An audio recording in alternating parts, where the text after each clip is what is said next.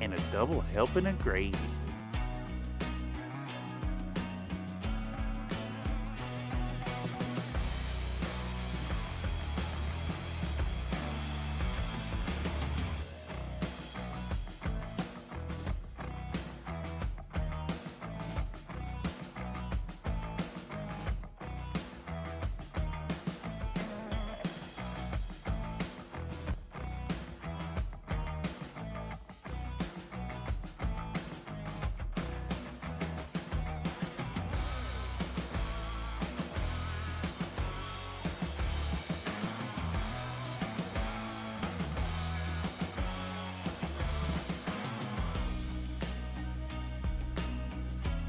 Will butter my biscuits.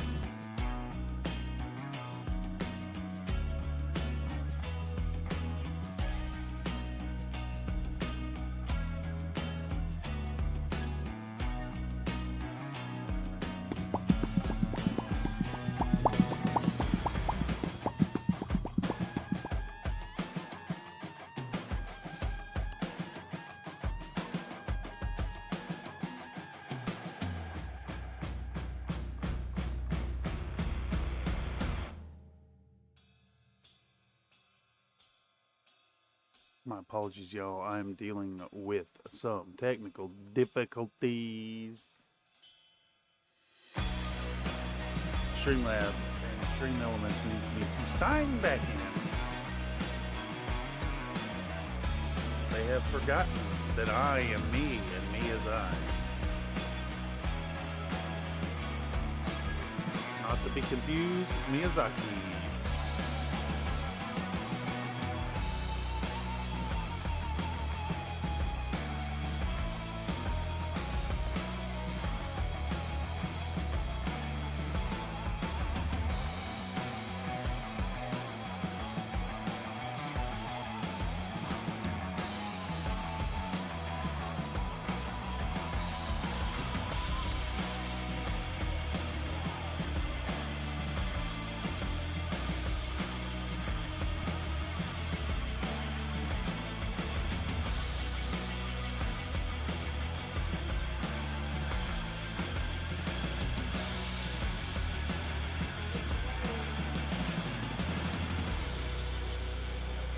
Gonna swap over headsets.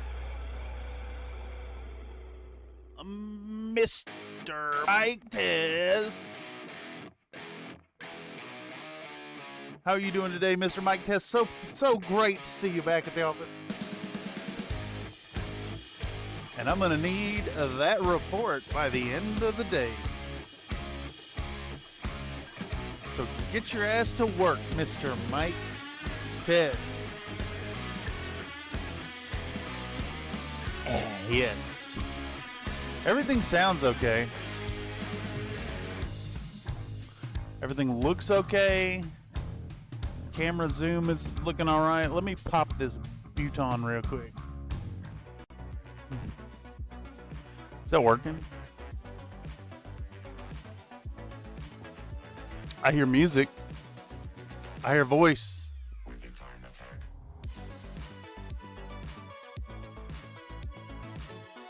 Howdy, Mr. Out of This World Models and Minis. Thank you for the happy birthday wishes. I would like to speak to you about a potential collab sometime soon. Yeah, hold on, let me swap headsets. Yes. Here, I'll do this thing.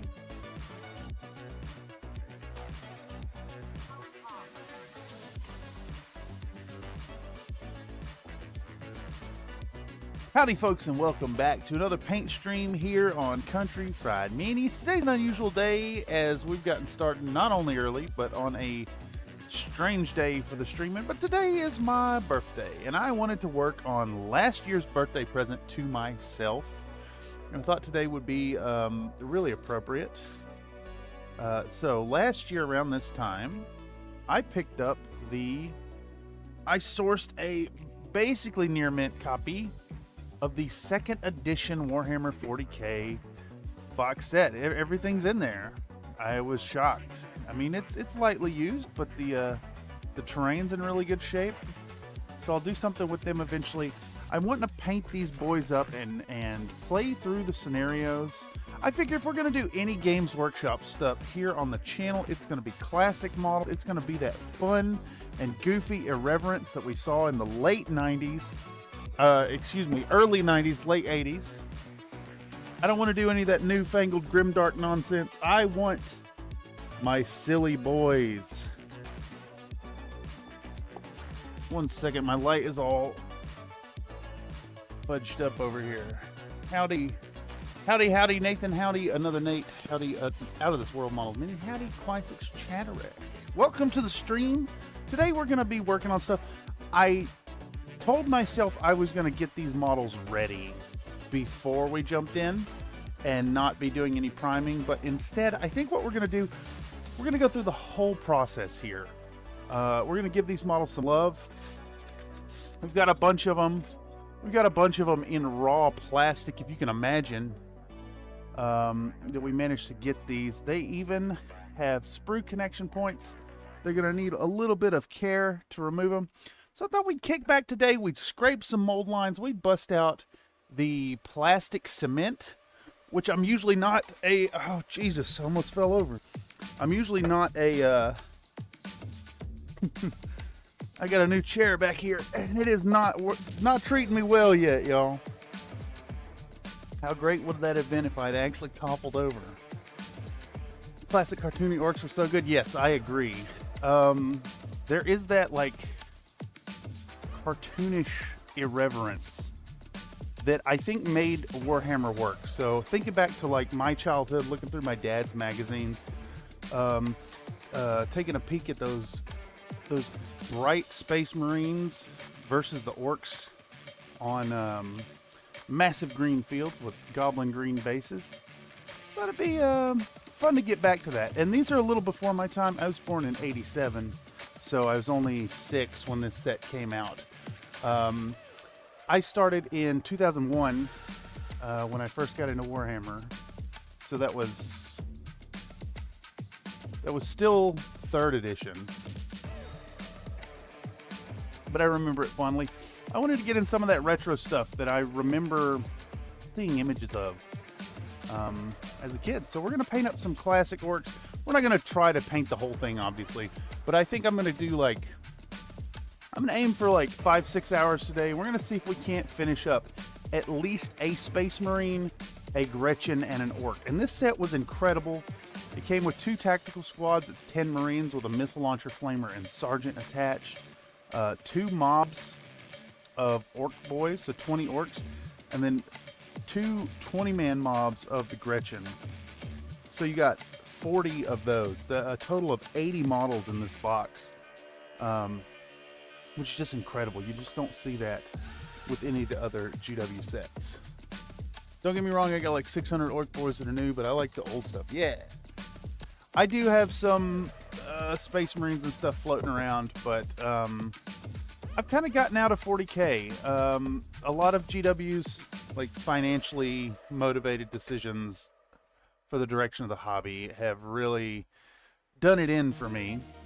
But that said, we're going to dig in today, and first things first on the agenda. Last night, I took all the models that the previous owner had put paint on and tossed them in a jar of LA's Totally Awesome late last night. And I've had these soak in, and we're going to see if these have come clean. If they're not, we can move on and just paint these lads. But I want to kind of touch on the whole process today of what goes into working on some GW kits, especially if you bought some rescue kits. And I'm about to put my fingers all up in this mess, so let's go ahead and get a little clinical with it. Dig out some gloves.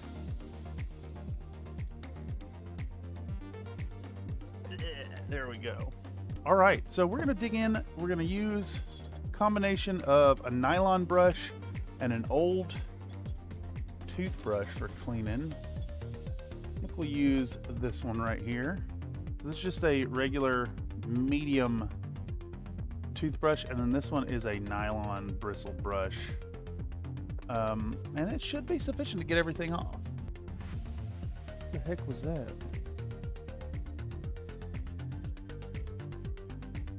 No idea. Yeah, let's dig in. Let's get a going. Pop on some gloves and pull out this first model. Today is brought to you by the letter M and Cafe Bustelo coffee. So good. If you guys don't know about it, I recommend trying it out. So let's see who's waiting for us on top here. It is a Sergeant model. And unfortunately, his little flag that the previous owner made, well, I start to say it didn't survive, but it seems to be doing all right. Let's hit this with a soft touch at first. Oh no. I think these boys are going to need some more time.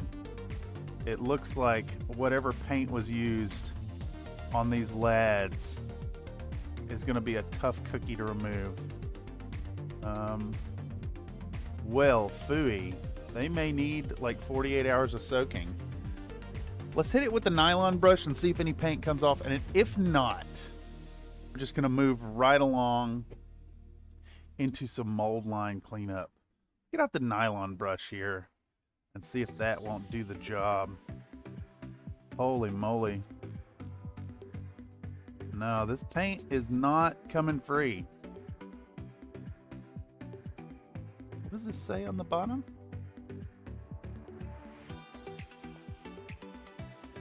It says April 1994 in the bottom of this. And these may have been painted with enamels of some sort. Now that I'm regarding these here, let's rinse a couple off. And this is my clean water. No, this is the dirty water. Actually, I think this was the clean water. It was indeed. But let's take a peek. Let's take a peek at our previous owner's work. This definitely looks like testers. Some thick white on the shoulder pads. We got some muddy green yellow for the trim and blue on the legs. And then the arms have been left raw plastic. There is no primer on these lads. Wow. Absolute bonkers. I love that they tried their hand at some freehanding here. As far as removing this paint, I'm not sure where we're going to go with it. Let's see if we can get one of these orcs out too. I think these are all Marines on top.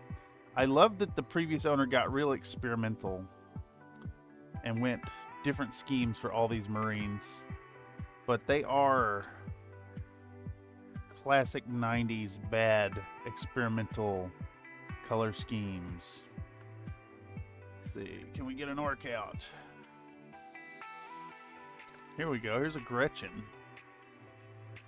Green skin. That is actually kind of starting to come free. So I think they will come free. They're just going to need some time.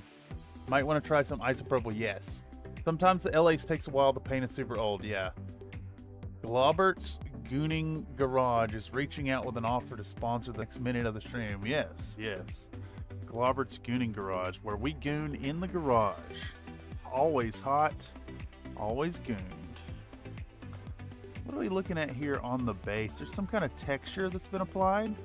Let's see if we can't figure this out. Whoa, this is wild.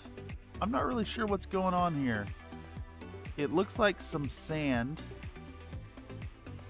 Some sand attached with like some kind of lacquer glue, and then this paint is definitely old. OG chapter schemes were bought. Yeah, exactly. Soak them in the pony juice. That'll get anything. I don't know about that. LA's will cut enamel. It just might take days and days. Yeah, I think the plan here, based on just like trying to remove the paint from these sergeants, is going to be to we're just going to let these boys simmer. We're going to let them cook in the slow cooker for a couple days. And I'll report back in on these when I do a little more work. For the patrons, if you want to support the channel, consider joining up over on Patreon. I think it's $3 a month for the cheap tier over there. And that's just it's the best place to support what I do over here, because most of that money goes directly to me, and vicariously by supporting me on Patreon, a portion of your proceeds goes towards supporting other creators. So consider it a group effort towards being a patron of the arts on YouTube. That said, I'm not asking any support actually from y'all. If you really want to show support, click that like, hit that subscribe button, make sure to stop on through and check out the videos when they go live, and maybe stop through and say howdy every now and then. Maybe rubber cement on the bases. Actually, that does seem really plausible. I just say lacquer-based cement because that's like what my dad used to do for his old BattleTech minis. But yeah, let's dig in. Let's set these boys to soak. Some fresh packed pickle chips. And let's do a little bit of cleanup on these models with the hobby blade and some files. I'm actually missing one of my hobby knives, it looks like, but I think we can maybe make one of these work. This one should be all right. I need to replace the blades on them. Chisel tip may be the sharpest one I still have intact. And we'll dig out our files as well. Let's dig in. Did you dilute the LA? It gets more aggressive if you add a splash of water. I did not. Poured it right out of the jar. I will give that a go here in a bit. So let's just do a few models today. Like I said, I'm gonna go for maybe like 5 hours, 6 hours today. I'd like to try and get some models done. So I think we could maybe just do one of each of them and kind of dip our toes in and see how it goes.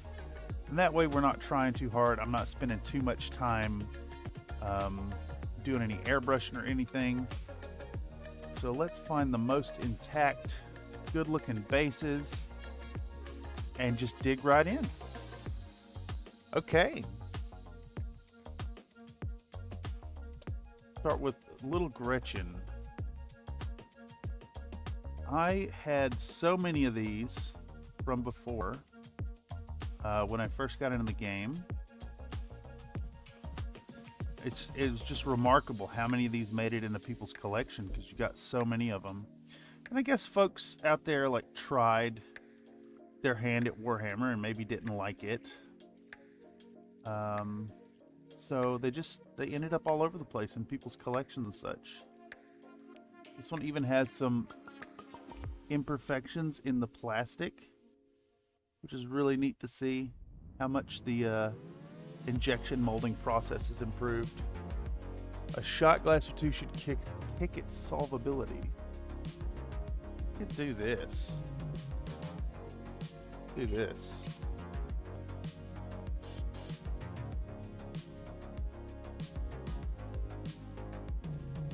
Give it a swizzle scoop. Get that all goozled up. I mean, I see paint coming free. They're just gonna need some time because some of that is definitely enamel. I'm a big fan of the LA's Totally Awesome.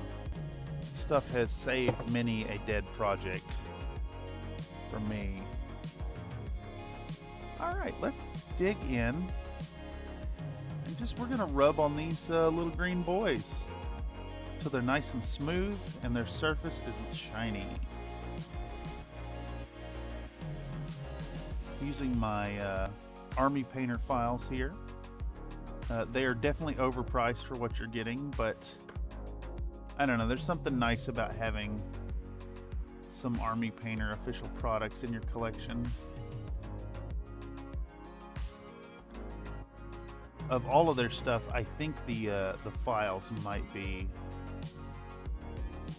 the most worth adding. They also have a really good laser. They have a really good laser with a line attachment to it. Works quite well. That I did not actually find to be overpriced.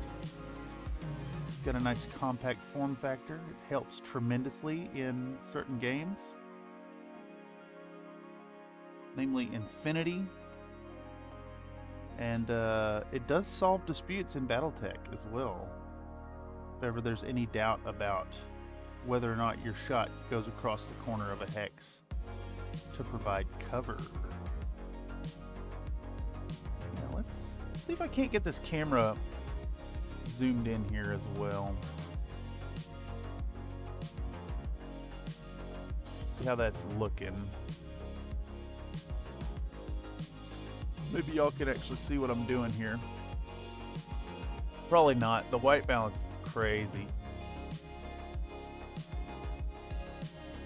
We're just gonna chisel away these mold lines and shave them down. They don't need to be perfect. I don't care all that much. We're gonna treat this like a boxed game in the end anyways. Whenever I get them done, y'all can expect some battle reports on the channel. I want to play through the missions in the book. I have my dad's drill paint stirrer here. We've used it since the 80s without cleaning. Oh, that's crazy. I bet there's some gunked on history there. Speaking of gunked on history, I did find this. This is one of my 2 plates that I had from years back. The other one was a lot more caked on, but this one is this came from my grandparents' house back in 2005-ish, I want to say 2004-ish, something like that, and it has received many a little puddle of paint while painting, and the other one got cleaned up. This one still has the original gunk, and whenever I need a dry palette, I'll just add to this going forward until it's, you know, a mount. I've never really been a prolific painter. It was caked in paint, automotive, epoxy, oil, all the flavors took a month of soaking, but LA stripped it all. No way. Okay, good to know. Yeah, I'll leave these in for a few days. We can see already that some of it's really starting to lift off. But some of it is just really tenacious. It's awesome to see that history, though, that somebody out there was experimenting with different flavors of paint. Personally, I think Vallejo has the best flavor, but I've since learned that eating paint, brush licking, is really not good for you. So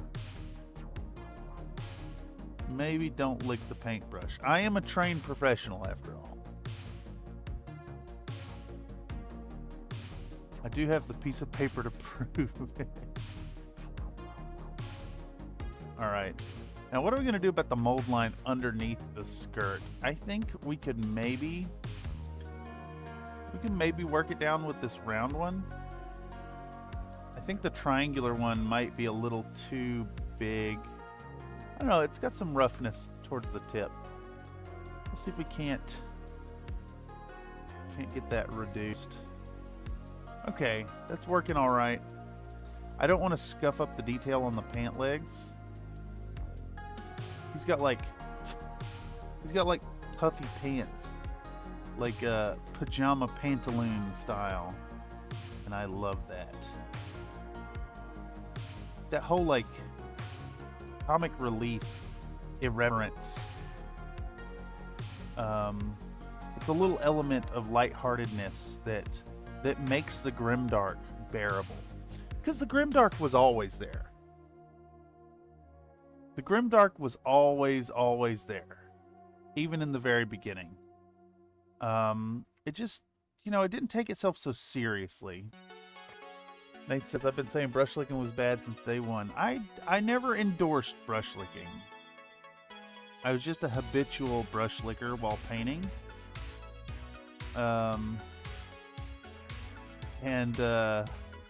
What video was it? One of the videos, I actually looked into what goes into these things, and it's pretty bad. It's pretty not good for you. You know, these paints may be non-toxic, but they're also non-toxic when used in the proper fashion, and that does not include eating them. I fear the days of licking a paintbrush for the stream's sake or a donation are gone.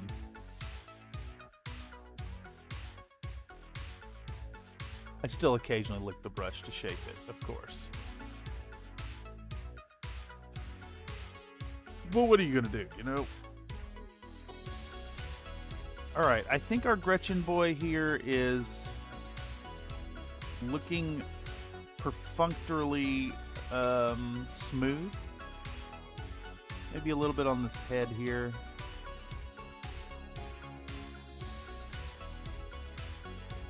And get this feller nice and cleaned up. And if y'all didn't catch it, the theme today we're going to be painting, and I really languish with this for the Marines, but we're going to go with Crimson Fists. They're not Rogue Trader era, but I don't think I've ever seen people paint these boys up in the Crimson Fist style, and I thought it would be really appropriate since we're using this box set as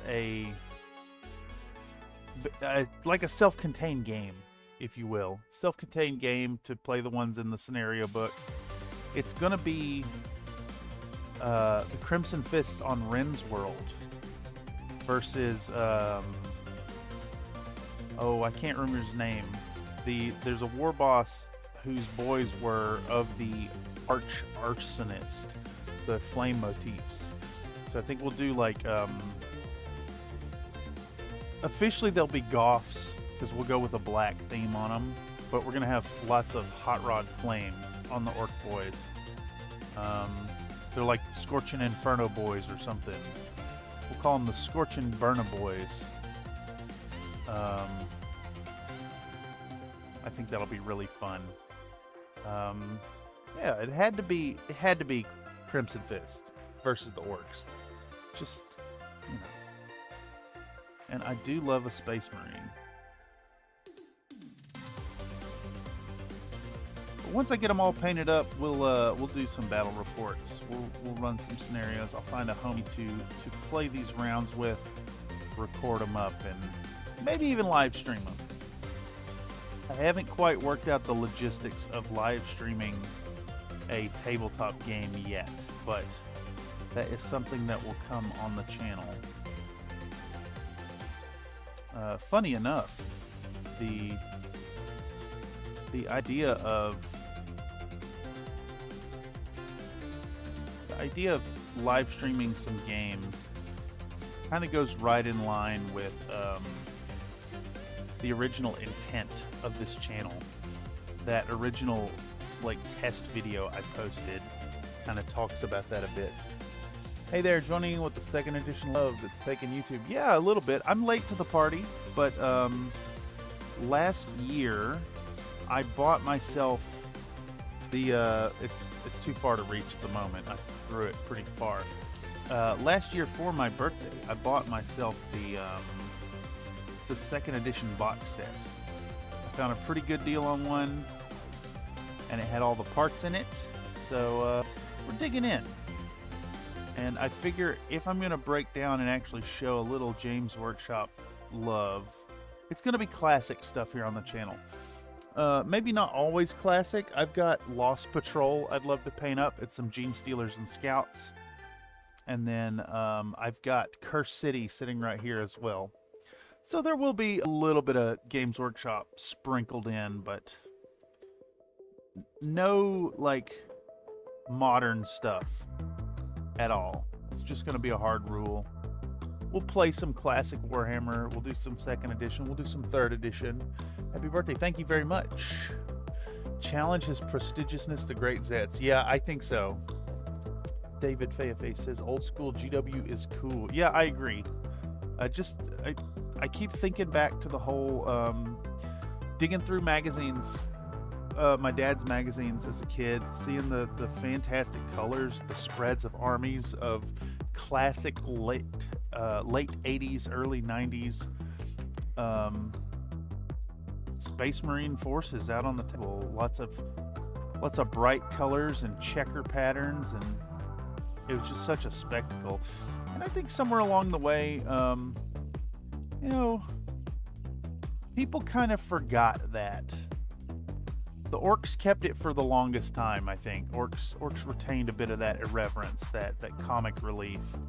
But I think it's something that's missing in this modern commodified, too cool for goofy nonsense that people are getting themselves into. We need to bring the comedic relief back.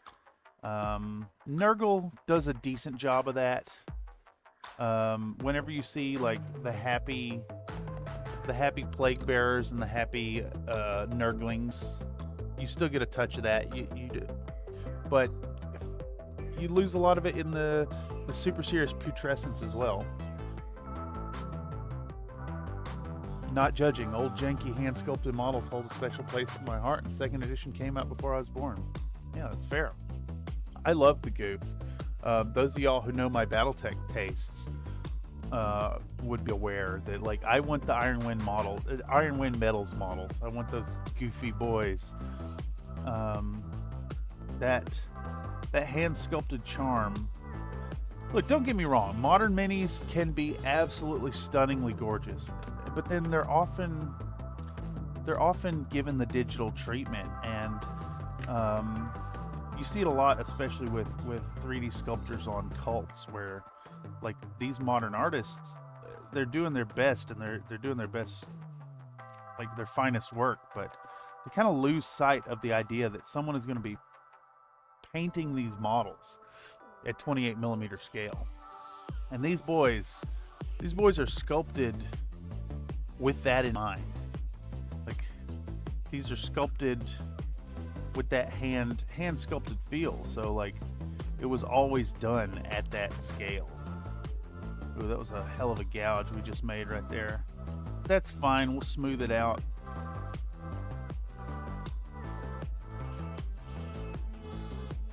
Scrape it down. You know, just take it a little less serious. They're game pieces. I would agree. For all I love the new plastic BT Minis, something has been lost along the way.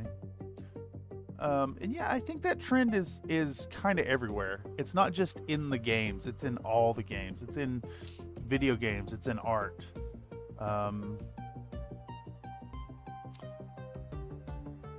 People seem to equate badassery with a certain seriousness. And like, I mean, come on now. This orc absolutely would wreck your fucking face. But he's also got an ancient axe here, and padded armor, and a butt flap. That guy's having fun. Space Marine, this guy's armor is too bulky to even move. It wouldn't even work. And it's a crazed lunatic underneath shooting you with mass reactive bolt shields. Just take all the grimdark you love now, but sprinkle that little bit of gonzo on top, and it hits something nice. Too much dark and not enough grim. Yeah, exactly. I agree. And I want to bring some of that back. I did pick up the reissue of the Rogue Trader book as well. Though that seems a little more difficult to dive into. Rogue Trader's kind of like it's a little bit RPG scenario-esque, but played with minis on the tabletop. Imagine playing out your cyberpunk scenario, but it's like prototype Warhammer rules. I think second edition kind of has some of that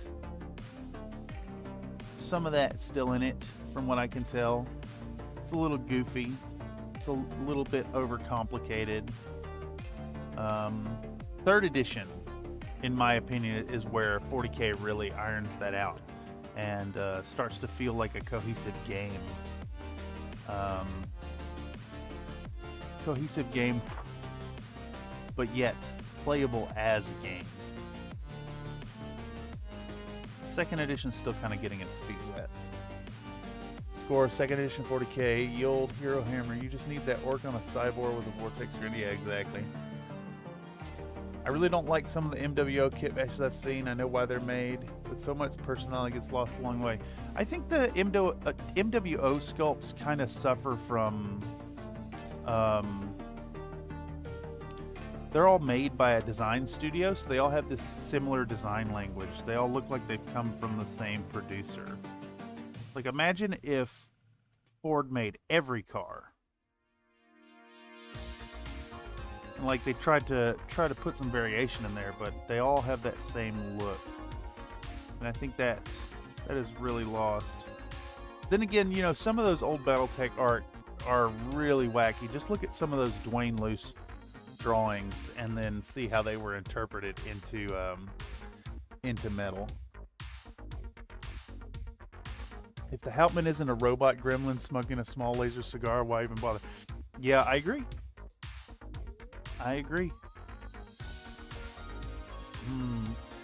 Kotex, you're giving me an idea of a video concept I'd like to do talking about this very idea of irreverence in games and why we need the comic relief. I think it's part of part of the issue with like folks. There was a whole thing in the Battletech community where people were like injecting real world politics into it, and people of all walks of people of all spectrums got upset about that. And I think those folks kind of lost their way, partly because of the loss of the irreverence. We need that comic relief. It's a game. We don't need to take it so serious. And you could play it seriously. You can play hard. You can build competitively. But if you're not there to do something silly and make a spectacle of it, what are you doing, man?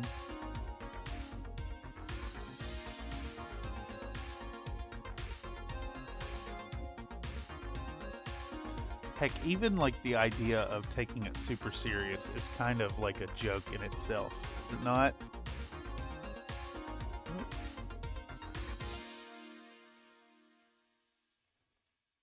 I don't know. Give me those orcs in their ridiculousness, getting gunned down by proud warriors of the Imperium. Give me that any day. Heck, I remember the 3rd edition rulebook, or the 3rd edition codices. There was like a section in the orc book that like told you how to convert extra bits. They even recommended like cutting down the barrel from an extra shooter to make your big shooters. Half the iron was skipped all the leg days. Yeah, exactly. Let's see. Do I have a Iron Wind metal model ready? I do have one ready. I have my Mackie sitting right up here, and the man's got a double dick laser. I mean, come on, it's awesome. Thing is so big that it doesn't even fit on the base. It's got a pretty aggressive pin in the corner here to make it work. This thing is heavy. I did do a little conversion.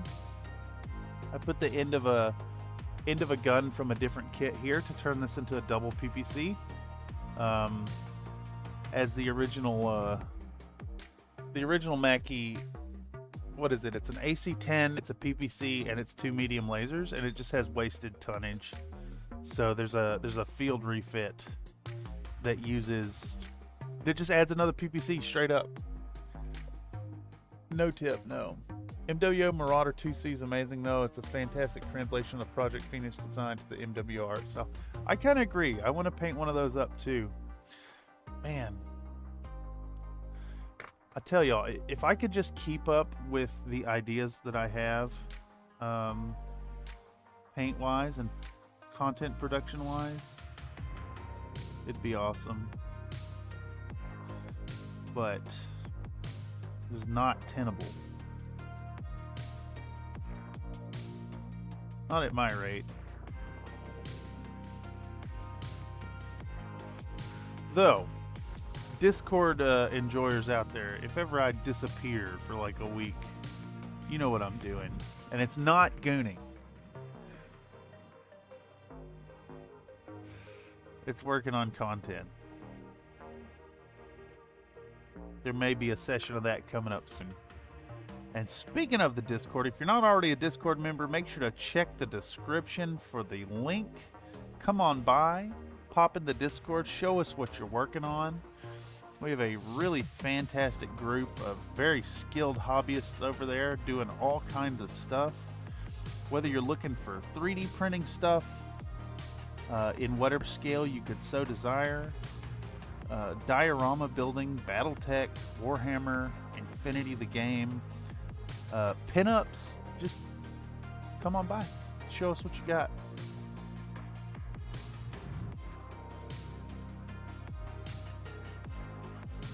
Alright, this is starting to look doable. This guy's got like some kind of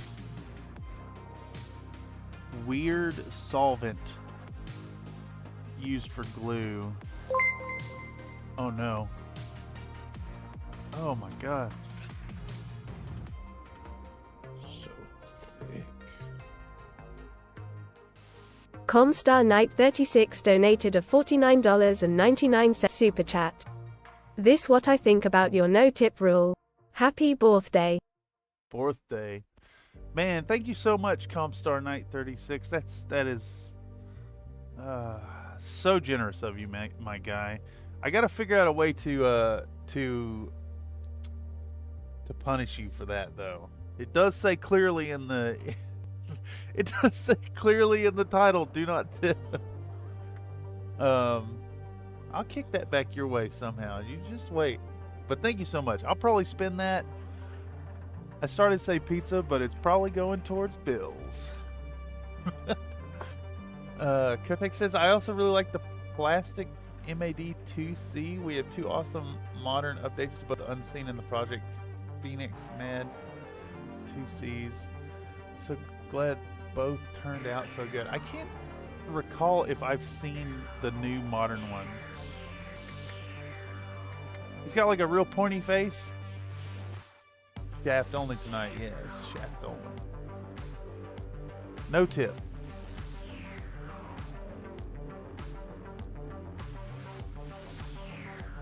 Nightbot reminding folks that chatters can spend biscuit coins at the CFM loyalty store. Check out that link over there to see all the fun things you can do to disrupt the flow. Yeah. We did the math before. If 10 people got together and just spammed Popcat, they would completely take over the stream. Yeah, pointy face just like the original Marauder. Oh, yeah. Okay, I have seen it.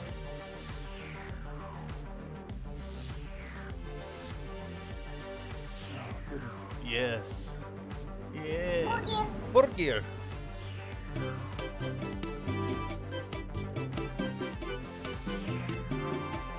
I still need to fix the end of that video and extend it by about half a second so it doesn't replay in the loop. Oh my god, I'm inhaling plastic dust and it is making me sneezy, y'all. Give me just a second.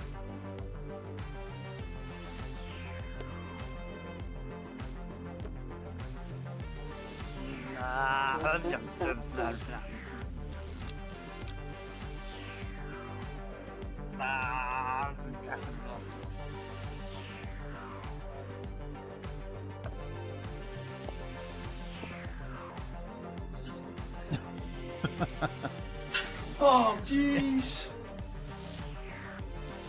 I love the idea of just an entire stream completely hijacked by people fucking around.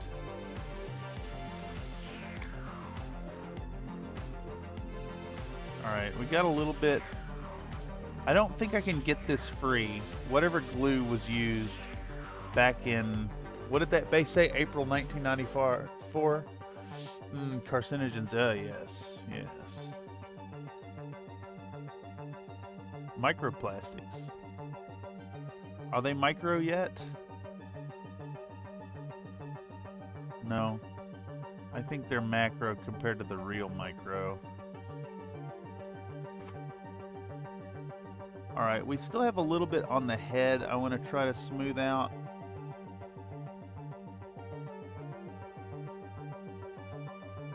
But I think we're just about there. I'm going to add some definition right here between the shoulder and the neck. Just cut a deep little groove there.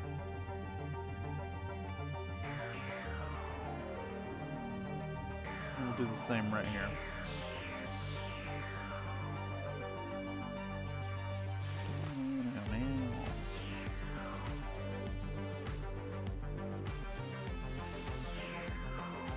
Do it.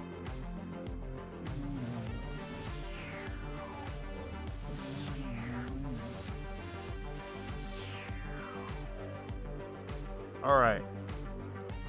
I think that's about what we can do here. The bolter has some marks that are a little hard to remove. I think because I can't get it free, it's going to be a problem. Oof.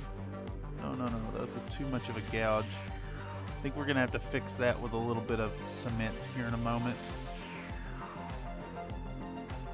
Hey, this thing is still pretty sharp. Plastic glue's real good too. You want to break it apart? Yeah, exactly. In fact, you can get dry ash in the USA fairly easily. Wait. Freeze it to break old super glue. Oh, yes. Oh, Redeem Train Professional. It is, AWWJEEZ.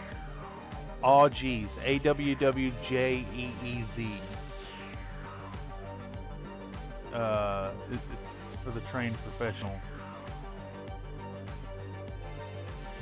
Right? Am I crazy? I think that's it. Let's see here. Exclamation point, redeem. Yes, there it is. Oh, jeez. Aw, jeez. Y'all can thank Mr. Iron Elemental for that one. But they really did use testers. They probably used Testor's model cement for the gluing. Yeah, it kind of looks like that. Freezing super glue makes it nice and brittle. Good to know. Good to know. I have to toss that, file that away in my subconscious somewhere. Yeah, and I bet you it is testers. Given that some of that that paint looks like classic testers enamel, I bet you this person did indeed. They got their starter set and then like a learn to hobby with testers set with like the basic colors. It's like a 12 set or something. Oh jeez. Oh jeez. Another reminder from Nightbot in the chat. Oh god.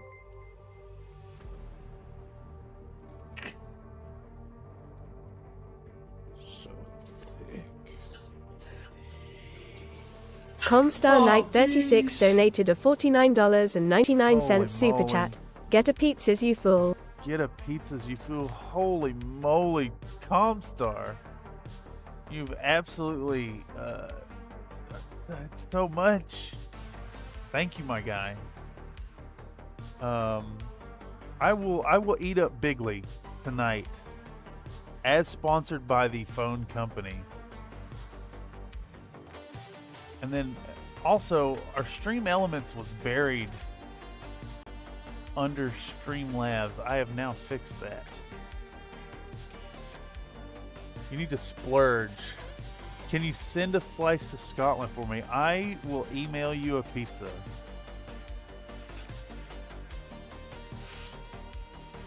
How would you feel if we just random ordered pizza to your address as a community at a really inconvenient time? I would say we have ways of finding out where you live, but that's not accurate. Oh my god. Yes. It will be a beautiful night of good food, good times, and perhaps some fucking around on Discord. But that's every night. I'm gonna email you my farts. Wait, you could actually do that though. You could record the farts, do an audio file, embed it in an email. Holy shit, you can actually email people farts.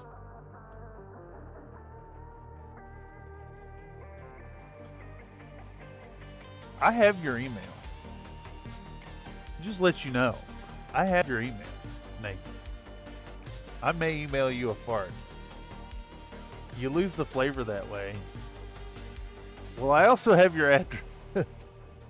And I can put it in a jar and send it that way.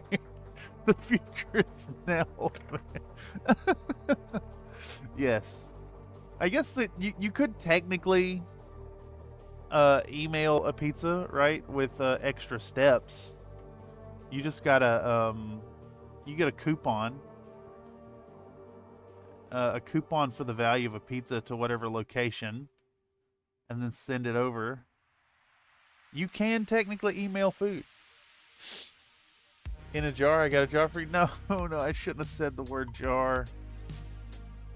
Oh, no.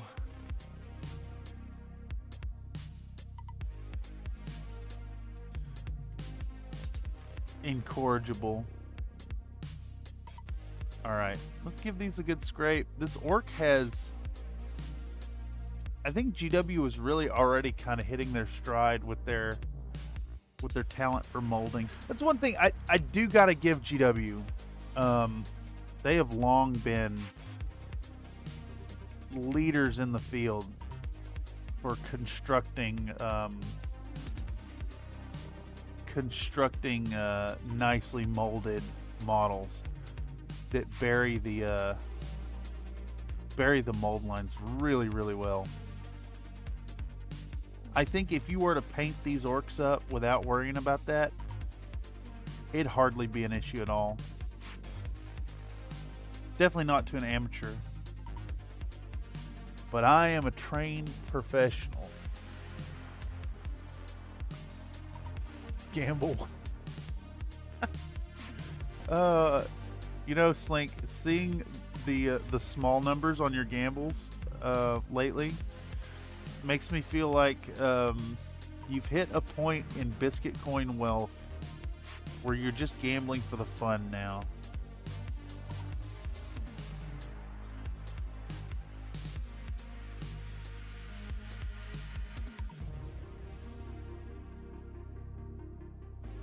For those of you who don't know, Blink has of course you want. Scooter Pumpkin Shooter subscribe to the channel. Well, thanks for the subby, Scooter Pumpkin Shooter. Thank you very much. Welcome to the Country Fried Chaos that is Country Fried Minis. Here we are at the bullshit corner doing bullshit once more.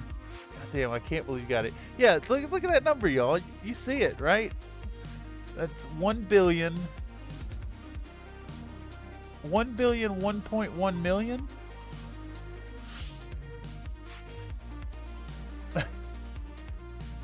Comstar, you can't win for losing. That's crazy.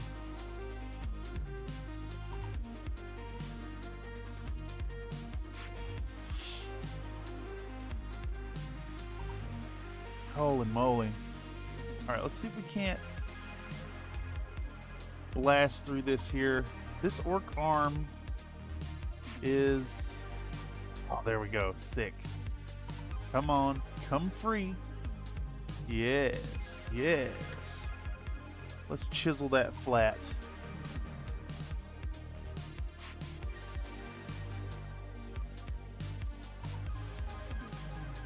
If I could just get that bit free, I could get to these little bits of mold line back here. I want to get rid of.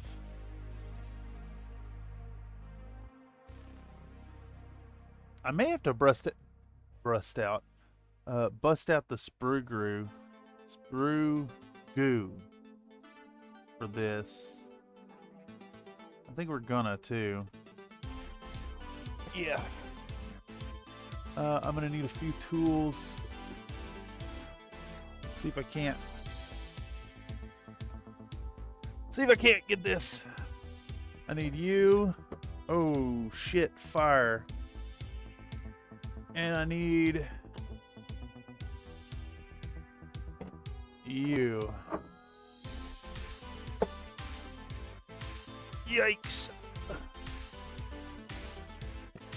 Yeah, get those mold lines off the orc skirt. Yeah, exactly. Scooter pumpkin shooter? Yeah, I agree. That is a good top-notch name. I need a nice little grindy bit. I think we're gonna do with this ball. Is that crooked? This is kind of crooked from where I bumped it. Shit, fire. I got no room for nothing here, y'all. I live in a studio. I'm gonna use this ball grinder. Used for grinding balls. Just please no paint in a bag. Yes. Paint in a bag. There will be paint in a bag soon. I want to get rid of all this.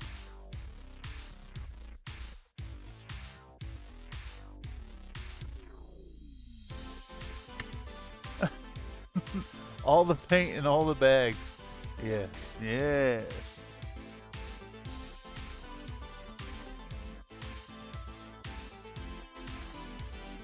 Can't. What am I hearing? Oh, the wind is blowing so hard. My blinds are flying and hitting the corner of the box by my bed. All right. See if we can't get this boy nice and smooth. There's a little bit of a buried mold line back here. Oh man, come on. The detail. Sword's got fingernails, y'all. I know y'all can't see it. But it's shocking. The amount of love and detail that went into these.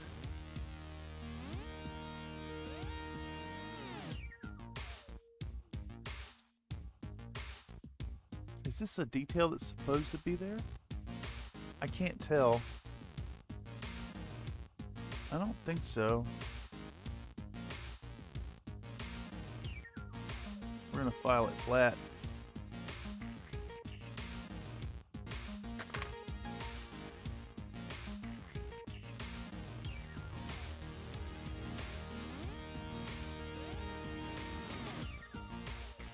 All right. It's starting to look nice and cleaned up. Just about all removed, and we can move on to the next step. We're going to do a quick squirt of primer on these boys. I might brush prime them, actually. All right, where are we looking at now? The mold line runs down the leg, so easy enough to remove. I'm just going to give it a sideways scrape.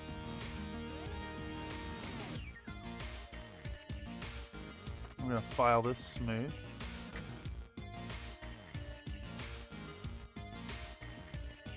We'll also scuff up the surface a little bit to make the cement work a little better.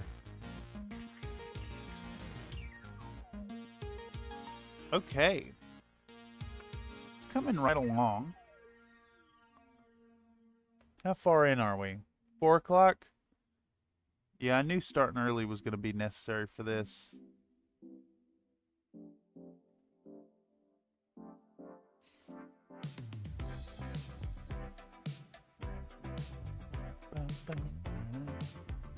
How loud is this music? Is that music volume all right for y'all? It seems a little low.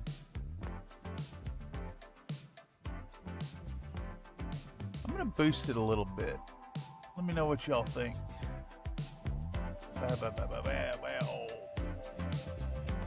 How's that compare to my voice levels? Gave it about a 5 decibel boost. You know, I listen to the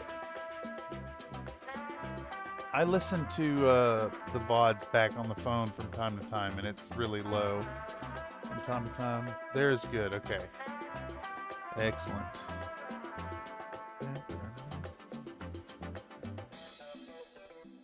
Oh.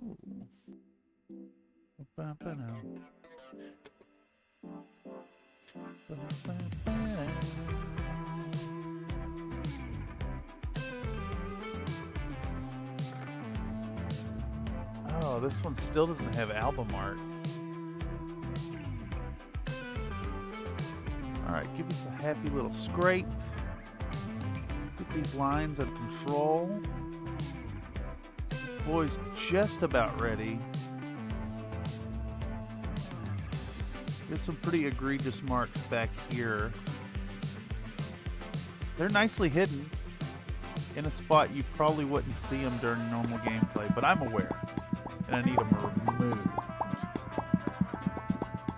Yes.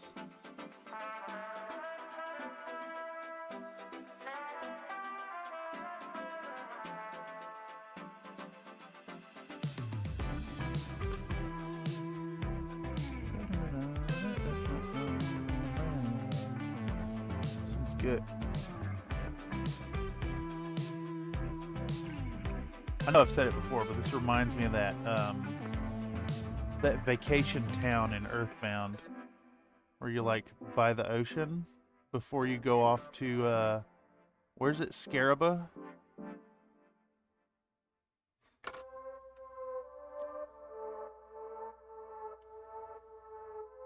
Lo-fi, pretty good. I think I've added just about everything in Lo-fi's collection to the to the playlist.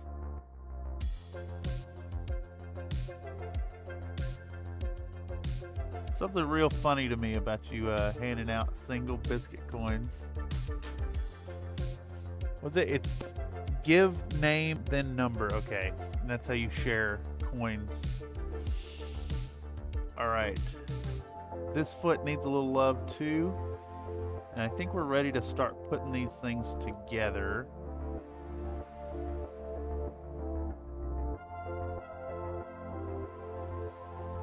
This is a lovely soft plastic to work from.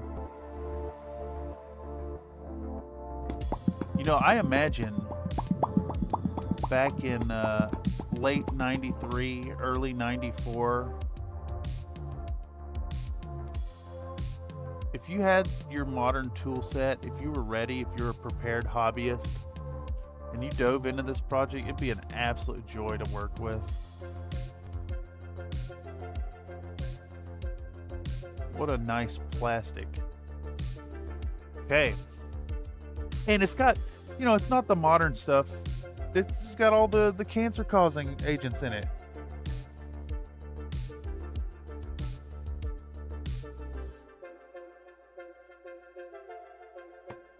All right.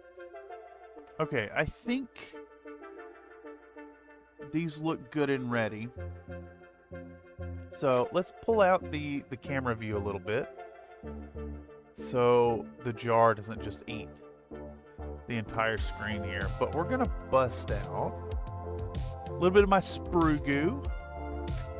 Now my sprue goo is not made with model cement. I wish I had some methyl ethyl ketone into it, but this is just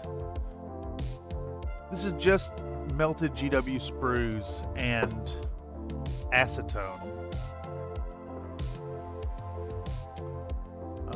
Whew, those fumes. So we'll use that to enhance and build some stuff up, but I think we can get away with a lot with just our Mr. Cement. Mr. Cement. So let's start with the Gretchen because that's the simplest. And I think what we're going to start with, I want to clean up that fuzzy edge that we made from the sanding. So we're just gonna brush around there and follow behind with our finger. just want to smooth out those edges where it got a little fuzzy from the filing.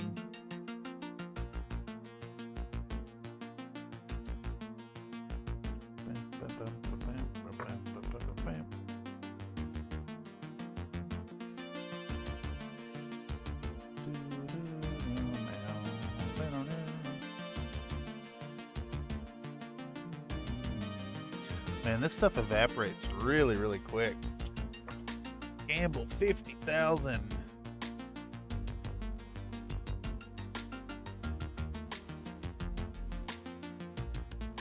All right. You're recovering a bit there. Definitely the most common result to just recoup what you lost. I see a little bit of mold line that needs to be removed right here.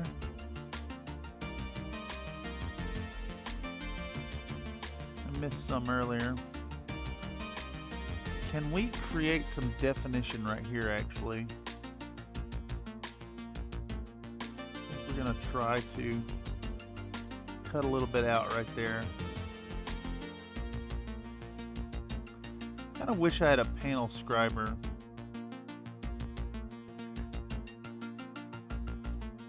But I think that's good enough. Okay. Now, how snug is this boy right here? This is a very snug fit. Okay. We will not need sprue goo for this one. We're just gonna...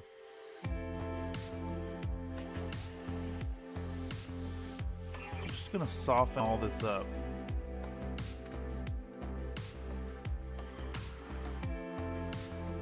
Soften all this styrene.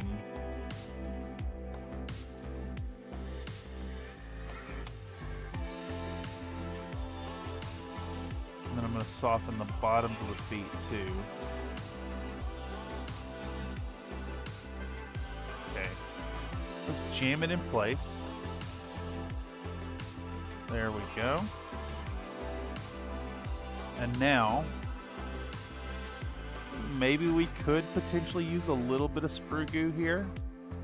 Just a tiny, tiny bit. But first, let's apply some liquid just to do some spot welding.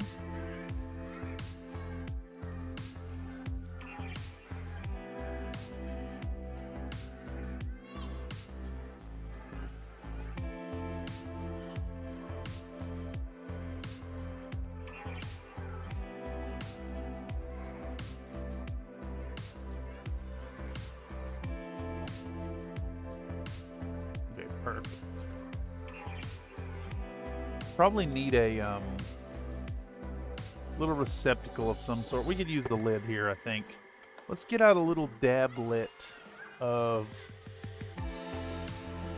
this stuff. Do I have a metal tool for this? Yeah, we'll use the back of this here. I just want to get a little bit of sprue material out. And then we could use maybe this hobby blade here to scrape some up.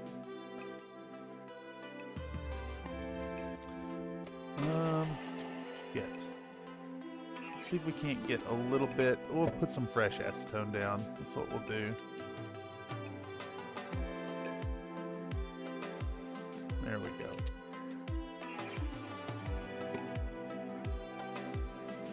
Oh, coming up.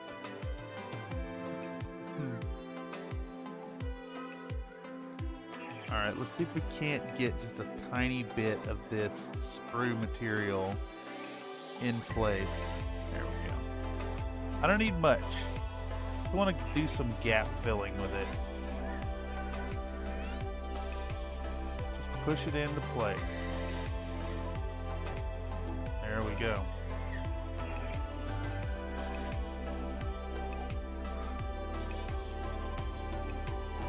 And that's it. We're going to do a little bit more right here. I want some in between the feet. So we're gonna chop off just a tiny bit of it. Even that's too much. So let's get a smaller bit here.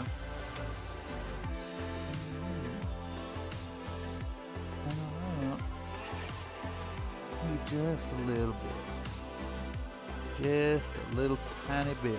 There we go. That's probably sufficient right there. Get that on the tip of our hobby blade. Get that in place. There we go. Start spreading it out. And I think we're going to let that, I need a tiny bit more actually.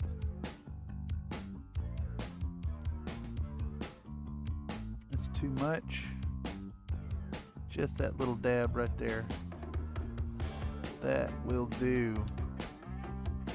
And I think what we'll do is we're going to let this get on there, and then we'll have the acetone evaporate, and I'll hit it with a tiny bit of the Mr. Hobby, because it's got MEK in it, and it's going to help make our little bit of plastic weld a little more cohesive than just the acetone. All right, that one's good there. We'll let that evaporate for a moment, then we'll hit it with the cement. But in the meantime, let's move on to our marine. Now, can this still go on there? Yeah.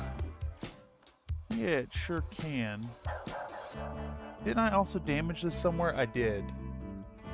Off Peony, hey, gotta go to bed. However, not before wishing you a happy birthday, fellow 86. Well, thank you so much, Off Peony. Thank you for stopping by. You know, be on the lookout for more earlier day stuff. I was discussing this with one of our European community members last night as to what would make a good time to be a little more friendly to folks across the pond. So early daytime weekend stuff I think could be really good and worth doing.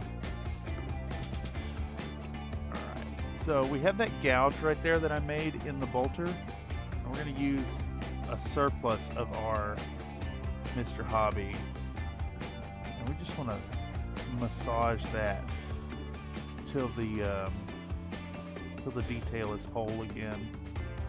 I think that's the way. Now we're going to look for any spots that we kind of roughed up real bad. And I think we're good. That's why I painted on the crotchal area there. Let's take a peek here. Is it this base? No. Is it this base? Yeah. It is you indeed. We're going to do the same thing we did before. And we're going to smooth that edge that we scuffed up a bit.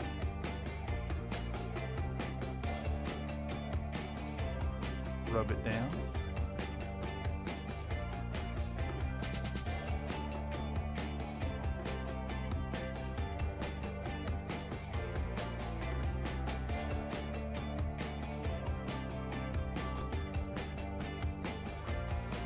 That looks pretty good, pretty smooth. I'm satisfied with it.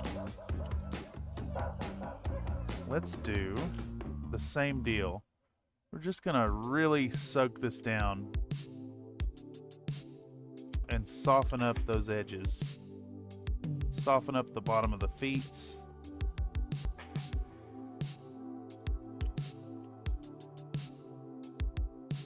Just put a surplus of it here.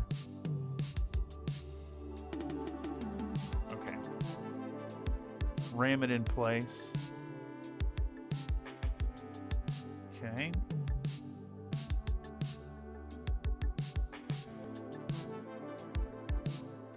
It is floating a little bit above the surface, which I don't particularly like. But that's fine. We're going to do the same thing we did before.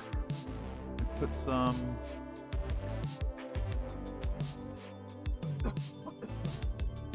We're gonna put some of the cement down. Loving the second edition nostalgia. I'll leave the stream running, but heading into the morning round of meetings. Heck yeah, my guy. Enjoy those meetings.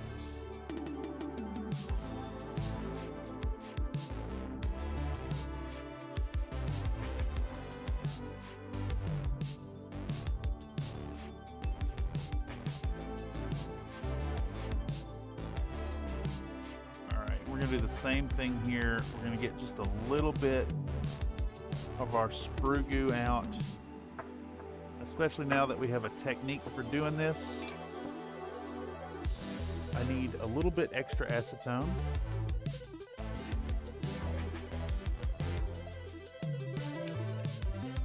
And I think this is our blob from before right here. Maybe not. It's not as thin as the stuff inside. Let's dig out another dollop. Just using a little ball stylus for sculpting.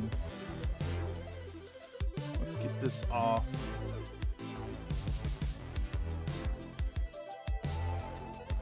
There we go. We're gonna do the same thing. We're gonna cut off a little piece of plastic and get it on the tip of our blade, and we're gonna push it onto that spot on the base. Just smooth it down. Really make that seam just disappear entirely. I think we need about the same amount again. See if we can't divide it.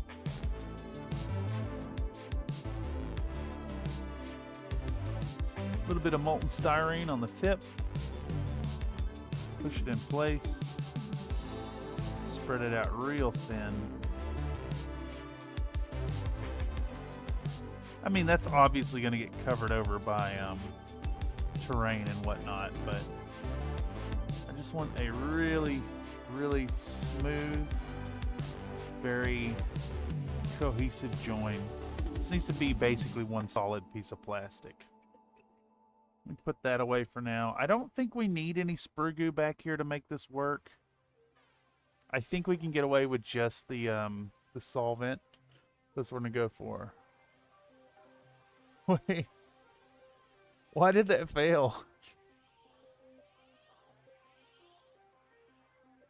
That's funny. It's probably because I'm not like actively participating in the chat.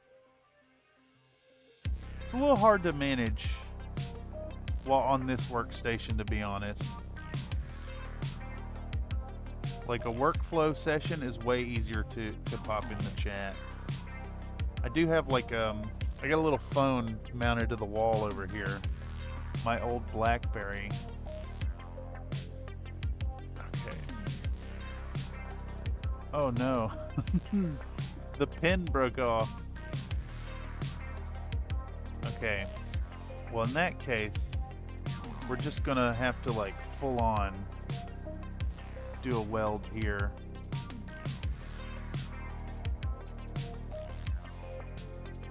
Do that. Put you in place and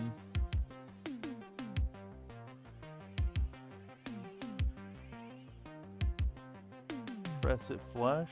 I think we maybe need sprue goo now, because that pin snapped right off.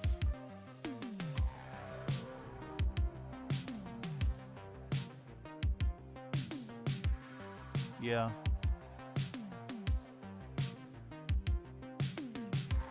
Okay. That sucks.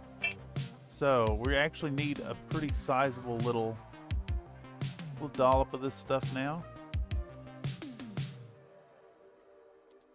See if we can't just apply that directly here.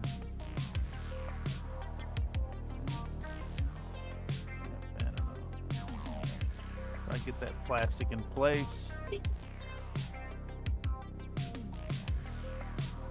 And then the mech is gonna work way better at dissolving this down than the acetone did. And then we're gonna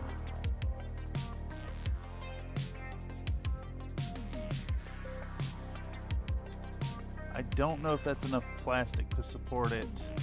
Man, losing that support rod really screwed this up quite a bit.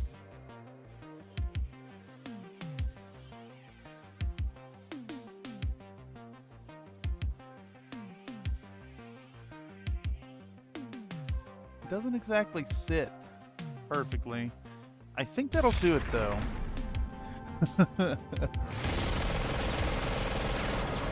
Duel is on cooldown for 10 seconds. Why is it on cooldown?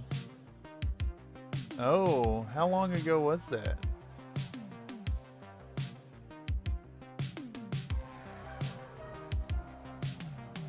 $10,000-point duel. Wild. I love seeing these big numbers fly around. See if we can't get in here and weld this right. Oh, jeez.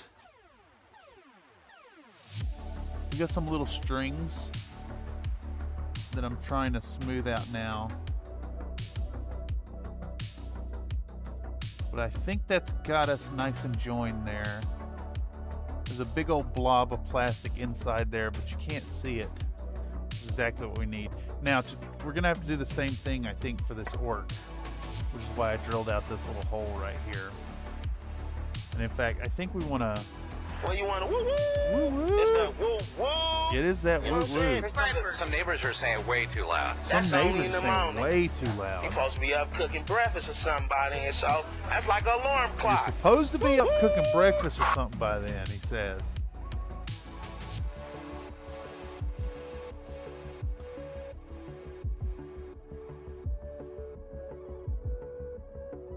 It is too loud, though.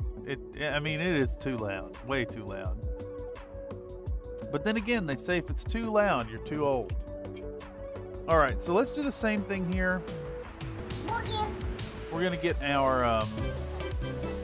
little ball stylus back out, and we're gonna stick it into this liquid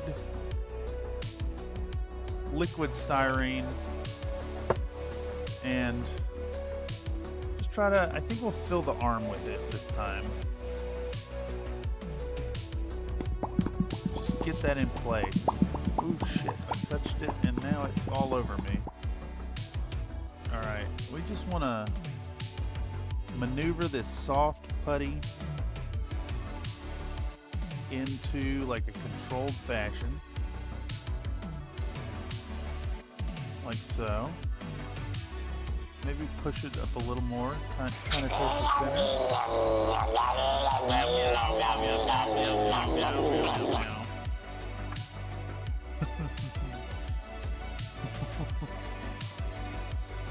Wait, what are you talking about? Trains. I don't know what you're talking about. Alright, we're going to apply our Mr. Hobby cement. Because the mech does such a better job of dissolving styrene. And then we're going to soften this other end too. Alright, surface is primed and ready. Let's jam it in place. Well, butter my biscuits. Well, butter my biscuits. Alright, I immediately see some serious splash over. We're gonna try to clean up.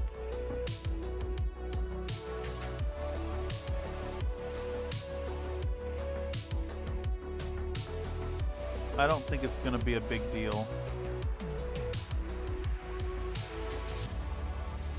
It may actually be better to nip this in the bud later. I put too much Sprigoo down. It's fine. Nobody will ever notice it in the paint job anyways. Whatever. In fact, let's take our mech-based solvent here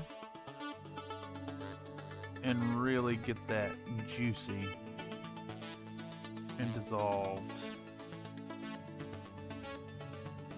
We'll use the little brush to smooth it.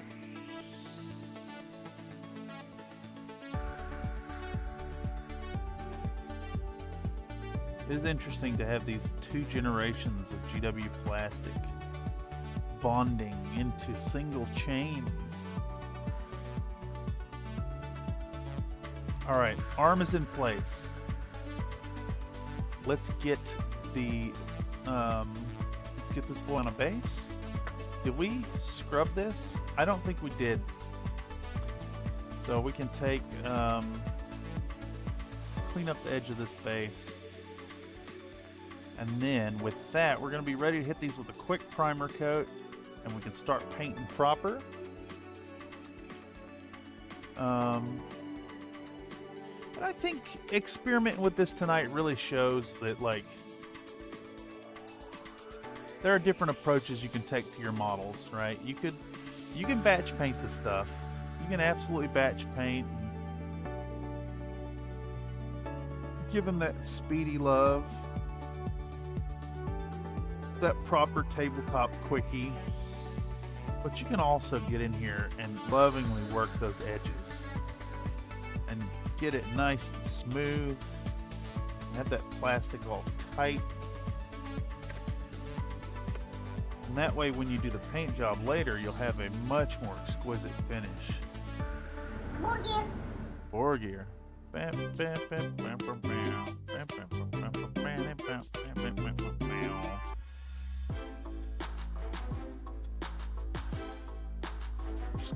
We're using a little bit of the cement to smooth those fuzzies we just made. It is shocking how quickly this stuff dissolves that styrene.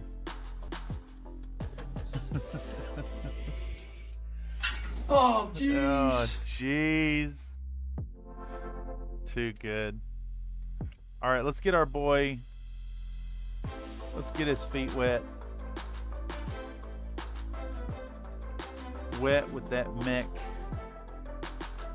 And that's MEK. You know, if I haven't been clear about that. We're not talking MECHs. We're talking MEK. We're talking methyl ethyl ketone.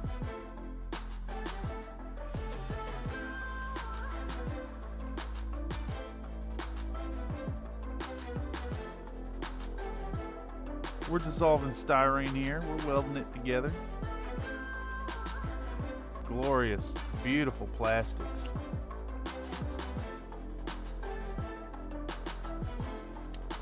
And we'll get this boy set in place.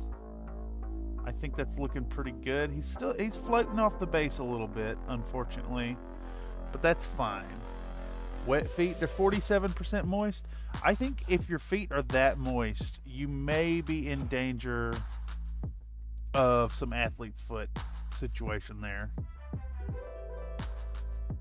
That probably will encourage fungal growth. But that's fine for an orc. I'm pretty sure these guys are literally fungus, are they not? In the GW lore? Trenchfoot. Yeah. I got a mild case of that back in, I want to say it was 2018.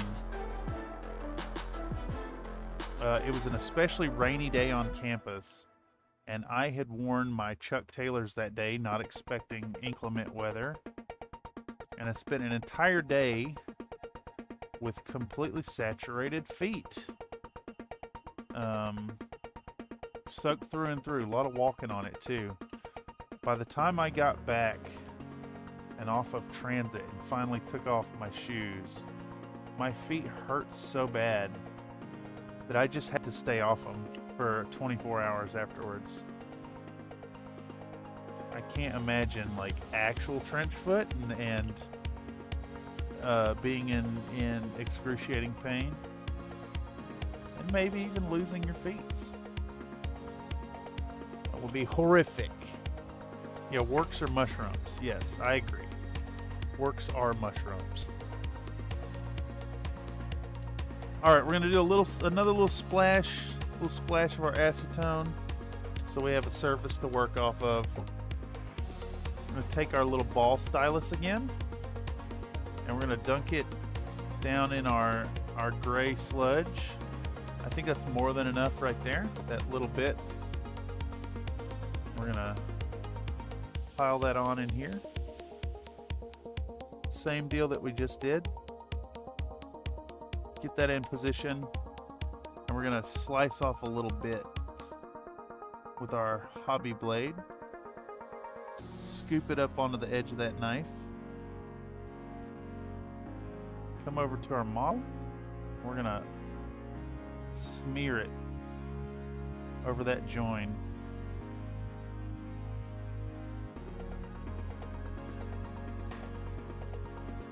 And like, again, this is not really gonna make a huge difference, other than these models ain't ever gonna come free, these bases. Not ever. I want these to be nice hardy pieces. I want them to last. I want them to still be usable 10, 15 years from now. I guess what I'm going for today is trying to show an example of like the proper way to hobby up these models and take your time and really give them some love. All right, so last thing for this, I do want to take our mech and rub it over this modern new styrene here and blend it in. Now that the acetone is nice and dissolved, and it should turn these into a real cohesive bond.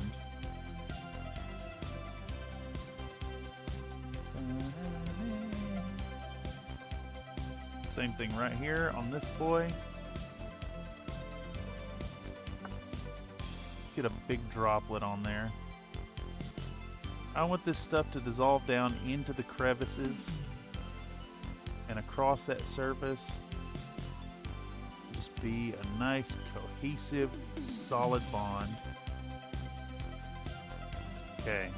Now, I doubt the orc actually has had enough time to let the acetone evaporate, but that's fine. That is perfectly fine. All right.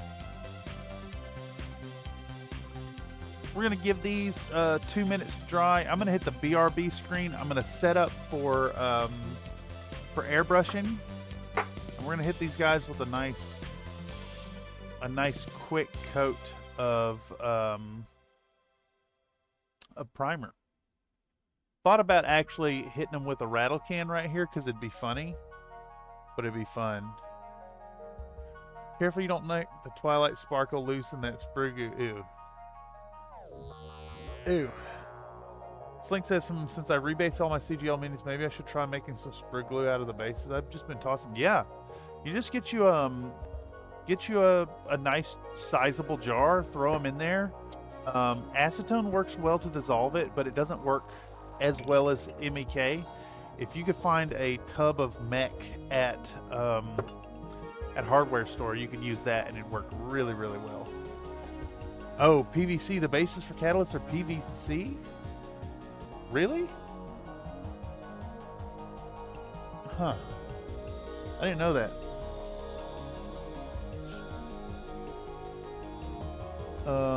Yeah, let me get set up. All right, chat. Do I just spray paint? How y'all feel about me just spray painting in my little booth right here instead of using the airbrush? Is it funny enough to do the thing? I think it is funny enough to do the thing. I'm gonna do it. I'm gonna do it. We're gonna bust out the Rust-Oleum. Not in the bathroom, no, right here. We're gonna set up the thing and spray right here with my respirator on.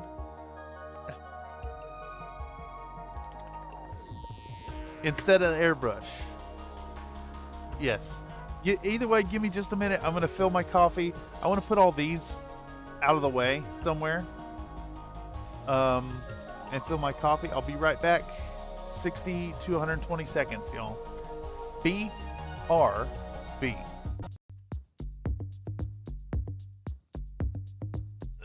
Yikes. This chair is a little problematic for like getting up. My old man bones are like, nah, dog.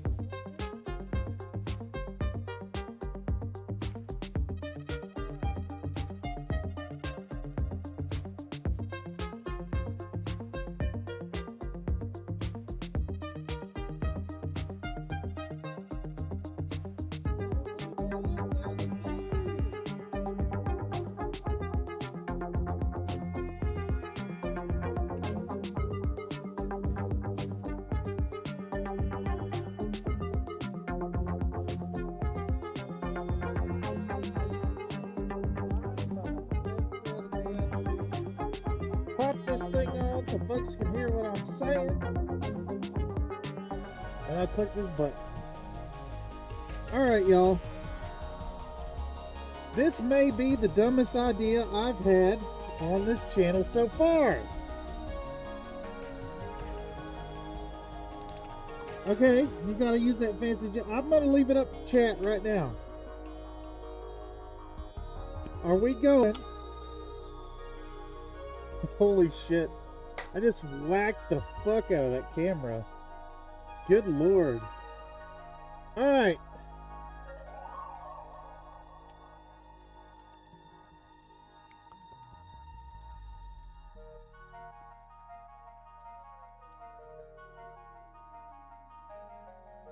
Did that not work?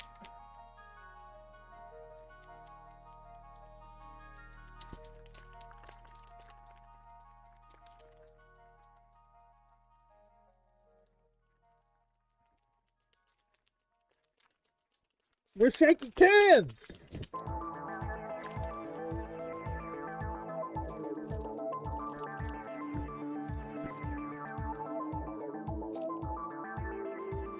This sucks. These have sat unused for a very long time.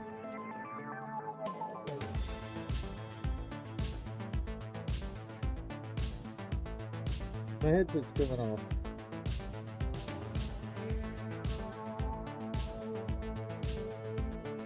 Topically appropriate posts and announcements on the Discord?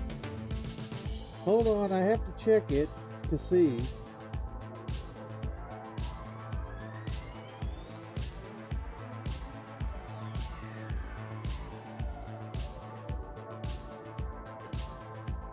Ah, yes. Yes.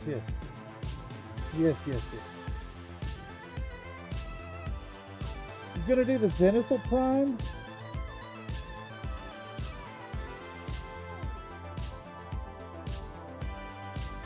No, this is 90s style.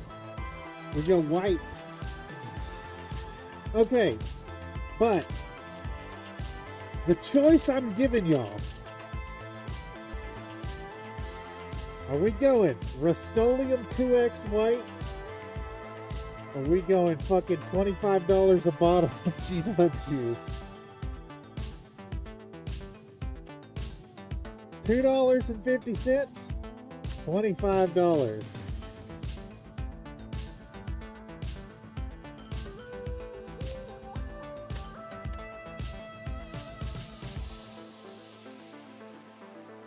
We choose violence. We choose violence. Yes. Violence it is.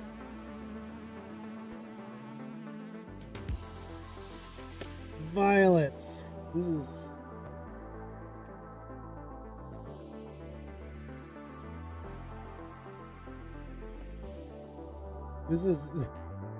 This is such a bad idea. Alright, here we go. Make sure you can't... Oh my god. $7 a can for Rust-Oleum now. That's still a better deal. Alright, here we go. Let's fill my apartment with paint fumes. Holy fuck, this shit smells so strong. God damn.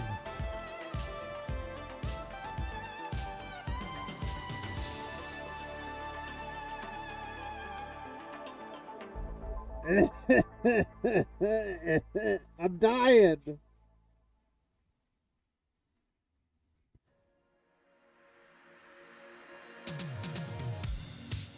Do not spray paint indoors. Do not do this. Do not spray paint indoors. Do not do this.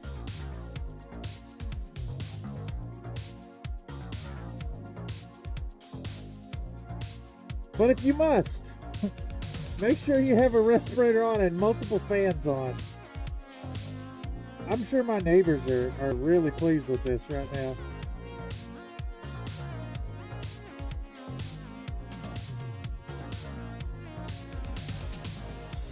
Unless you're spraying in the bathroom.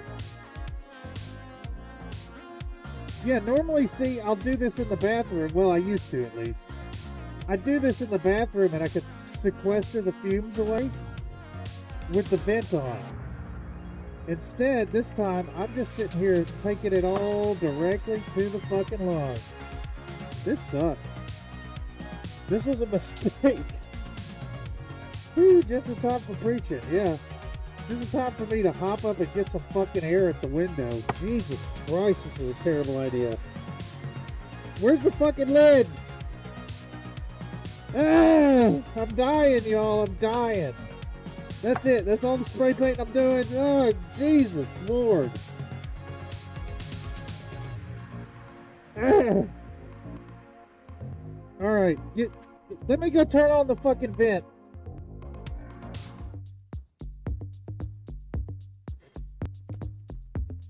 Holy shit.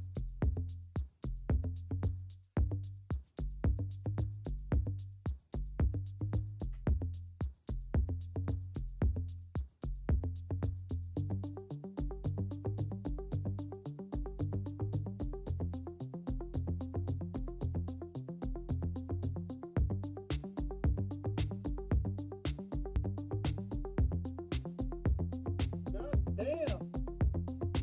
Woo. I may very well be high on paint fumes right now.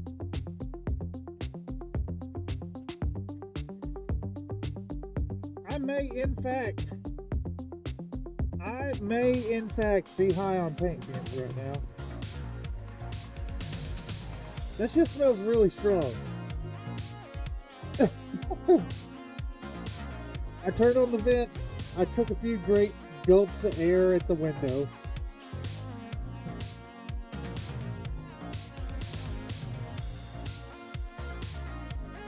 These are primed in official GW products.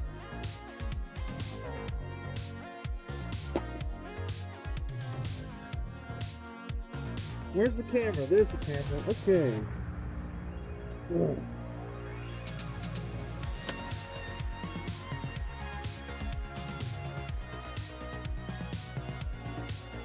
I feel okay.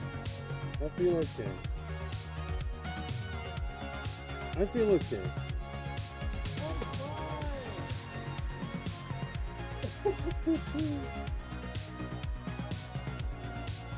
Okay. All right. This is fine. This is fine. This is fine. We're okay.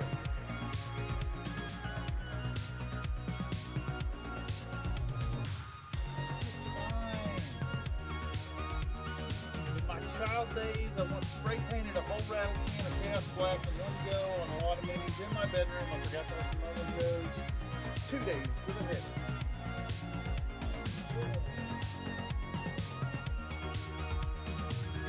Get his hair under control. Come back to reality. Let the pretty colors stop dancing before my eyes. Come on now, hair. Jesus.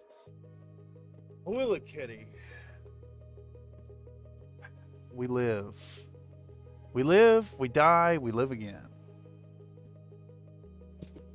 That respirator makes my nose run too. Yeah, I am a little lightheaded, but it's fine. That was all for the experience. Pop cat. Pop cat indeed. Okay. Are these guys still tacky to the touch? No, I gotta hand it to the GW primer. It did its thing really quick. It's also wraith bone, so it's a little off white, and we also did a pretty light coating of it, so it's still got like a little bit of the gray tones showing underneath it, but that's fine. Because now here we are at, well, it's not quite the regular stream time, but it is stream time. And we can dig in, do some actual painting. And the real reason I went for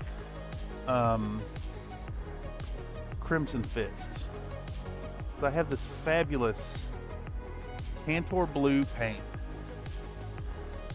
We're gonna run it. Did you lick the can for like no? Open. Windows are open. Windows are open.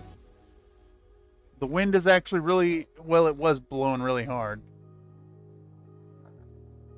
What is this, what is the fails to give coin thing? Why is it doing that?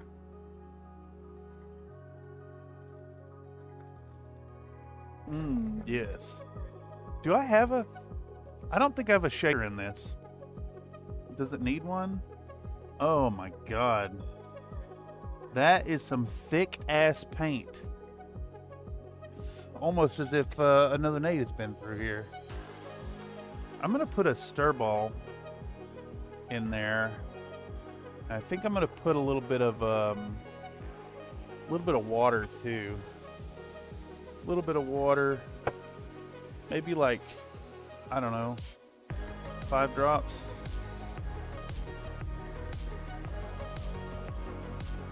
And maybe even more, like 7. This Cantor Blue is kind of in a bad state. Did you say gerbil? No. Crunchy paint. Yeah, exactly. Are you Tormentong? No, I'm Cameron. Trying to recover some Cantor Blue, though.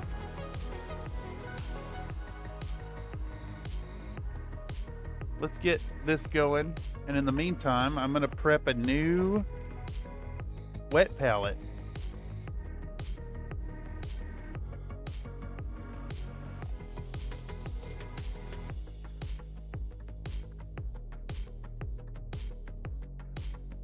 Tormenting yourself with GW products only today?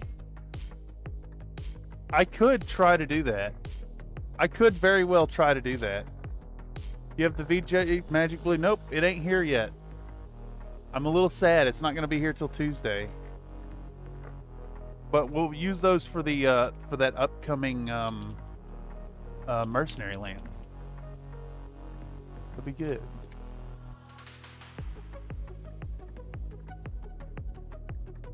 Just about there. You do have VJ Magic Blue? Wait, you do? Oh, I see. No, I don't have it yet. I misread your comment. I do have Calidor Sky, but I think it's in a similar situation. Like, it's almost out. I can't really bring myself to buy replacements for these colors.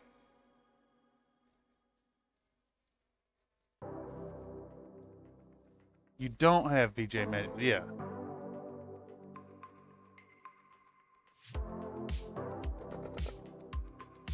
All right. Let's get this going. Let's get some fresh water. Oh, yes. That's too slow. Let's use this thing. Yes. Oh, get wet. Yes. Oh, so good. Look how it puffs up with moisture. Apparently I can give away 120 then a pot. What did you expect? Yeah, I should keep it in bags. I'm tempted to buy some GW pot specifically to transfer it to a pot or to a bag on camera. I think that is good right there. Fuck, I unplugged my little phone. It's better than what he keeps in jars. Yeah, I keep a gray goo in a jar. That fucking sludge, dude. Oh, yes. Goopy disgustingness. What am I trying to do here? Let's get weird with it, y'all. And by weird with it, I mean not weird at all. Let's be normal and paint models. GW pot, I imagine they would charge me extra for the high. What the fuck is that? This is my Sprigoo. It's my Sprigoo. It's a bunch of melted GW sprues in acetone. Here, let's do that one more time. Oh, yes. It's mostly liquefied styrene.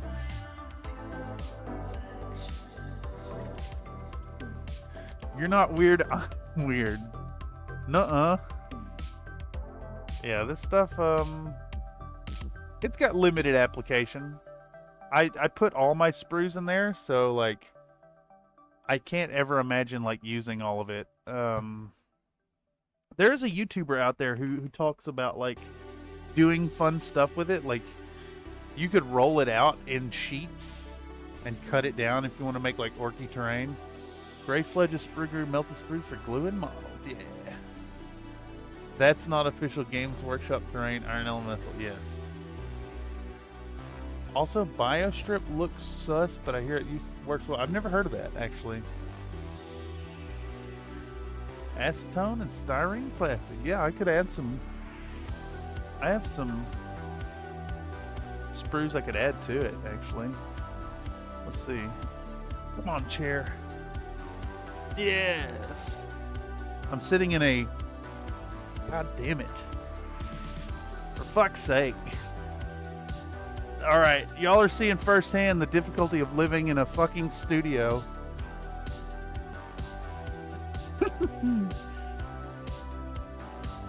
Another 100. Wait, have you...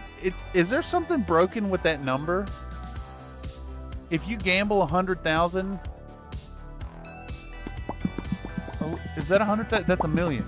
If you gamble 1 million, do you just win by default?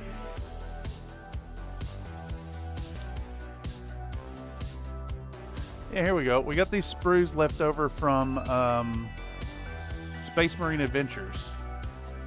So what you do is once you've got your jar, in fact, we'll put a little extra acetone. I just use this stuff for nail polish cleaning. Just put it in there, and we'll just take this shit with our shitty wire cutters. I just use the ones on the back of these pliers. And fucking snip apart your sprues in like manageable pieces.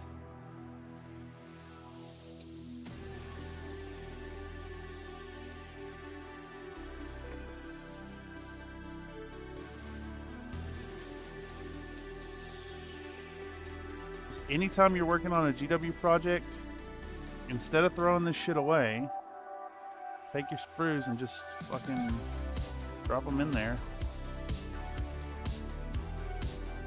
and add to the goo. I've seen people also do it with Tamiya extra thin cement.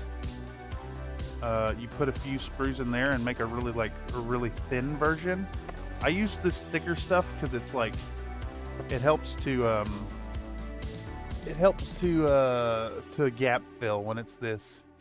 You could also snip those with the pot lid on. I could, but I'm not gonna. I like the smell. You could also snip. What channel are you watching right now? Brain cells? What's that? I just spray painted indoors. If I wasn't huffing chemicals, what would I be doing? You're right. I could put the lid on. That is true. And I think I'm going to, because that is pretty heinous. But yeah, we're just gonna break down our sprues. These are also colored sprues here from Space Marine Adventures. Like I said, these will be a future paint up at some point. I have content for fucking years in my collection. But yeah, you get the idea. We're just breaking these sprues down. We throw them in the goop. They get added to the stuff.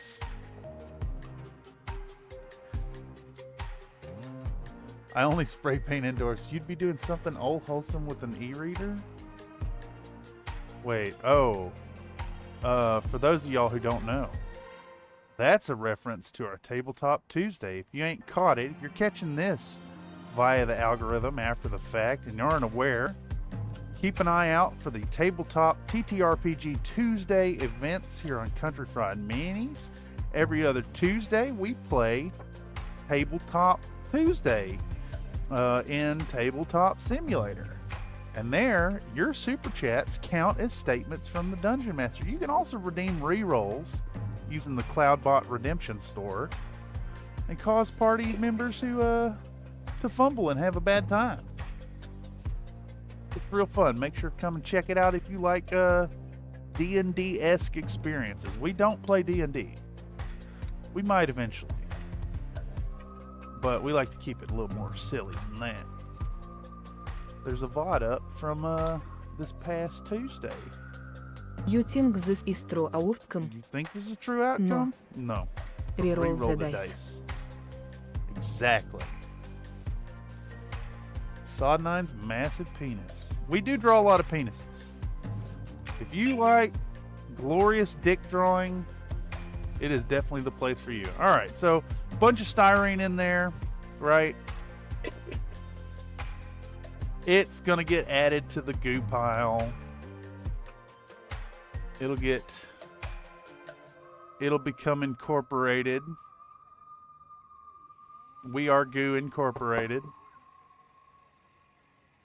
And it'll dissolve down. And then we'll have a little bit of color in there. Okay, anyhow, where were we? We're actually painting now. Tons and tons of penises. That is accurate. If you've seen the ad, you know. And if you've seen the experience, you definitely know. No longer a mystery. Okay, so I think we are going to start out with our Cantor Blue. Star of the show tonight. How much was that? How many zeros? I can't even count. 1, 2, 3. Is that 10 million you threw in there? That's crazy. You're playing fast and loose with those biscuit coins there. All right. Let's get a nice 6 brush out. Let's clean it before we get rolling, as is the standard. We're going to use that same acetone. Put a little in the cap, and then we're going to clean out this brush real good. Yeah, see, look at all that goop that I left in there. Shit's nasty. 10 million. 10 million. I mean, the biscuit coin economy is purely the value that y'all place on it, you know. What are they worth? What are they actually worth? They're worth interruptions. They're worth popcats. Do we measure the worth of a man in popcats?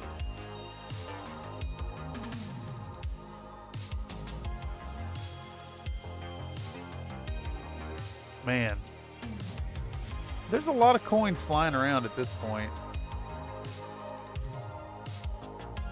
I do think so too.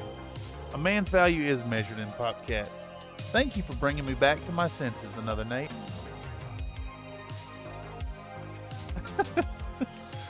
I do love a good popcat. All right. So we're going to take our Cantor Blue. This chair is really hard to get up out of, y'all. I just got to say, it's a lot more comfy to sit in than the steel chair is, but oh boy, once you're sat in it, it wants to keep you there. This is a Coleman camping chair. Extra large for fat people. And it is very supportive of my big fat rump. But my God. Oh, that's right. We were kept the loyalty point gamble thing. Yeah, I'm pretty sure there was like a hard limit in the Streamlabs. I tried to change that, but it just would not let me go any higher. So my apologies there. Can I get a lump of paint? There we go. Some delicious Cantor blue. This is a lovely color. And it sucks so bad that GW is just like, their shitty paint pots are so fucking garbage. Because they do have lovely paint colors. And the pigments are usually of very high quality and very high density. Alright. Well, we're going to put 2 drops of water and a drop of fluid retarder in it. Because we are going to give this the Dunkin' Donuts treatment. We're going to go with 2 thin coats. And just get a nice all over Cantor blue. And I think we're gonna hybridize the method here. We're gonna do the Cameron method here, I think, tonight. And dig into this. Nathan won the duel versus Lincoln, won 10,000 points. God damn, when did you have so many coins? I don't understand it. I'm pretty sure the gamble now is restricted to 10 quintillion or less, or quadrillion. It's either quintillion or quadrillion. There's effectively no upper limit. All right, so let's dig in to actually painting, and I think we're gonna actually use. How about this lovely Wargamer Monster brush by the Army Painter, which is fucking rock solid. Iron Elemental only has 2,500 biscuit coins. What? They can't stand. The standard pots die at the hinge. I fucking hate them, but the wash pots, I fucking swear they're purpose-built. Yeah, I think you're right, Kotex. I firmly believe that the GW pots exist in their current state for a twofold purpose. One is, if they changed them now, they'd have to admit they were wrong. And I think that's a big part of it. And 2, I think they are indeed engineered to fail and fall. I opened up my brand new bottle of Imperial Fist contrast paint. I was so ready to try it out and immediately spilled it. The first time I opened it up, I lost 3/4 of it. It's awful. Time to go AFK and do some hobby work. Wait, who was that? Oh, Slink's doing some hobby. Yes. Oh, I think you can Iron Space Elemental and it still work if you're adding points, by the way. David Feifei says they progressively got worse. Definitely engineered to fail. Okay, yeah. Yeah, because like the old school pots, they had a narrower top. And then like I remember like the bullet shaped containers were kind of wide at the base. They were also hex shaped, kind of. They didn't fail. These ones, these suck. I hate these. I think they may also be straight up designed to dry out on you. They're awful. Case in point, I have these Apple Barrel craft paints. They're over a decade old. Some of them over 20 years old, and they still work. They had round ones. Yeah, late 90s.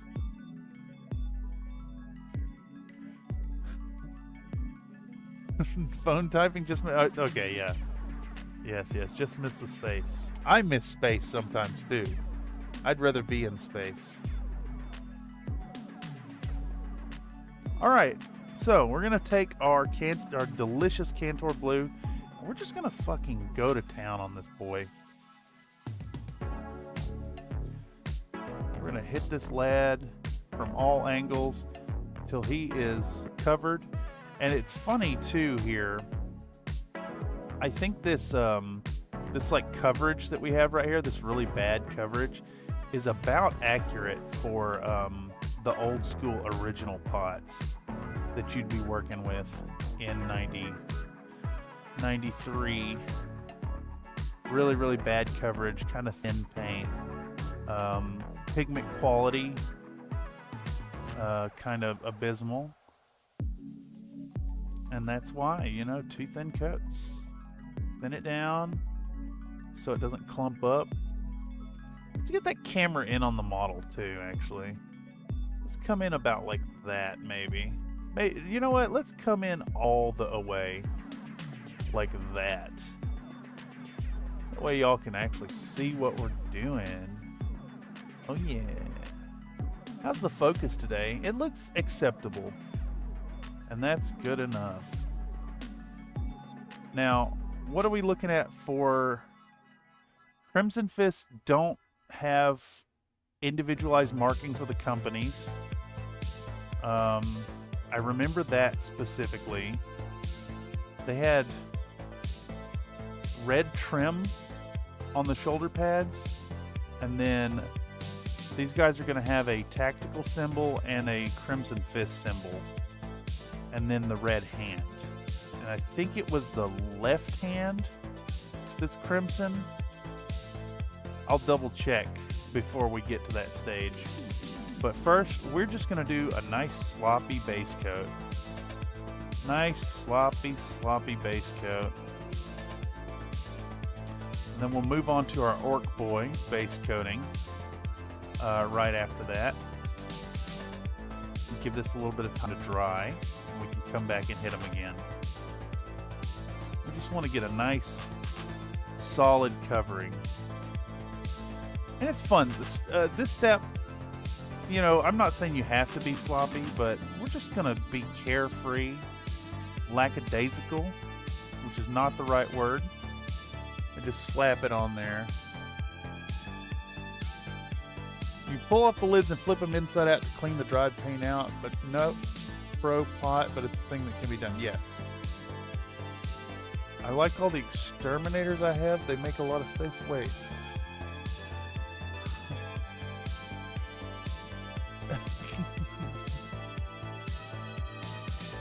Cosmonauts had to bail out of their re-entry vehicles because it wasn't economical for them to land in the ocean.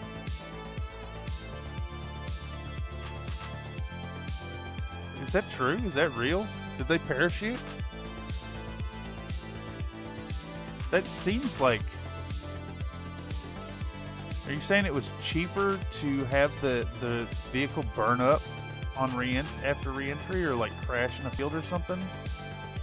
I guess it wouldn't burn up if they were bailing out. That seems distinctly un-Soviet to be wasteful like that.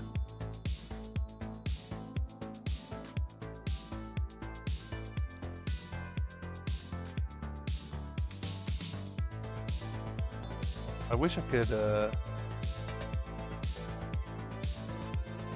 sure did, at least in the beginning. Interesting.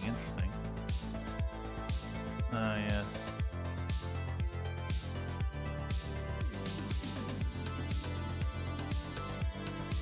You'd think I know more about Soviet tech and stuff as much as I play Escape from Tarkov. Alright, so we got one shitty coat of Cantor Blue. It's really patchy.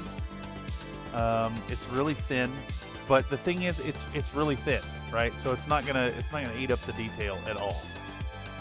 USSR has lots of land, but not a whole lot of ocean. Oh, I see. Yes. To think of what they could have achieved if they'd just gone with a policy of jolly cooperation. Then again, we'd never have done the space race thing.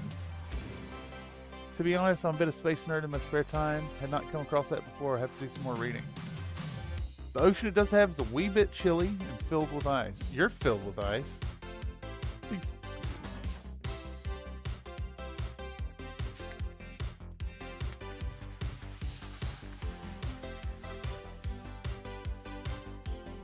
I don't think this has a stir ball in it. God damn, look! Even this is like thick goop. I just fucking GW fuck my asshole, dude.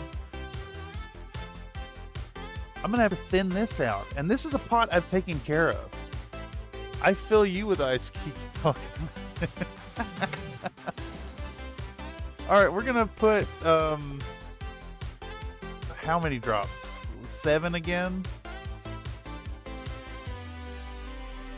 I really need to invest in there's like a 3D printable device that holds these pots and funnels them into your bottles. I really need to maybe invest in putting my GWs in droppers. As much as I love the meme of the paint in a bag, it's not, you can't really keep them in bags. Just use airbrush thinner, not water. No, I don't have airbrush thinner. We're talking about humor and minis earlier. Wargames Atlanta are pretty good in that regard. The sci-fi British, not Imperial Guard, have arms holding teacups. Very fun. That is awesome. I'll have to look into doing a set of those. I do think. So I bought basically the whole line of the cat girls that I used for the Hunchback project, and I would totally love to print out a full cat girl army for Imperial Guard. And I'm talking Imperial Guard, you know, playing 3rd edition. They have a fun Sentinel and a Lehman Russ, and then like all the infantry versions you can imagine, so it's enough to really play them. Whoa, what? What are you wetting me? Are you wetting me in regard to cat girls? Do you not see this? Like, I have to embrace the cat.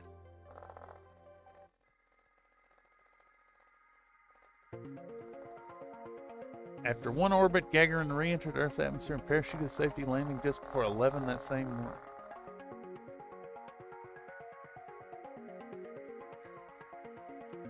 David, are you validating Nathan in this moment?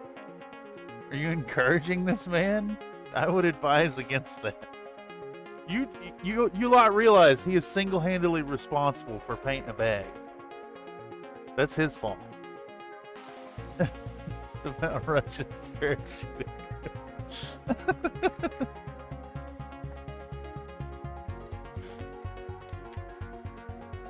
I've been on a space race hyperfocus on all my 2+ hour drives. So right, yeah, you've been trucking it up.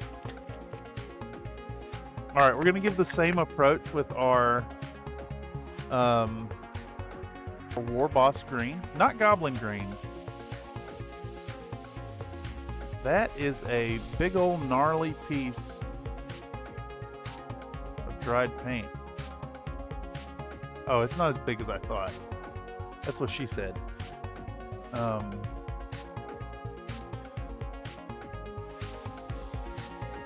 we're going to do the same approach. This stuff is still thicker than molasses on a hot summer day. Let's do 1 drop of retarder.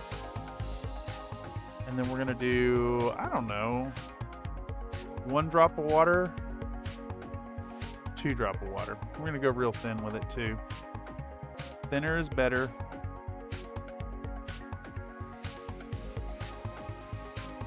That may have been too much. I should have just gone with the 1 drop, but that's fine. We'll do multiple coats.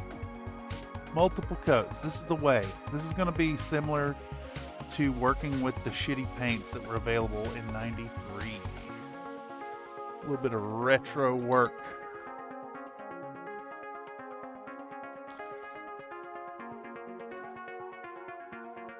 All right, so let me get this in a position I can work with it.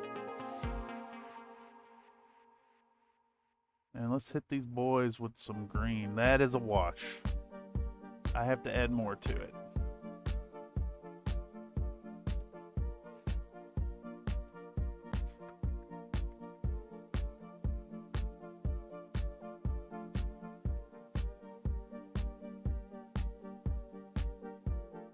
The song is called Nuh-Uh.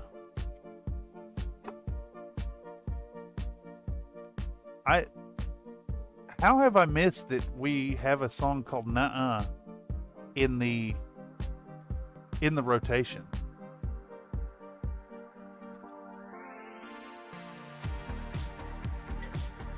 I recognize it now. I've heard it a million times.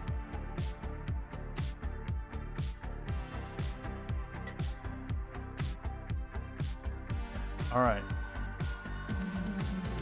This is basically a wash still, but that's fine. We'll work with it.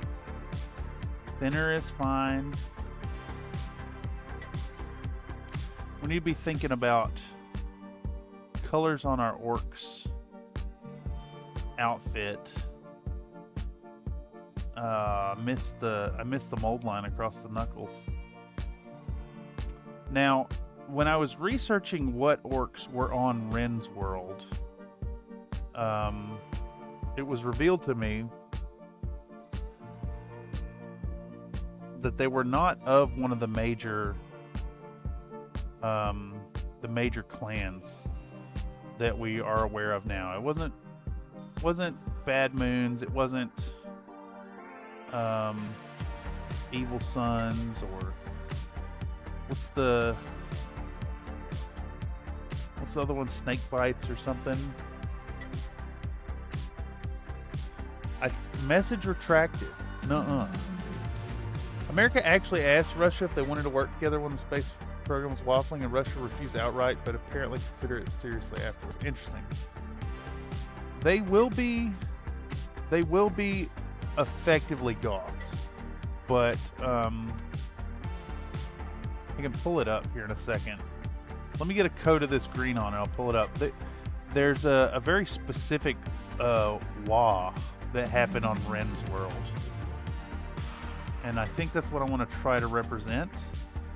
And the way I was thinking of doing it, I think I mentioned at the start of the stream, is basically to paint them like Goths and then add flames to them, like hot rods.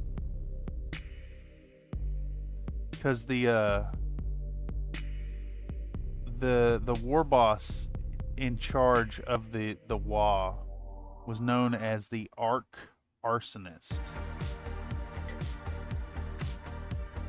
All right, let's get some. Paint these boys up. Get the green on there. Get that drying. It looks like the blue still needs a little more time to dry too. I maybe shouldn't have gone with so much fluid retarder. In fact, I maybe should have not gone with fluid retarder at all, since we only have 3 models. But in the meantime, let me pull this up really quick. Blood Axes. Nathan says, I was thinking of kit bashing Kingdom Death and Space Marines to make a more realistic Slaaneshi army. Hits and ass Marines with massive Dawn cannons. Yeah, that's pretty accurate. You got to get some electric tars in there, though, too. Okay.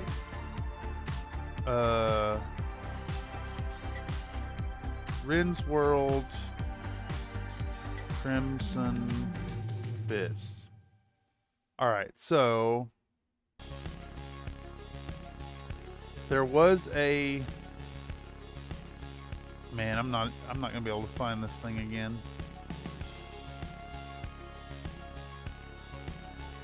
Let me see if I can pull up Crimson Fist Ren's World Arc Arsonist. Snagrod. The Warlord Snagrod. The Arc Arsonist of Caradon. Yeah, I don't think there's no like indication of who he was with. But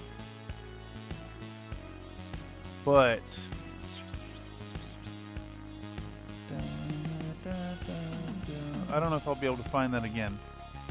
Invasion of Ren's World. Maybe that's the one I was on here. Urzog Mag Cull, Warboss Snagrod. There was a thing in here that said what their forces were called. Here we go. The Arc Arsonist Inferno Horde. So I definitely like flame themed orcs.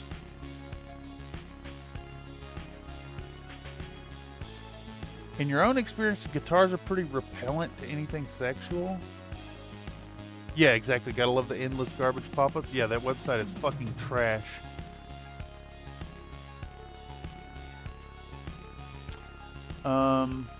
This is still wet. So what we need to do is we need to move on to a different color that doesn't necessarily touch any of the stuff we just put on. So let's go with the boots, I think. And we could maybe get away with could we get away with a contrast color here? I'm inclined to say no, just because contrast colors weren't extant back then. Let's see what we have. Let's see what we have in the brown department. I may have to use contrast anyways because I don't have a GW black. And I am kind of tempted to just do everything with GW for reals. That does seem kind of funny. I have Mephiston red for the blue boys. I have a set of various oranges, so we can use those. I do have XV88 and Baylor Brown, so we could maybe do our leathers with those. I do have... I think the best we're going to get for black is Black Legion Black, though. Which does suck. We may just have to dip out of GW. Fuck it, we'll dip out of GW.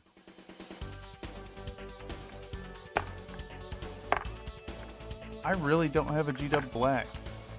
Of course not. Why would I have a GW black? Shit's garbage. I do have Mornfang brown. And Pal Light Ochre.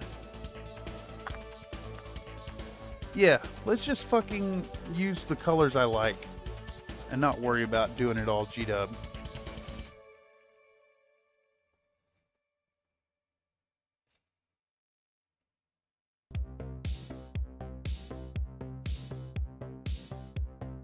I see no point in just suffering the whole time.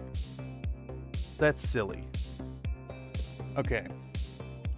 Seeing other wikis, especially anything on fandom, makes me respect the UESP all the more. Best damn wiki on the internet competes with Sarna for me. I don't know what the UESP is, though.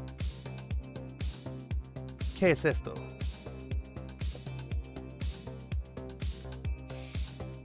All right.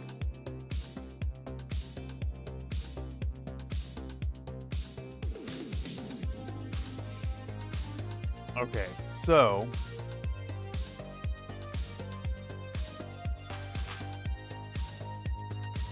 I think I do want to use like a deep orange somehow on these boys. Is there an orc faction that's kind of orange?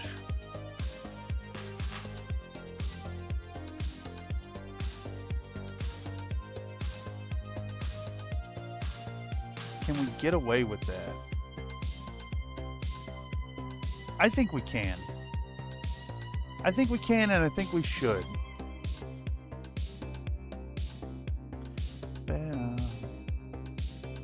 This blue is still not dry.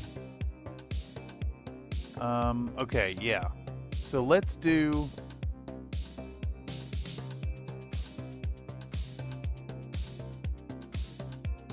Yeah, let's do an orange for the padded armor.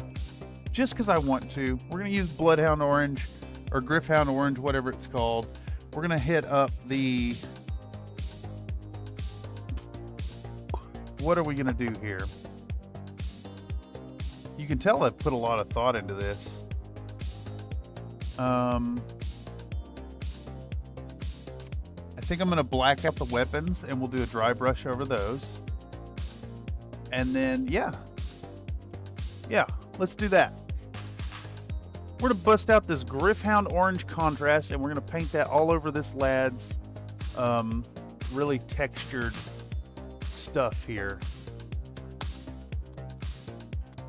I do think I need a white, though, for corrections. I need a white for corrections. Okay, there we go. Yes, the Dutch Rust Bucket Orc Clan. Yes. Unofficial Elder Scroll pledges. Okay, if you need anything in the Elder Scroll can, don't stealth Phantom UESP all the way. Nice. I was thinking of playing back through, what was that one that Tech and I tried to dive into for that one episode on stream? Morrowind? I was thinking of doing that at some point. Though, as always, video games eat way too much of my life. I maybe need to stop playing games and start painting more minis. Alright, let's get out Onilab again and push an orange pot into it. Yeah, Morrowind. It was Morrowind. Thank you, Iron Elemental. 531.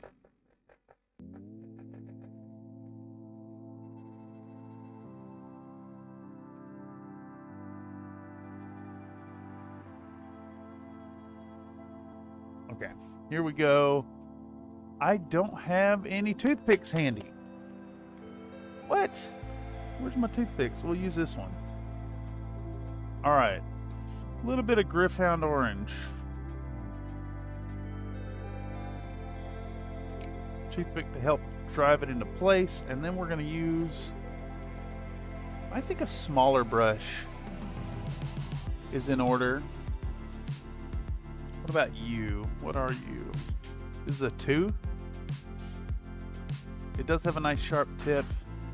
It's got something in it, some kind of black. Or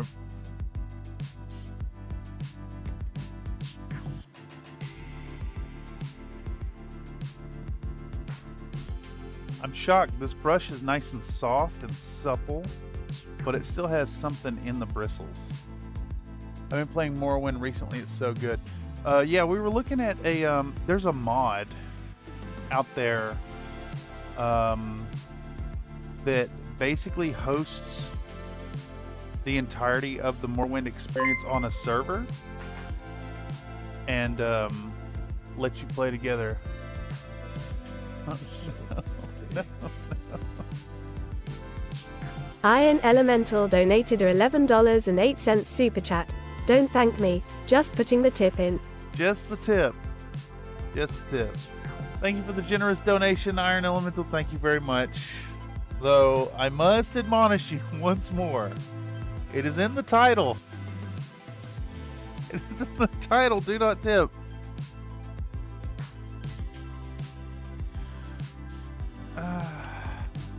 Thank you. Thank you so much. All proceeds from tonight, with exception of the one from Comstar insisting that I buy pizza, will go to, keeping the lights on in the studio. Thank you. It is thanks to viewers like y'all that this whole effort stays afloat, stays running, and is well appreciated. You guys enable this bizarre fantasy of playing with my toys for a living. Thank you so much. And of course, if any of you out there want to support in a non-monetary fashion, the engagement thing is really the best thing you can do anyways. Hanging out, commenting, liking, subscribing, etc. It's really the good stuff. YouTube loves it.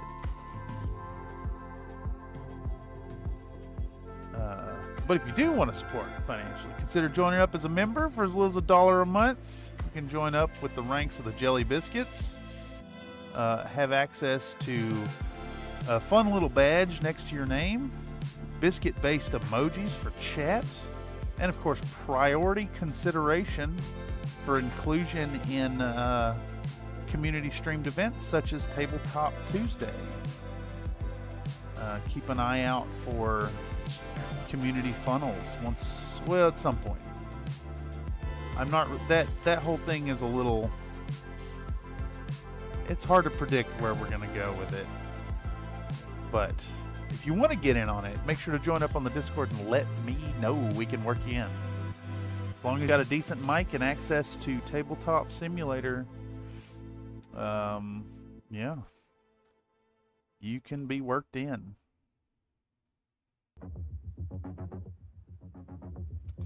All right, we're going orange on these orcs. And you know what? I think the orange is going to work really well. The orange is a nice contrast color for the green anyways. And then it will also work really well to complement our dark blue boys of Cantor. Pedro Cantor of the Imperial Fist, or the Crimson Fist. I am a big fan. Big fan, actually. He used to have a neat model, a neat profile for, it's like 5th edition maybe? Warhammer 40k. He had a really awesome bolter and a power fist. It was a really cool model, and then they just like, nah, he doesn't need any representation in the current editions. Fuck the players. We hate Crimson Fist players. Play Ultramarines, you scrubs. It's a word-for-word conversation from GW Corporate. All right, so we're splashing some orange on this boy. We're gonna cover it over with the green later. I do want to point out though, I don't know if y'all noticed, but it looks like that fluid retarder, incorporating a little bit of this into the thinning, adjusted the surface tension kind of properties and made this really interesting effect.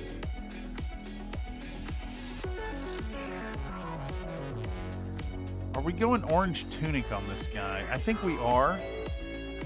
And we need to correct some spillover before we get there. So I busted out my Vallejo white. I should, you know what? I'm gonna do it with ivory actually instead of white. I know I have it up here. Ivory. We're doing off-white instead of white.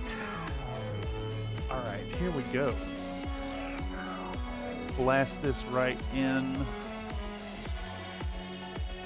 Oni Lab. Yes. Oni Lab indeed. And how do we do that? We go redeem, space, Oni Lab. Ow.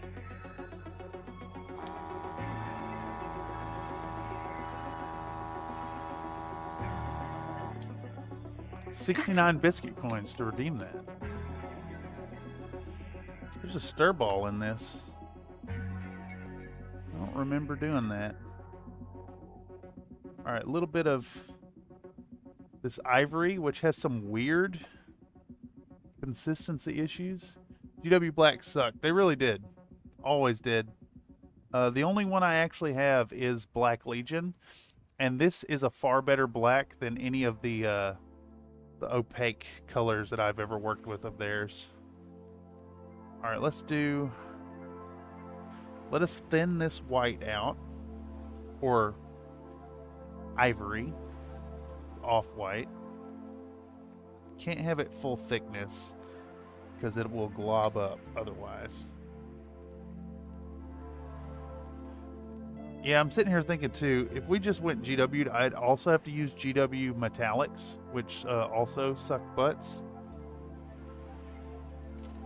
Alright, let's take our white and we're going to start correcting spillovers of the green. Just so our contrast colors, you know, work without showing that green through it.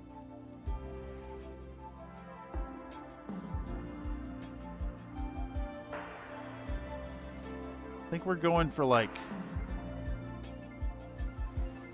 I'm thinking like burning Halloween colors on these boys. Oranges, reds, blacks, some yellow in there.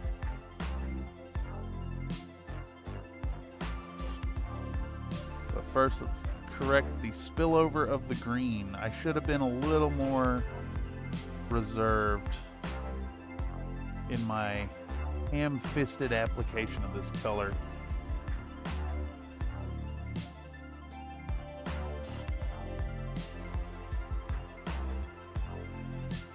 but it's fine.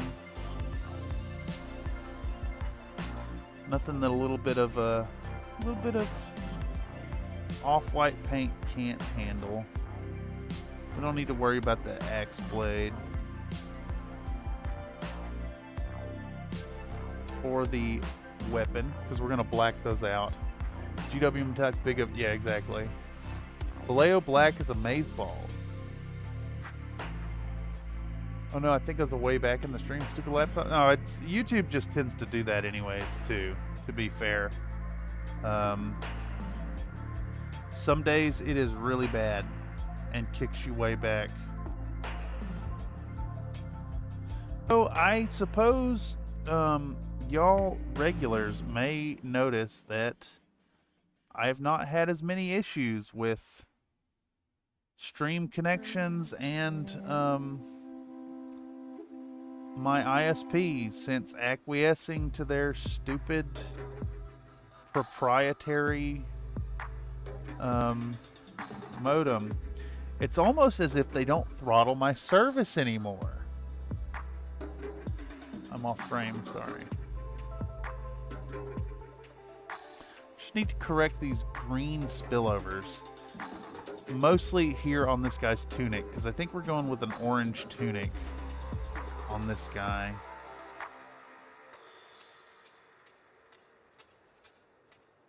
And I know that green is just going to show right through the contrast color, unfortunately.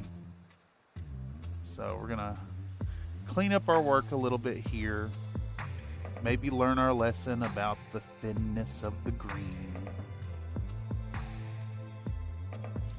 Okay, that looks decent.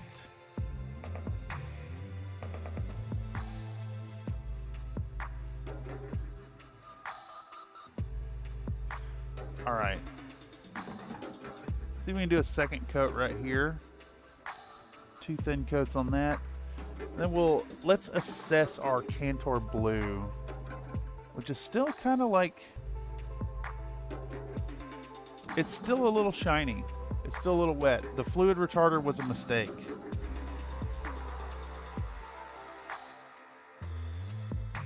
We also turned off all the cameras we put in your house that were stealing your bandwidth. Well, we turned off most of them.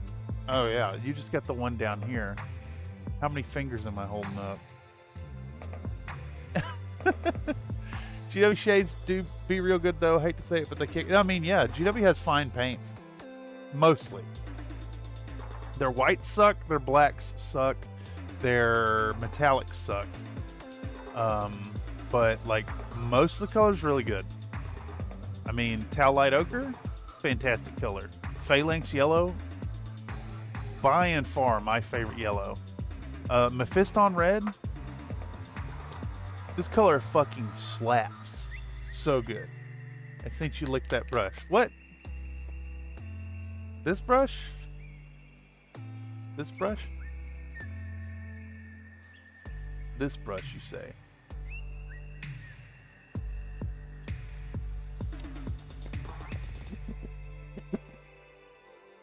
That one isn't a finger. Touche. Y'all are fucking foul.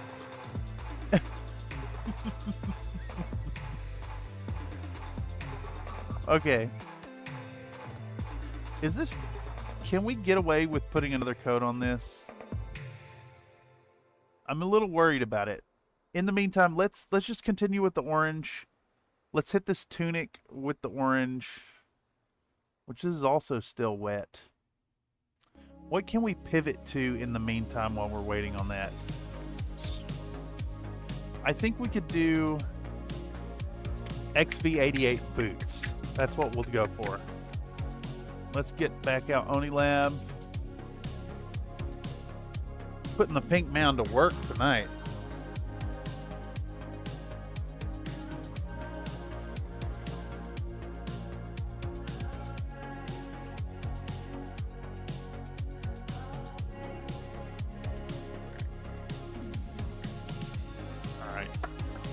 Yeah, let's work on the boots while we let this shit dry. Back out with our 6 brush And I think what we're gonna do is we're just gonna thin this with water instead of this problem we've encountered with the fluid retarder.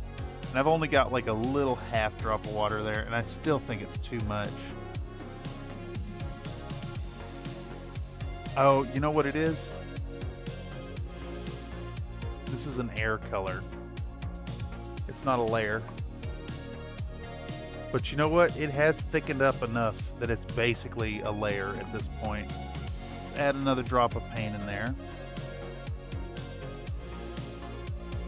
And let's hit their boots. And then hopefully,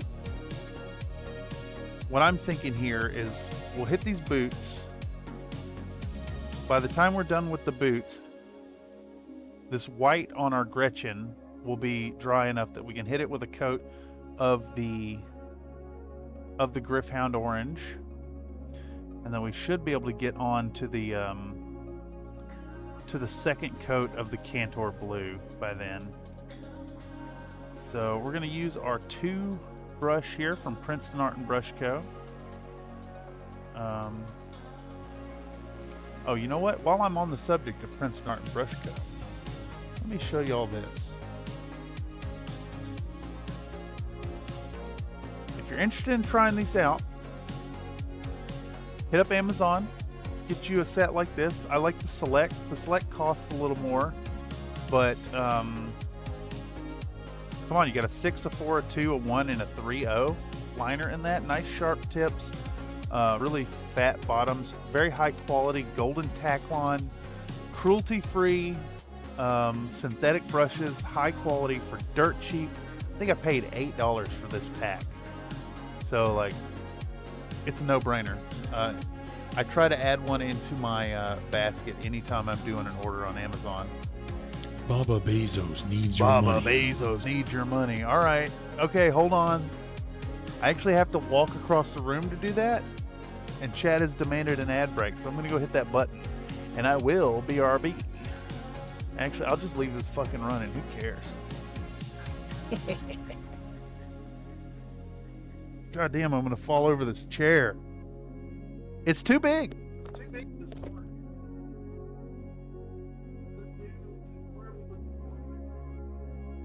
It's right there.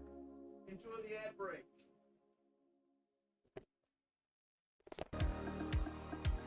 For those of you who are not getting an ad break right now, thank you for your YouTube premium bucks. This chair kind of sucks for this. Fuck, I got an ad.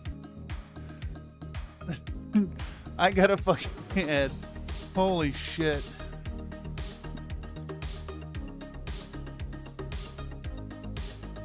Am I back over here? Reset the cameras. You know, I was all excited about this here. I was so very excited about this here camping chair in the corner here.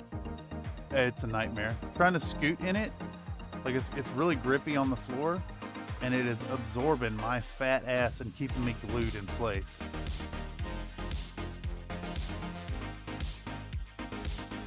Sometimes support is a bad thing. It is not conducive for hopping up and down. But you know, if you're gonna sit long hours and you're a large man like me, a chair that just absorbs your dumper, oh yes, I am all about it.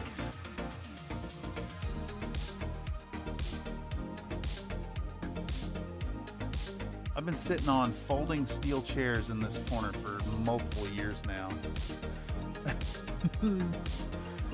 Yes, yes. Biscuits, yes. I should be able to add more biscuits at some point. I think we have hit a critical mass of like number of members. I missed some mold lines on this boy's foot.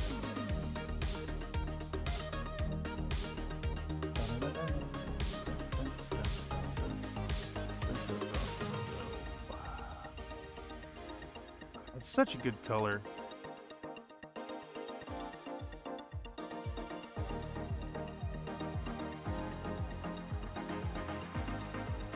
You know, working with some of these tones makes me want to paint more minis.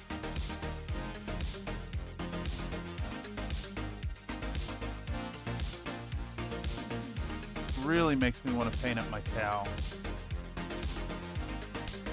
But, I mean, come on, that's a huge project for something I'm probably just not going to use. Alright, big boot time. So, this guy has like a clearly defined sole on the bottom of these shoes, but I think we're going to err on the side of getting these done and not paint it a separate tone. I'm going to keep these paint jobs as simple as possible. I think that is the way.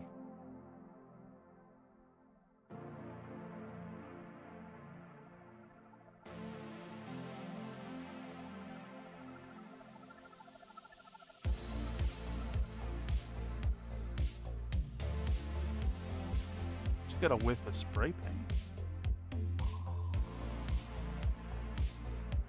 Boys obviously are not fully cured.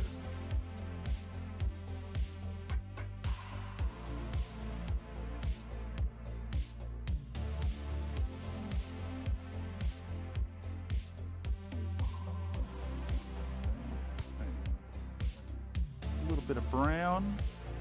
This is XV88. We'll highlight it up with Towelite Ochre afterwards. Very great colors.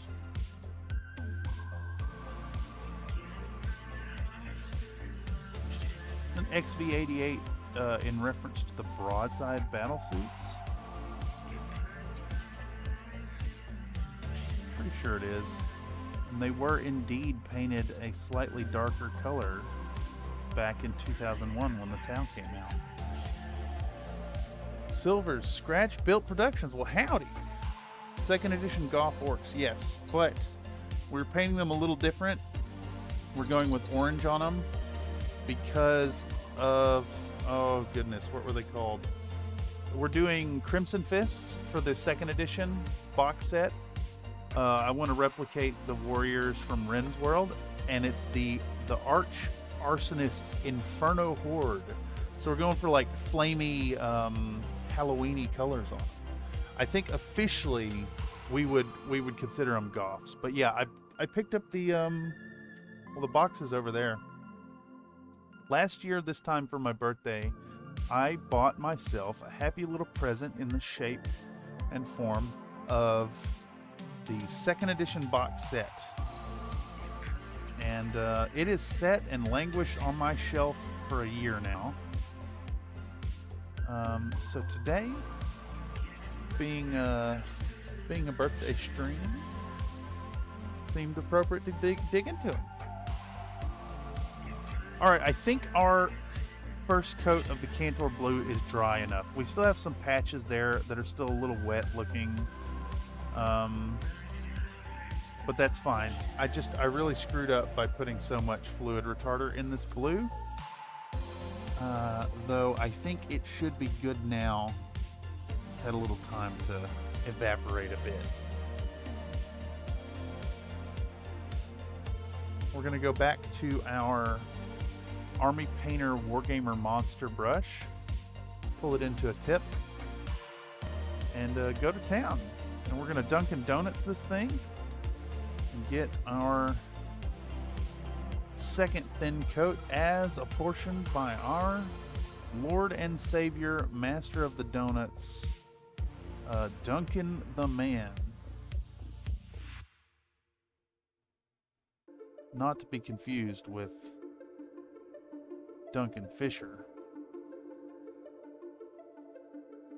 And if you know, you know. But 2 thin coats. It's not always 2 thin coats, right? He's known to say multiple thin coats. I think we want to pack some blue up under here too. Like, we're not going to be able to reach this Aquila, but I don't want a bunch of white peeking through if you happen to look at it from a weird angle. So I'd rather just get some flat, dark Cantor blue up in there. jam the brush down in there. We can still get like the top of the Aquila, and that'll work really well. But we're just going to sloppily coat this boy.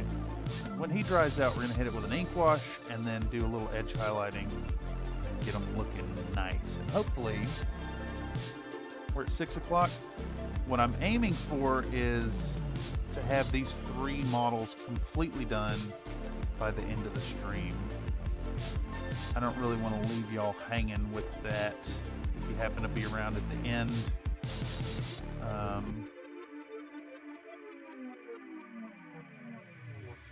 But yeah, it'll be good.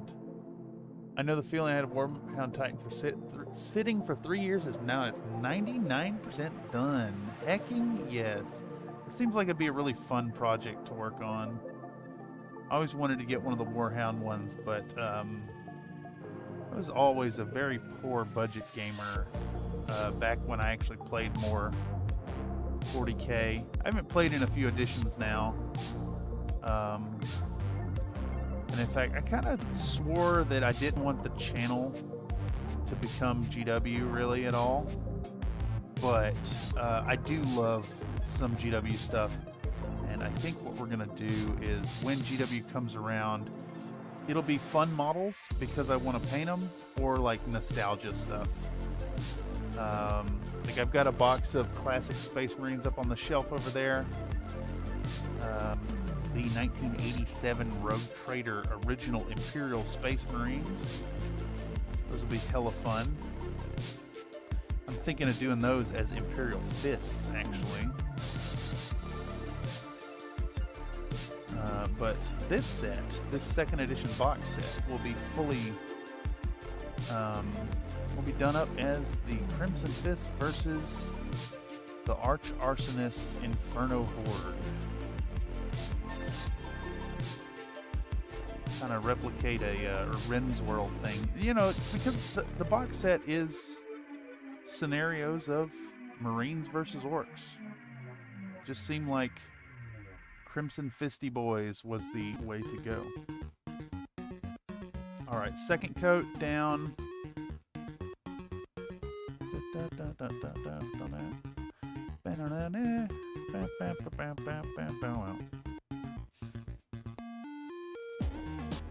9 more to build. Yikes. That's a lot. That's a lot of Titans. A Titanic Legion, even. Okay. Let's let that boy's second coat dry. And we're going to dip into our orc skin. Let's stir back up our Warboss green, which is still a little too thin. I'm wondering if we should just add a... Yeah, I'm just going to do it. Just going to add another scoop of our paint into it. Using the 6th brush here. Picking it up a bit, but still keep it thin.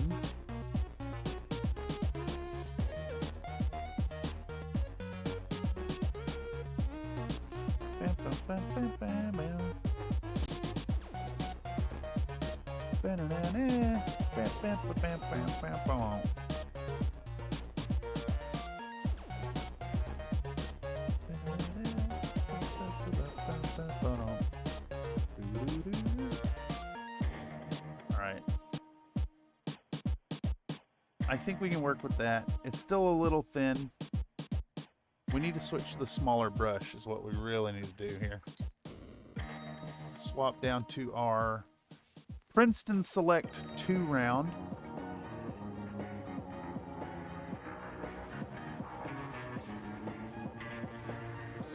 Try to be a little more constrained with our application here. It is still quite thin. That fluid retarder really messed up the ratios here. I really regret going with it. But it's fine. We'll just compensate with more coats. It'll be just like painting in the 90s.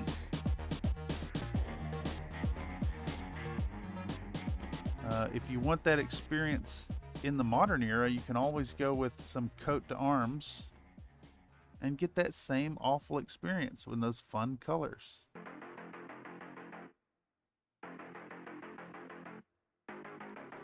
Oh yeah, a little bit of Ava Low.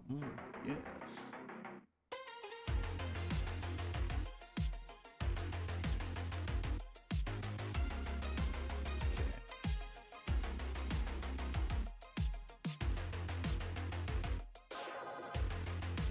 It's gonna be maybe a little tough to cover over that orange spillover earlier. We may have to come back in with a nice dark green first.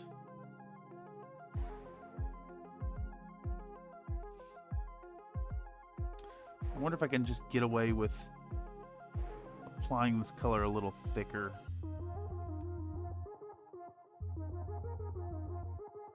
Just gotta do more coats, I suppose.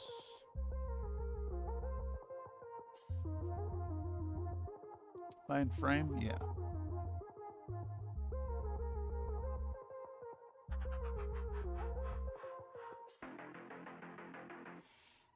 Yeah, maybe after this dries, we'll hit it with the warp lightning. I also have orc skin or orc flesh. I can't remember the name of it. The speed paint version.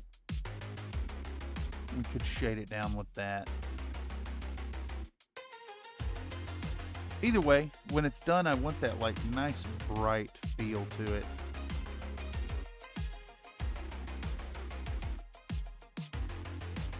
I want these happy lads to feel like they came right out of 94.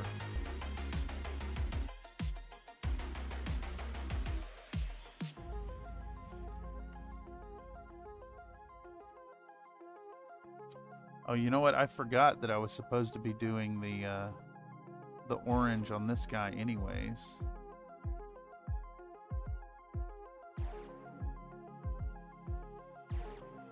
May have to pivot colors again.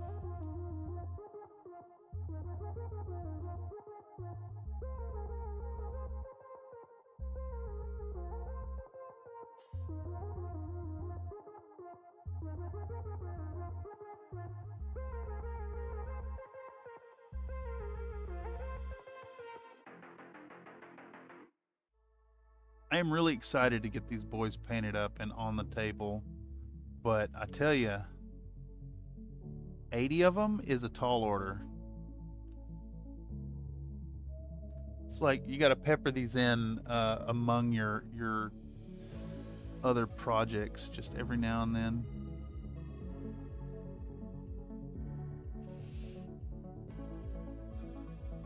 I wonder if there's any scenarios in the back of that book that require all of them. What a sight that would be.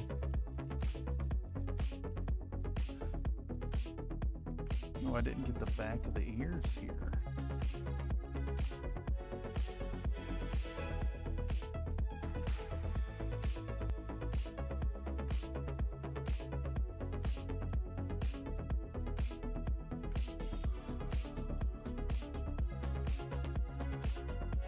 All right, we'll let that dry up a bit. I think we have to move on to a different color, as the orange is going to butt right up against the green. We're not going to be able to work with that, so maybe we can move on to the Black Legion contrast. And I think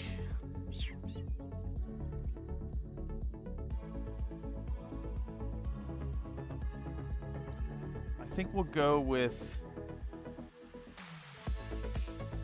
we'll actually go with the Mornfang Brown first. Almost as bad as the old school Goblin Spearman in terms of foot spike. Oh yeah. Oh yeah. Almost as bad. Not quite though. How's our Mornfang Brown looking? It is also a sludgy mess. It's not too bad. This is a base coat color.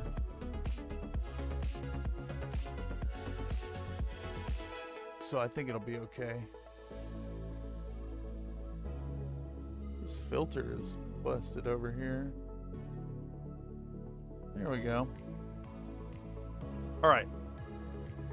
think I'm just going to take a little Mournfang Brown and a single drop of water to thin that down. No more fluid retarder tonight. That was a mistake.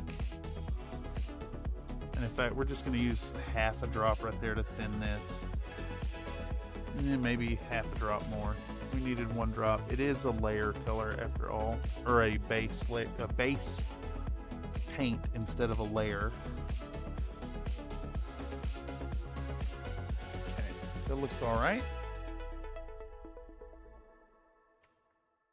We're gonna go back to this Princeton Select 2. Shape it down. Let's hit our lad here with some. Where's my damn? There she is. Put it on the handle. Easier to manipulate here. We're gonna work in the Mournfang Brown right above those boots. And again, we've made this a really thin color.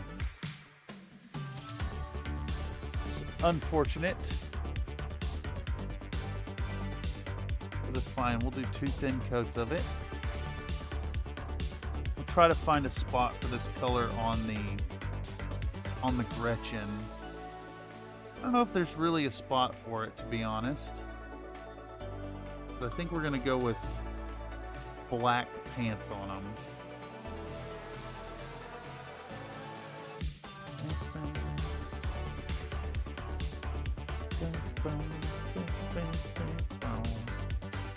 I think what we'll do is we'll use the Mournfang Brown here to tie in the Space Marines and the Orcs. This will be the color that kind of unifies our models. We'll put it on all of the pouches and stuff, the holsters and whatnot on our Marines.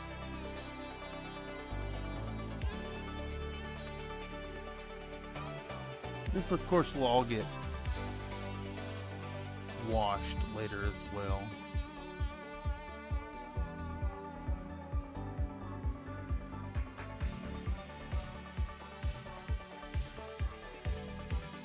Man, my thinning has been like way off today. Gotta admit, it's kind of a little too milky. Maybe I'm just used to mixing up those airbrush colors as of late. It's fine though. Alright, that works. They will get darkened down later with a Agrax Earthshade wash. Let's see if we can't.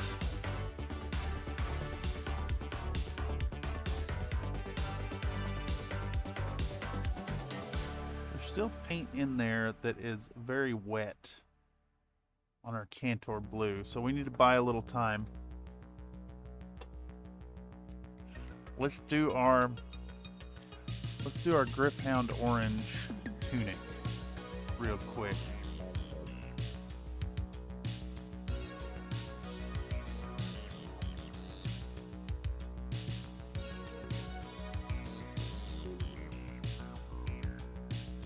Gotta be real careful with it. I don't want it bleeding too far into the joins where it meets with any of the green.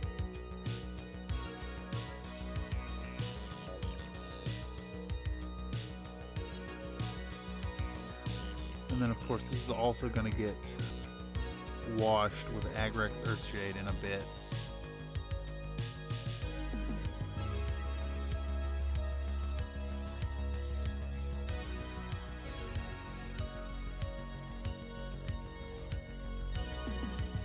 Again, this is Gryph-hound Orange.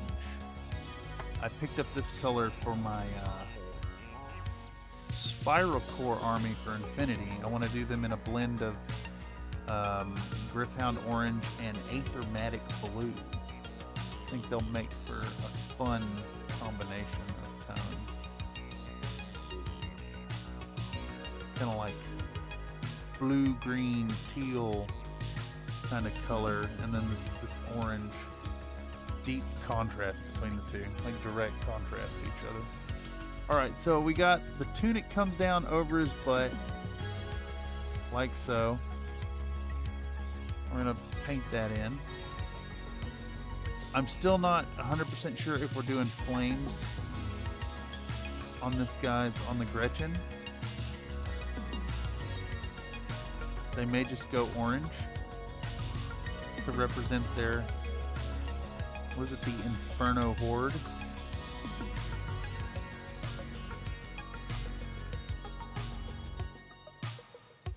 Alright. Get that orange on there. What's next? What's our next tone here? I think it might be time to bust out the Black Legion and start putting the panels in black. If I could find my little toothpick, we'll pour some out. Where'd I set it? Where'd you go, toothpick? We'll use this other one.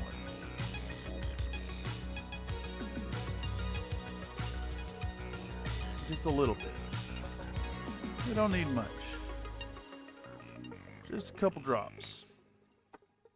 And we're just using this straight out the bottle, basically.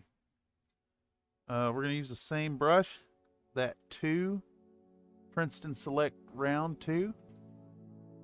And we're going to start in on all kinds of stuff here.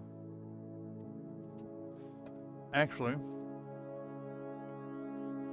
I think we're going to switch back over to the Wargamer Monster Brush, because I want to paint all the weapons black. And they'll be black because they're going to get dry brushed with, oh shit. I got to put everything to a stop. I forgot something so important, so very important. Can I even... So very, very important. I'm going to get yelled at by GW fans if I don't. Drill my barrels. I need to drill the barrels. Let's do that. Okay, Space Marine has a pretty narrow barrel. We're going to take our dental pick here, and we're going to try to mark the middle with a good little pilot mark there.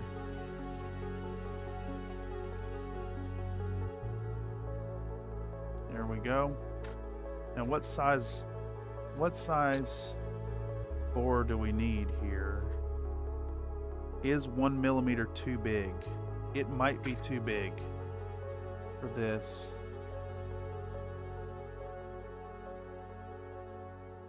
I think we can get away with 1 millimeter. So let's do that. Wargamer brushes are made from cats. I hope that's not true.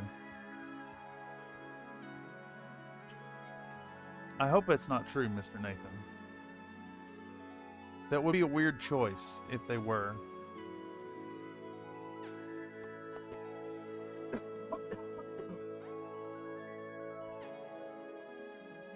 I just saw that some of these holes are not filled in blue either.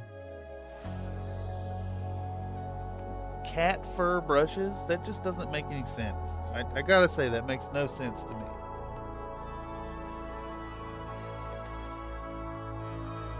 And let me clarify that if I did find out they were made from cats, that would only prevent me from buying more. Not using the one that I got leather boots in there. They were given to me. Is it more a crime to wear the flesh, wear the skin of an animal, or is it more a crime to waste the thing that was given you?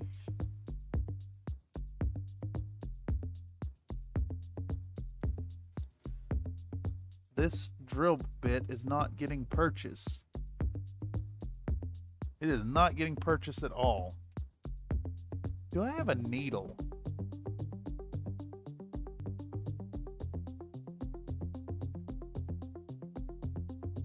Do I have a needle? Do I have a needle? I thought I had a pack of needles up here.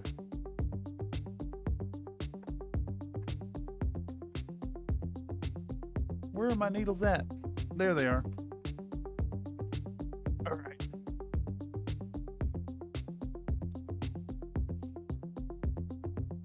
I keep losing needles. There we go. That's a gigantic needle. What the fuck would you use that for? All right, we're gonna hold on to it with the pliers. Hold it real steady. And we're gonna drive it right in the middle there.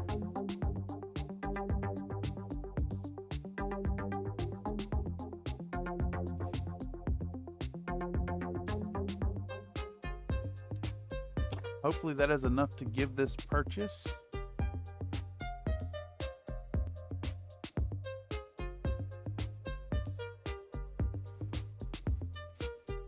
I think it has proven sufficient. Is this walking? No, there we go. Cool. We have a hole. We have a nice little hole. It's going to get scraped down. Okay, nice and scraped down, flat and flush now. Waste is to crime, yes. Can't put good but bacon. Gotta eat all of it before it goes. Oh my god. I only use brushes made from Angora rabbits, not the wool, the actual rabbits.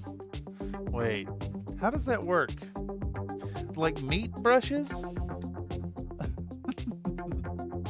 Let me clarify. My stance is that I am personally vegan, but I do not for a moment presume to tell any of y'all out there how to live your lives. My choices are my choices, and I believe your choices are your choices. Big believer in that. Meat brushes are a different thing? Wait. What do you mean meat brushes are a different thing? Alright, so Orky boys need a bigger hole. So we're going to go with the 1.2 millimeter for them. 20% larger. Bacon is vegan. No. That's nonsense. You're an insane person.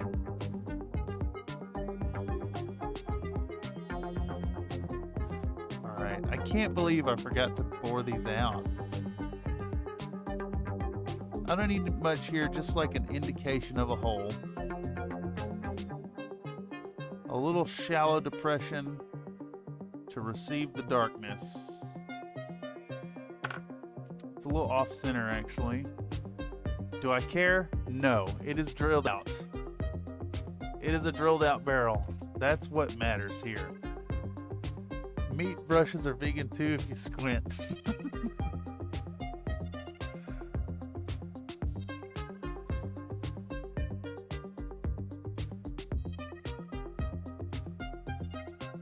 Alright, I think this hole is a little off center here.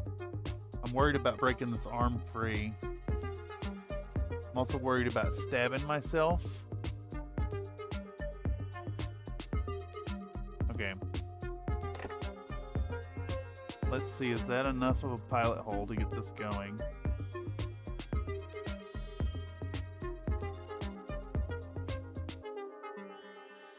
Is it enough?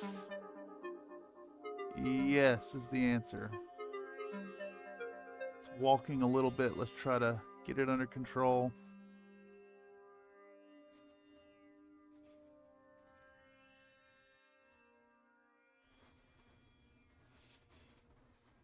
Squeak, squeak, squeak, squeak, says my pen vise. Good enough. That is enough. Barrels are drilled. Barrels are drilled. Is obligatory. Now I'm a pro hobbyer. I was professional, and now I'm pro. as per a discussion we had on the Discord. Make sure to join the Discord if you want to hop in voice chat and have weird discussions with weird people at weird hours, because that's what we do. Your microphone is picking up that squeak hard? No, I don't think that's true. I don't believe you. Nope. I can't believe you. Not after the gaslighting about the box fan, which is running right now, by the way. It's actually a little chilly in here for the box fan, if you can imagine. But I was spray painting in my apartment, so you know, it's obligatory to have that thing running. All right, so we're gonna continue almost. We're gonna hit these weapons with the contrast black. We're gonna try to do this without mucking up our boy's skin here. Cut it in real close.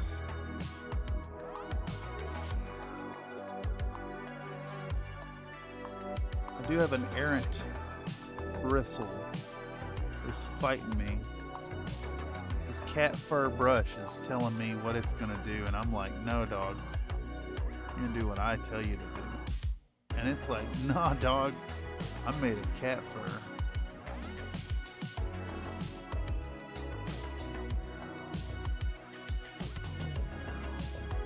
Nobody tells cat what to do.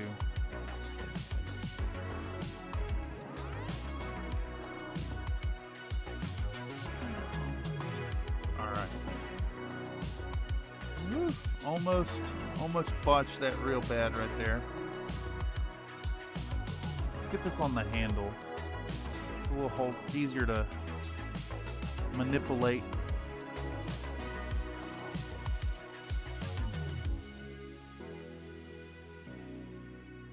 And see this black on the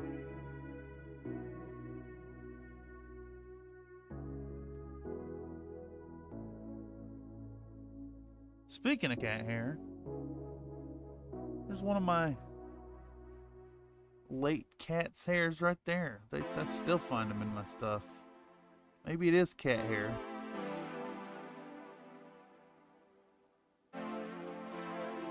She's been gone like 2 or 3 years now. I'm still finding that hair. Not even cat tells cat what to do. Yeah, exactly.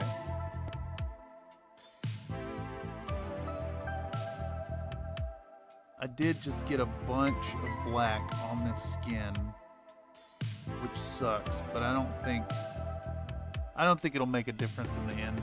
I think it's a detail that will be missed anyways. But let's clean this up as much we can there.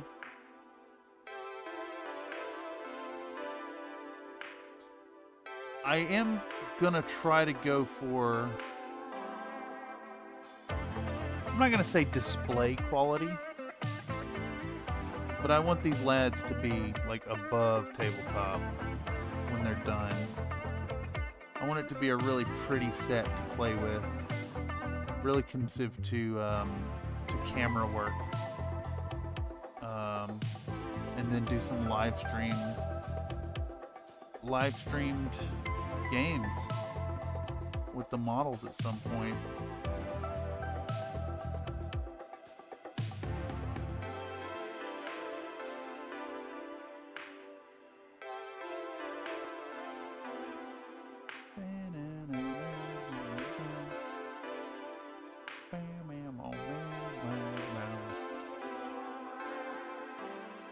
This is where the guitar comes in?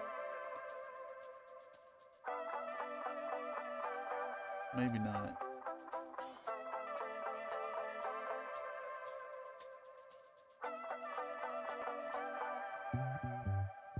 Yeah. Okay. Yeah, we're gonna go for black shoulder pads and then a black helmet. And they will get little painted on flame motifs.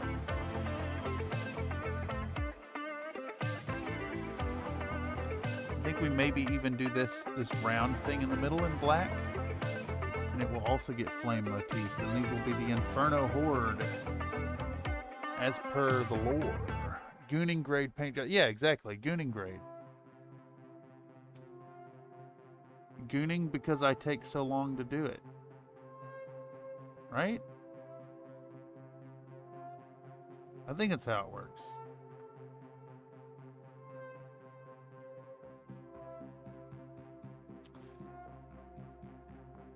And I'm thinking with the orcs, I'll do some variation between them. We'll do some with black padded armor and then orange shoulder pads, and the same with the Gretchen mobs. We can reverse them every now and then. Just, you know, a little bit of alteration here and there. I just want them to you know, be flamey boys. Scorchin' burner boys, if you will.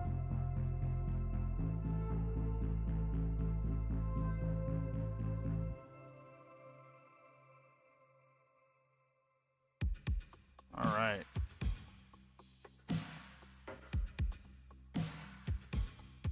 So we can carefully do this without spilling a bunch of black onto the green.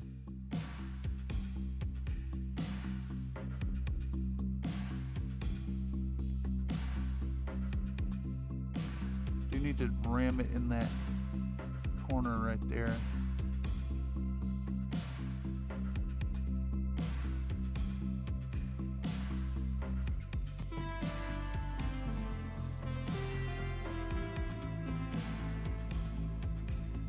And then I think we'll shade the green with warp lightning contrast, or the orc flesh. I'm not sure yet. I think the problem with the orc flesh is it's that first generation speed paint, and it's going to reactivate as we put future layers over top.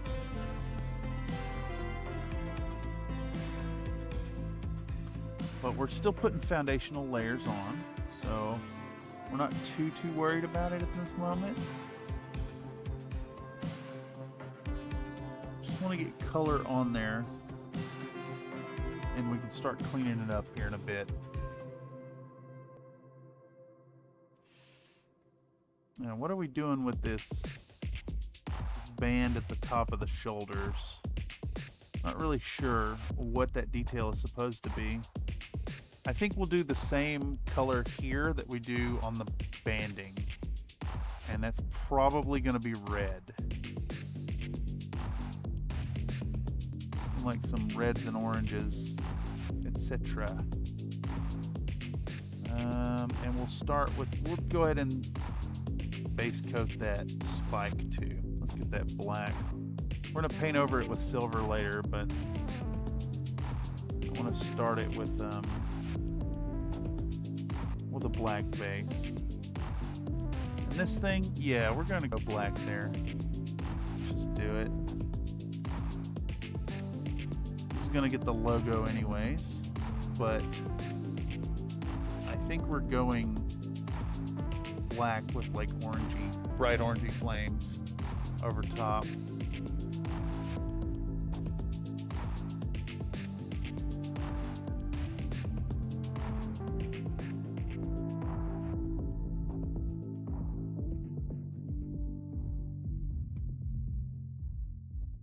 Okay.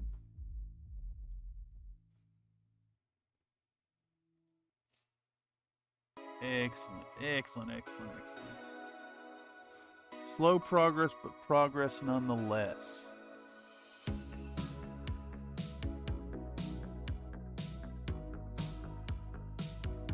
Yeah, that looks all right. Let's move on to putting some work on this boy. And these fellers, they're gonna get the gonna have black pants. The black pants will tie them back in to the rest. I want you to think like a little bit of Halloween kind of feel with these orcs.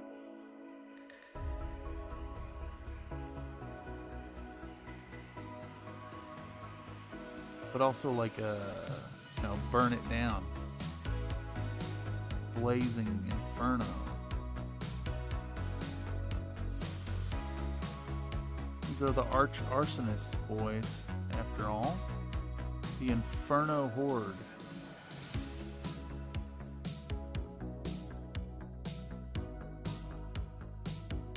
No opportunity for Burnas in it, because I'm not going to be building an army off of them. It's just the boys in the box set, you know.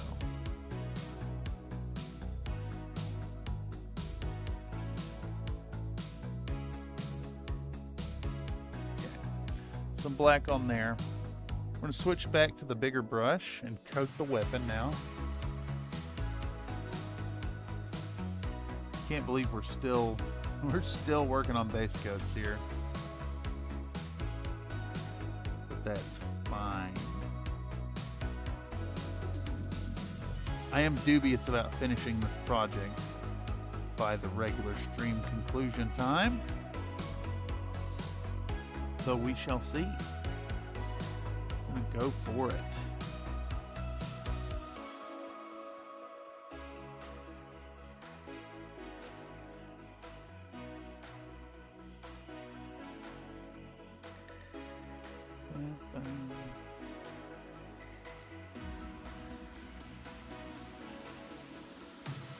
What color helmet on this feller? Kind of thinking we're gonna go with red helmets on them.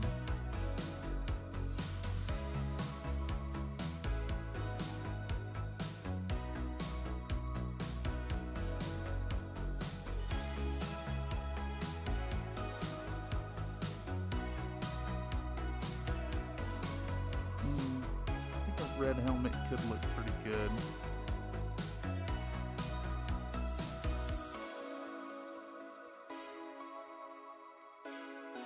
Or is it just black like the others? Yeah, we're just gonna go black on it too. Just like the orc boys. Black helmets, and then I'm thinking the little tassels that stick out of it will be red. And we'll hit those with, shit, we might even just use Blood Angel's red contrast color for those. Just to save some time.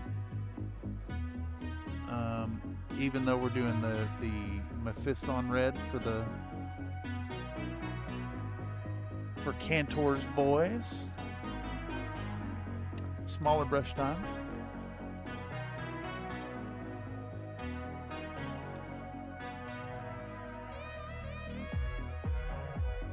Spike should also go black.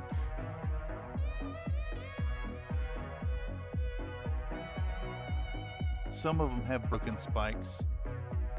I think we may do like half with spikes and half without, since some of them are busted. I guess I could always cast them up too. I don't know. We'll see when we get there.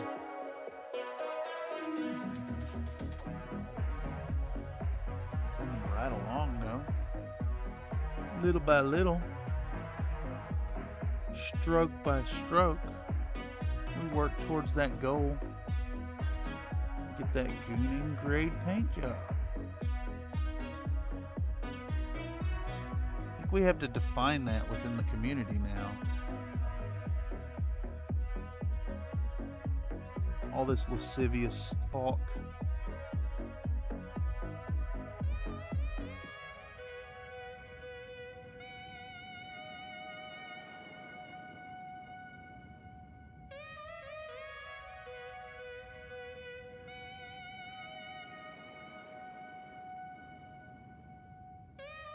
What are we looking at here? Some of the details are a little muddy on this boy. He's got like a belt buckle and a strap passing through it that leads into the belt.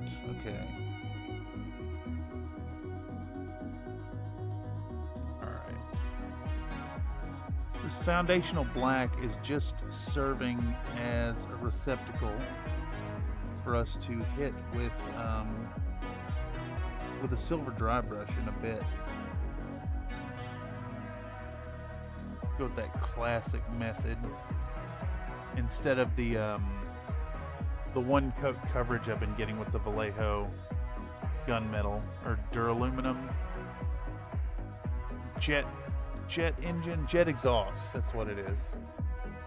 All right, our boy in blue needs some black on his weapon. He also needs black in the ribbing between the armor, so we'll start with that. See if we can't thread the needle here. Try to keep it in frame for y'all too.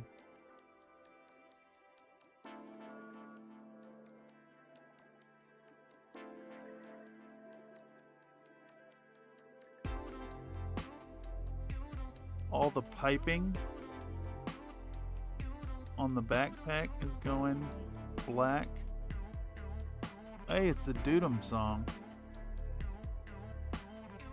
Doodum.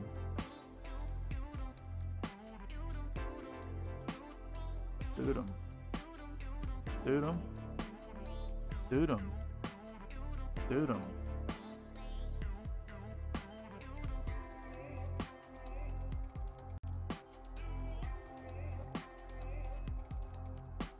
Okay.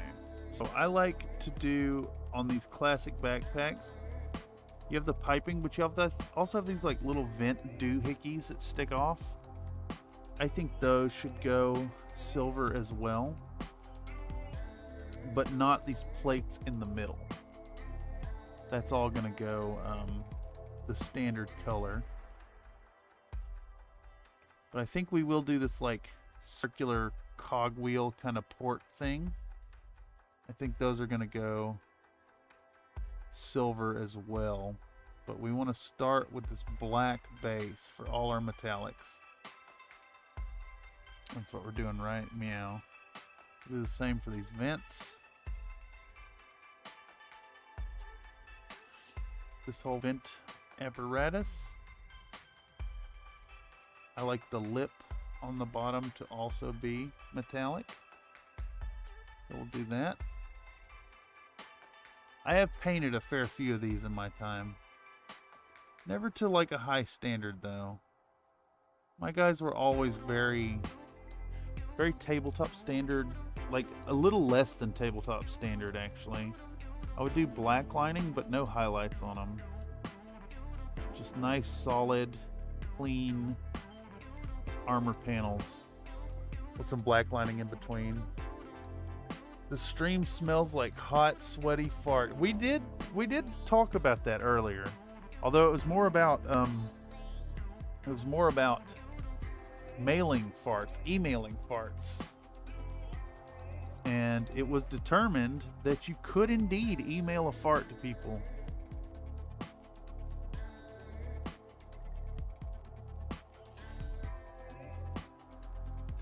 Now, as far as what this stream tastes like, well, it is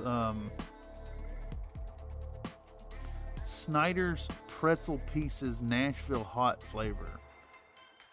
And I have some wicked indigestion from eating those earlier.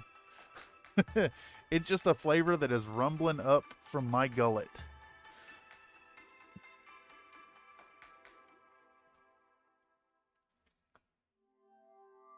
So let's drink some Crystal Geyser lime flavored sparkling bottled water about it.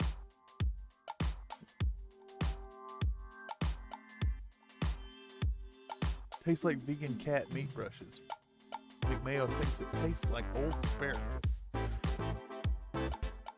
You know what? I bet Streamlabs is listening now, by the way, Nathan. If you want to try that command again. Yeah, Streamlabs is weird. It forgets that you're there quite quickly.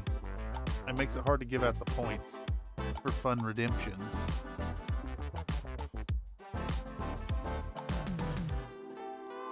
Alright, let's see if we can't get this black on here without making a mess of our boys' armor. This is a tedious step.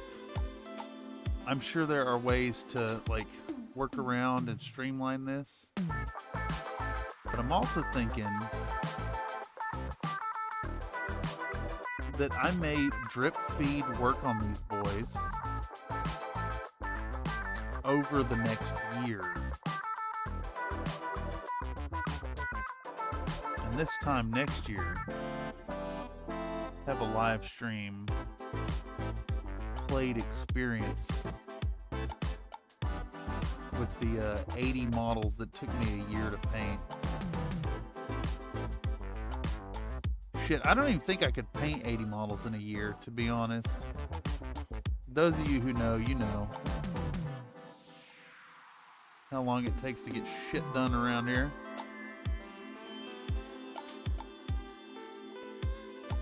Why is that not working? Why is that not working? Have I not? Oh, I know what it is. You're trying to give. I need to just mod you, Nathan. I don't know why it's not working. I'm gonna hook you up right now, McMayo. How many points were you trying to give? Was that 100,000? Let's do it. 1 0 0 0 0 0. See if that works.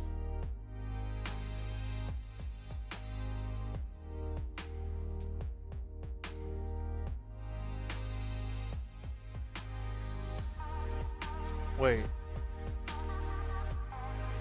Oh, it took the one I put and not the one you put. Another. Yeah, I need to just mod you, Nathan.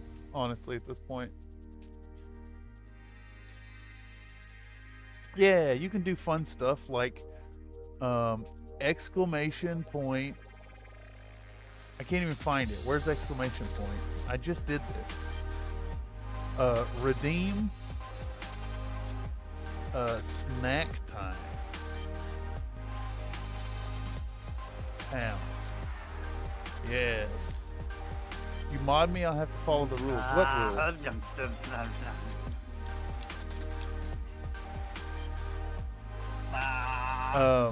There is a page, McMayo, in the description down below that takes you to the CloudBot redemption page.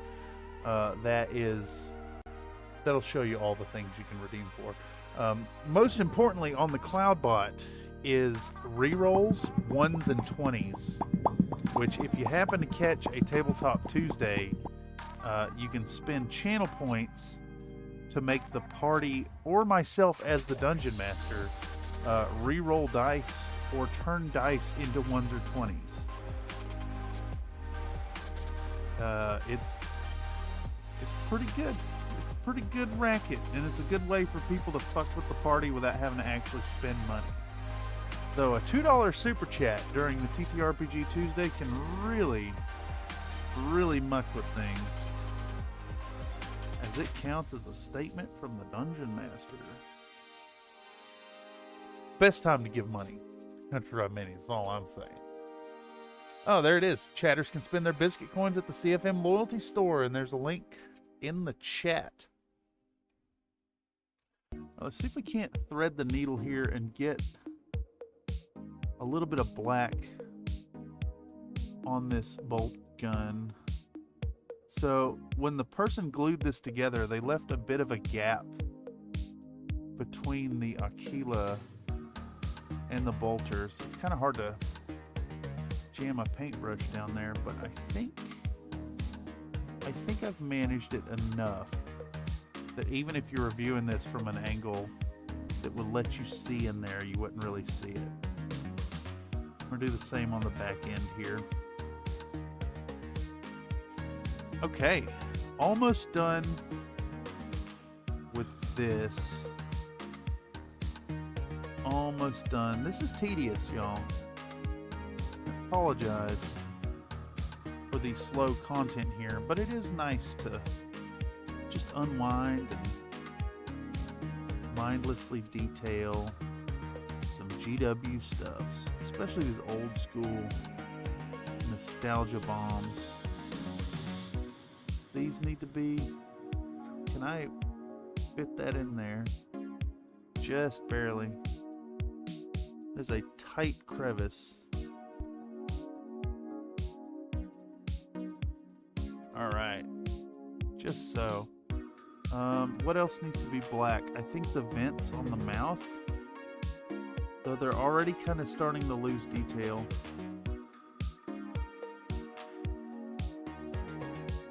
We may leave those black, to be honest.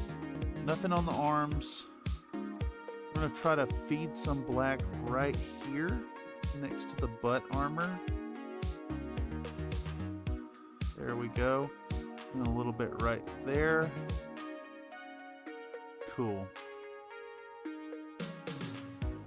And then I think this is like,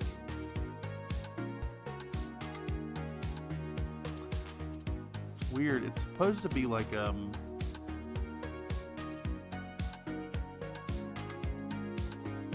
supposed to be a handle for like a holster, I guess. I'll paint that up like it is just not long enough of a detail. Very compressed. Oh, jeez. I don't have to look up anymore. I know what, I see it all.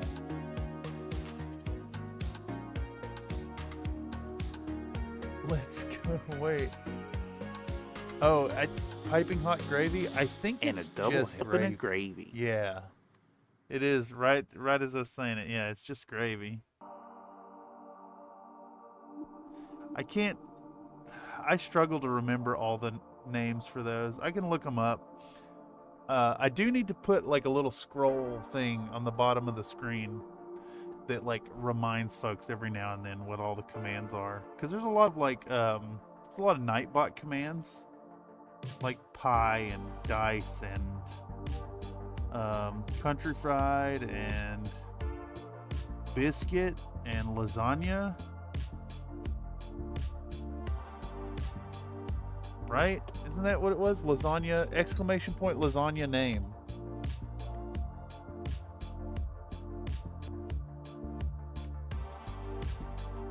Yeah, it's there's the potential for interaction is there. And I do like that the streams are small enough that I can still directly interact with y'all. I put some paint on some bases, got the metal plates cut for the drop ships, got 2 gluing in right now. Oh, because you're going with like the magnetic thing? Yes. Yes, me gusta. Alright, what's next? We want to put, oh fuck. I missed some black. Some black right there. I was just gonna say we need to do a coat of the Mornfang brown on our Space Marine.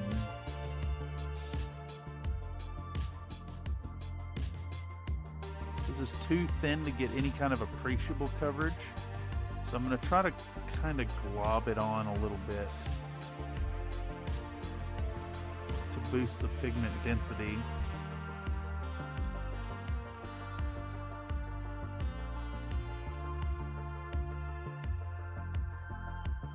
Yeah, that Mornfang brown is really nice.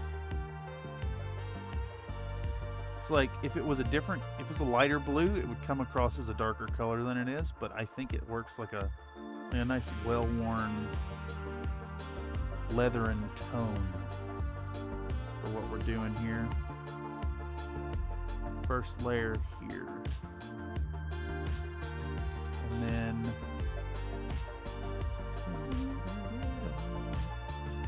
is that all? I think that's all he gets.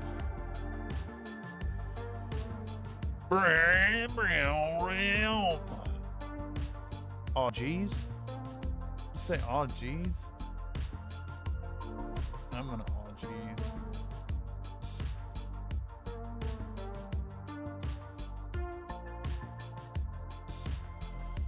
single case drop ship from magnetizing. Yeah, exactly. Oh, jeez. All right, we're gonna do a second coat of Mornfang Brown on the pants now. Yes. Just saying, Mr. Dunkin' Donuts. Needing 2 coats on everything doubles the amount of time that you spend painting.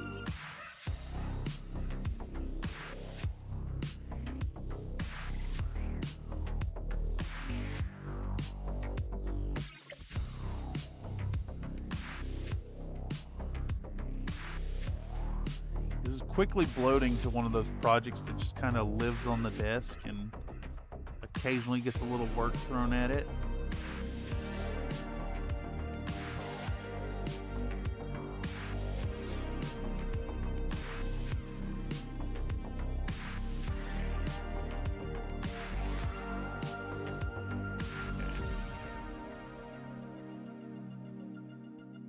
There we go. I think we're gonna try to put a little Mornfang Brown on this guy. We'll do these, it's got these little cuffs at the end of his pants. And I think we'll Mornfang Brown those.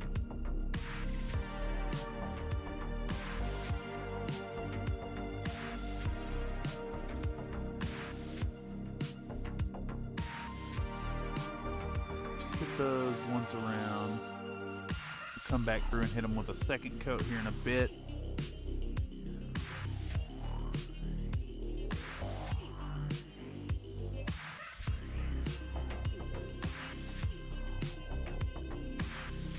Okay, that's acceptable. Acceptable.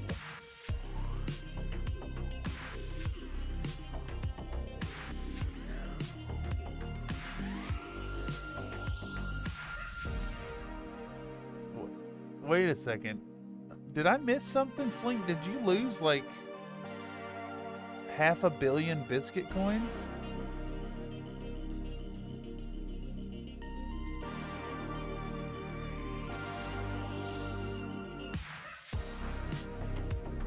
That's unfortunate.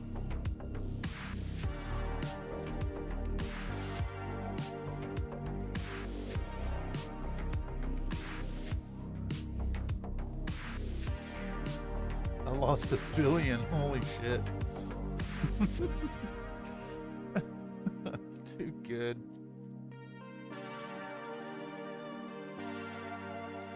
Well, please have the 44th tray of lasagna. The gambling has been... Look, as far as YouTube is concerned, that is so much interaction. It's pretty bonkers, actually. All right. Let's continue with the oh, that is really dried out. I think we need to revitalize this paint. We're gonna put a drop of the XV88 and a drop of water. I was just gonna add water to it, but it's gonna thin it out too much without adding a little more paint to it. And we've already been fighting against too thin paint tonight anyways. I don't want to get stuck down there, you know. Gambling was a good thing. It's dumb fun without costing people anything. Yeah, I agree. Not like real gambling. Well, I mean, the real danger is you could build up a stockpile of biscuit coins, which could directly influence the Tabletop Tuesday events. Because I did boost the cost on rerolls, 1s, and 20s.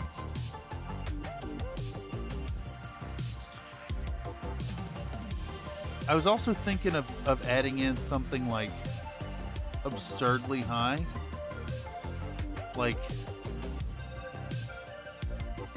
imagine a redemption for 1 billion biscuit coins to just end the stream. I think that'd be really funny.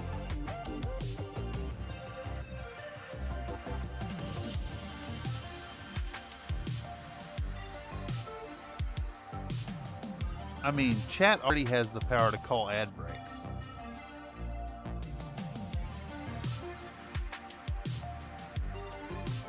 Imagine if you could just kill a stream on command. I think it'd be really funny. Also really love the idea of the ping pong ball cannon thing. I don't know how to integrate it though. I've seen some of the Twitch gamer streamers do that. Like 20,000 biscuit coins that had, and you'd be able to have a thing up here that shoots ping pong balls at my face while I'm trying to paint. I think that'd be hella fun.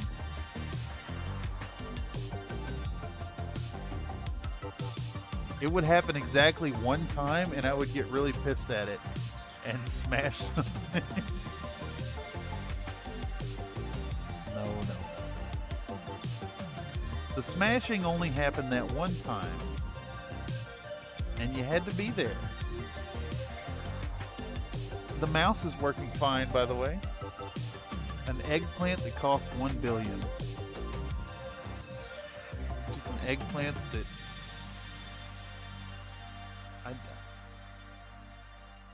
It'd have to be a lot. It'd have to be, like, really disruptive.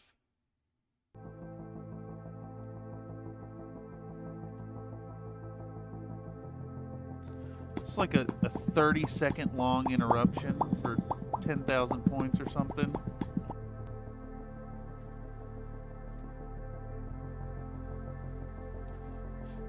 I still think Popcat is the best, though. Because Popcat, again, I think if 10 people cashed in Popcat every... Oh, I can't remember how often you do it. I think it was 10 people. If 10 people just spam Popcat at the redemption rate, you could potentially work together and completely hijack the stream and still gain positive biscuit coins for watching and participating. How many biscuit coins does it cost to stop the stream? Don't know. We're just we're pondering that right now. What are the rates? What are the current rates? All right, if I were to pull up CloudBot, here, let's go through them real quick. So, let's see. 10 points for the butter, 100 points to re-roll dice, 250 points to turn a roll into a 20. What's the most disruptive one? An ad break only costs 15 points. Trained Professionals 30, Oni Lab is 69, Cream of the Crop is 75. Is that the highest? Is it the most expensive one right now? Most expensive, like disruption? It'd have to be a lot. It'd have to be a whole hell of a lot to get people able to end the stream. There we go. This one's 75. I am the cream, yeah. The cream of the crop. And there is no one that does it better. Oh yeah, Woo Woo is 150, and that's like a long disruption. Well, you want to woo woo? It's that woo woo. You know what I'm saying? Some neighbors are saying way too loud. That's only in the morning. You're supposed to be up cooking breakfast or somebody, and so that's like an alarm clock. Woo woo. Yeah, I'm thinking 1 billion. A straight up 1 billion. Like, if an admin wasn't handing out 1 billion coins to someone, then you'd have to sit in here and grind a gamble to be able to have enough to end a stream. And I mean, given that the streams happen, like, you know, usually every Wednesday at least, it's, I think it's Woo Woo, all one word, WOOWOO, I think.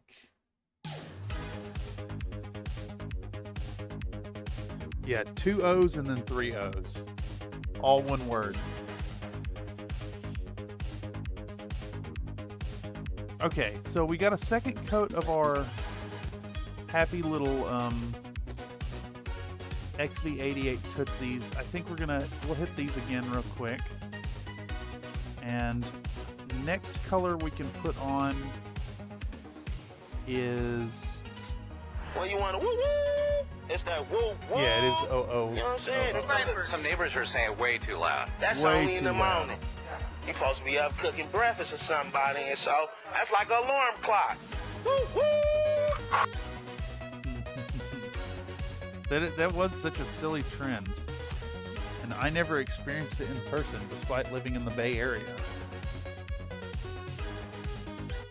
The whistle tip thing just seems a little strange to me. It is noise for the sake of noise. It is antisocial behavior.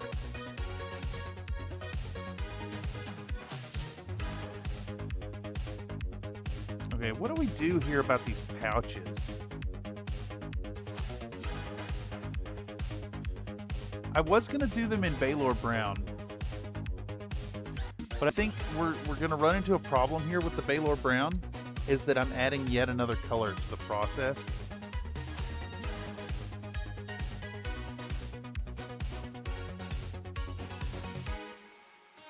Yeah, we can do it. We can do it, because I'll do the axe handles and the horns in the same color anyways. Let's fucking do it.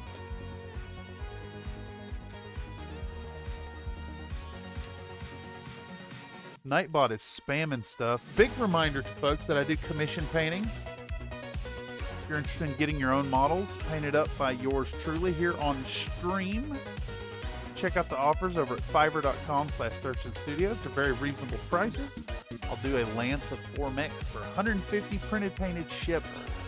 And of course I can do other models that aren't just Battletech. Oh, jeez.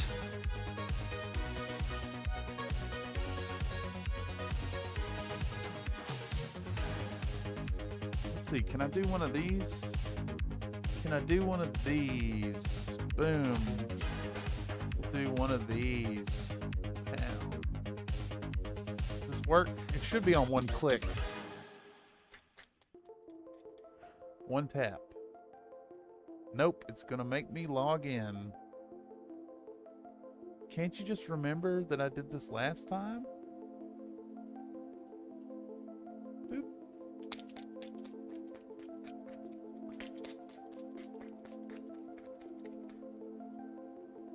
All right. Got it. Does that go through?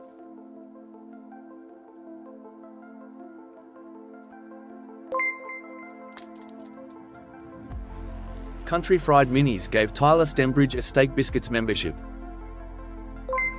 Well, I tried to toss one out to you. Country McMayo, Fried but I Minis have no gave control Dardia over Gaming that. a Steak Biscuits membership.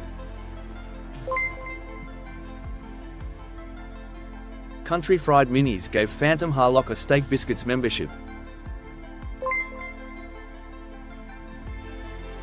Country Fried Minis gave Rob Ribb a Steak Biscuits membership.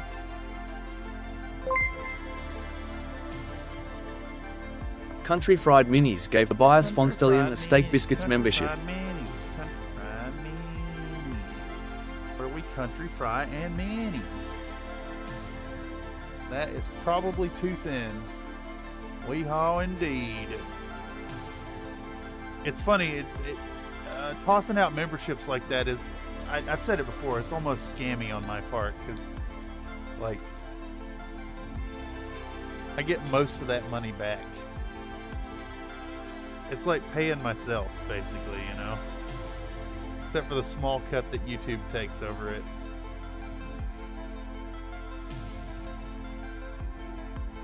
But you know, if you show up to the chats, if you show up to the streams, there are almost perks. I think if membership hits a critical mass, I'll start doing some members-only streams. I'm not really a huge fan of that idea, honestly. I think it's a little too exclusionary.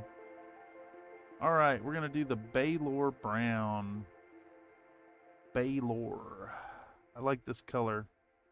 It's like a yellowy, almost like a raw leather color.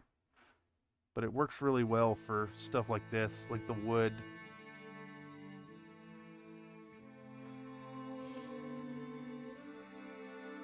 I can't believe how slow this is going. Even these, like, old school models have so much detail on them.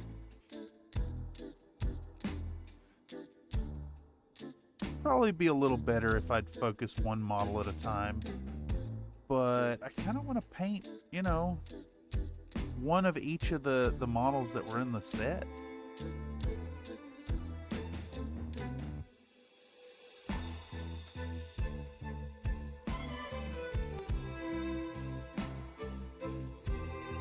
Alright, what is this? Beat Mama's Tune by Ingrid Witt.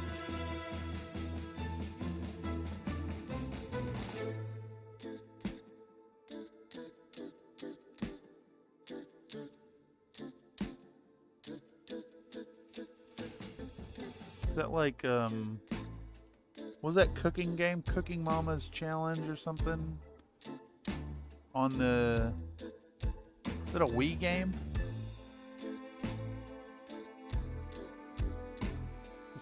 Same thing, only music?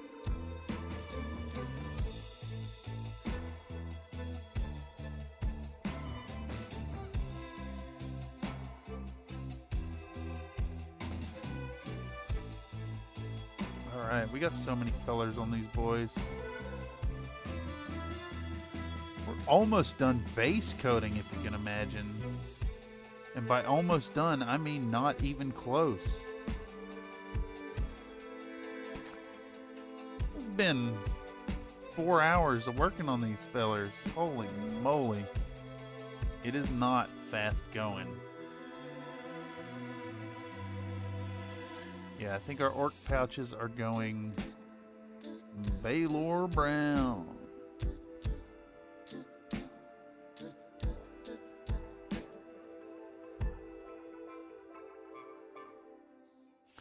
Baylor Brown. Getting that Baylor on. Is that in frame? Looks like it.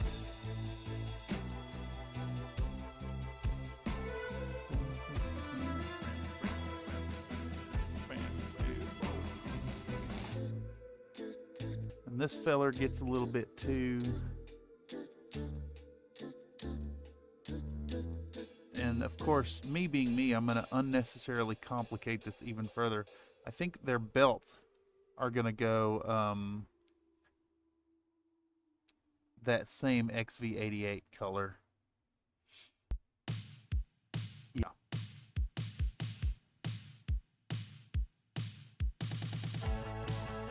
We get two similar tones of brown on there. One more brown and one more yellow.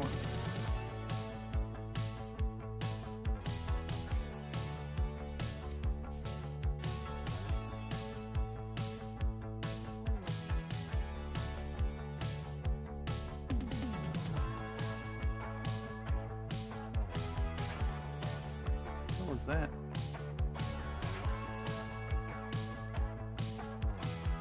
Stray string? Alright, get that on there. Get that on there. Get it all on there.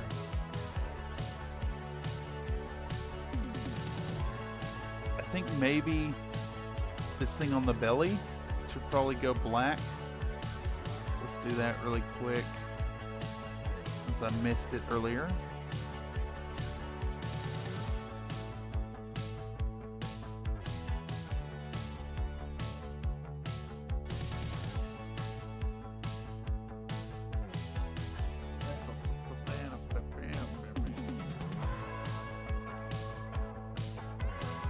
It just hit me that I'm painting pumpkin spice latte orcs. And I'm okay with that. Doesn't bug me in the least. Alright. Let's bust out another contrast color. And we're going to hit the little flappy bits on these orcs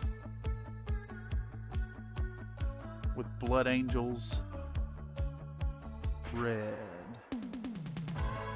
Very powerful Very powerful red tone. Should overwhelm any of the green spillover we had earlier.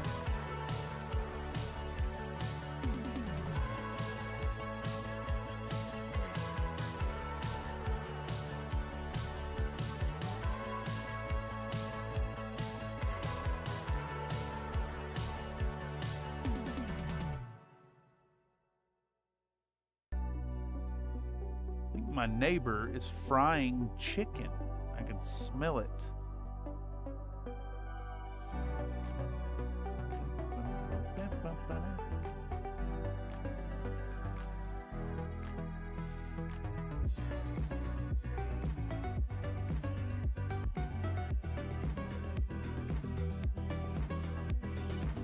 I think all this red and orange. Oh, fuck, that was a bad spillover. It's going to be hard to recover that. A little bit of green skin there. This color is very similar to the orange we were just using. I don't know if it's going to read how I wanted it to.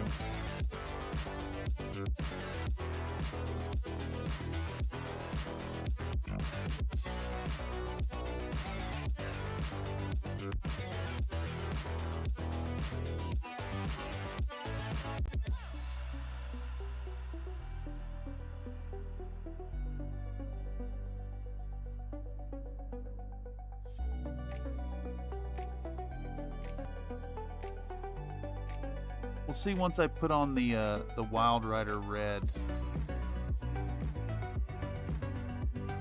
on that orc.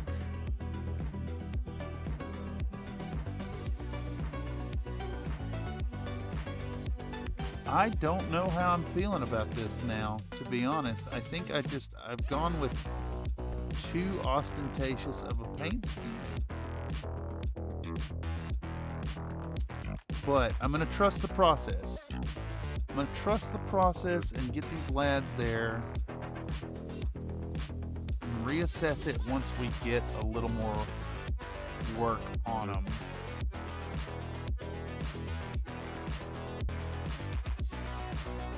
And I think he's going to get a red armband as well. Flappy Bird. Yeah, exactly. Exactly. I do like that this red is very overpowering of the green for sections like this. So instead of like repainting it white first, I can just blast it right over top.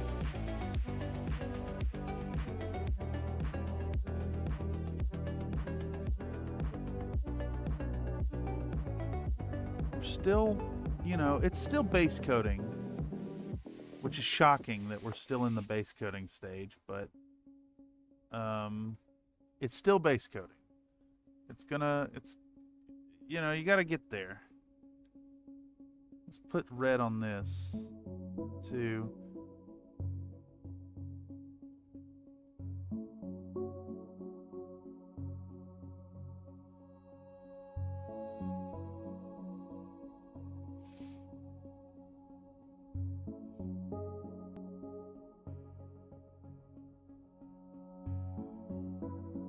See some spots that got missed.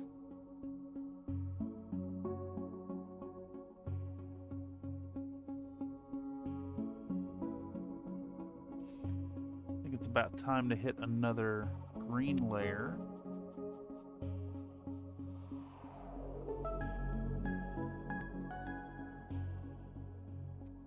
These guys haven't even gotten the first ink wash layer. I can't believe how far in we are. I was actually thinking we might finish these tonight, but this is taking a shockingly long amount of time. How is our Wild Rider red looking? Oh, it is in rough shape. I think it also needs a stir BB and a few drops of water. So the Wild Rider red is going to go around all the orangey bits, all where the white is here. And I think that'll look pretty good on these boys. Really? Why is that not? Ah, yes. It is completely gunked up all around here.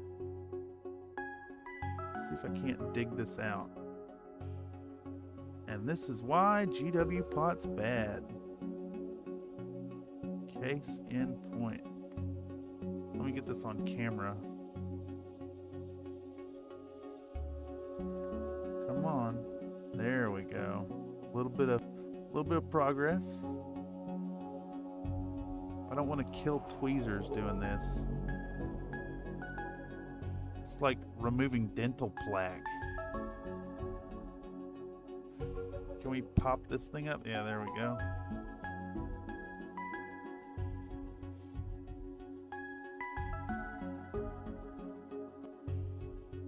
Good Lord.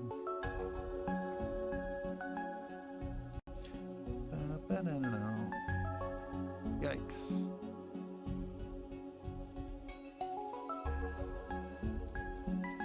If I could just get it started, I think I could pop some of this free and dig that up out of there.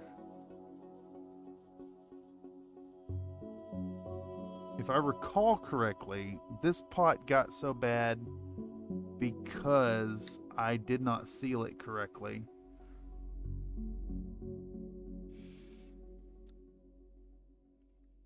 I'm trying to do this on camera too. See if I can't lift some of this out.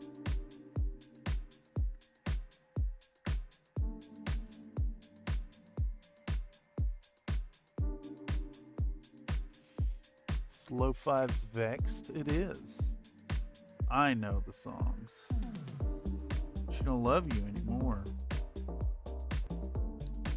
Much like I'm feeling about this paint pot here. Holy shit. Oop. Something's moving. There we go. We got a tip. Damn it. A little bit free. That's how I feel about you, GW. Oh yeah. There we go. It's almost like there's a special kind of satisfaction in getting that shit free.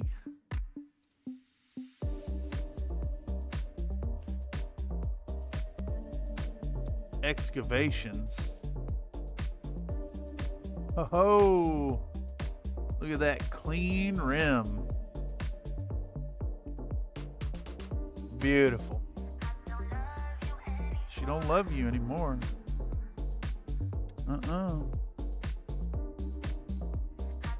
See if we can't pop our little tab back. Come on, meow. Really? You really gonna do me this way? There we go.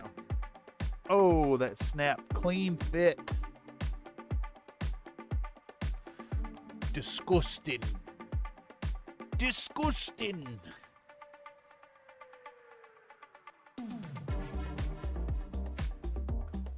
Yes, GW. This is what your fans want right here.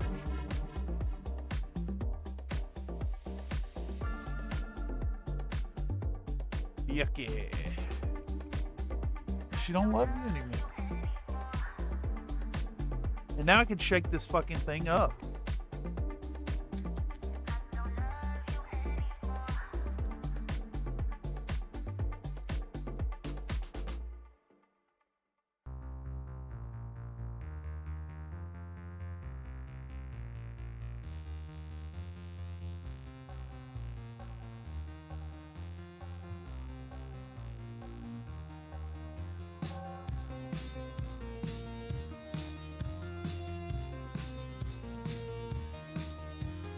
One that goes beep boop ba-doo-doo-doo.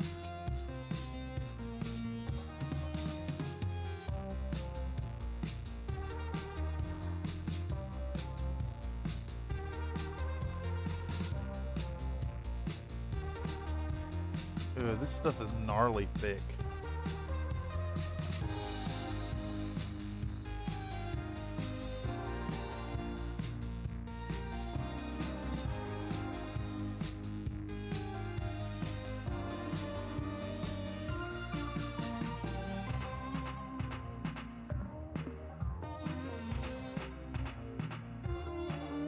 Almost a properly reconstituted paint there.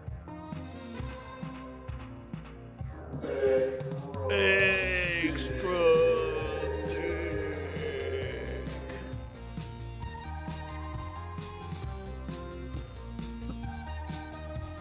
thick paint.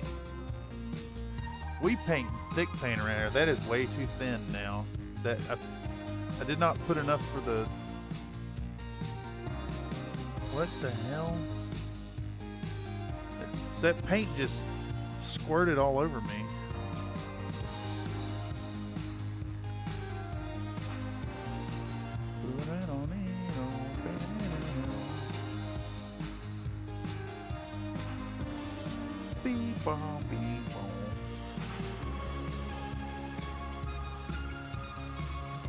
All right.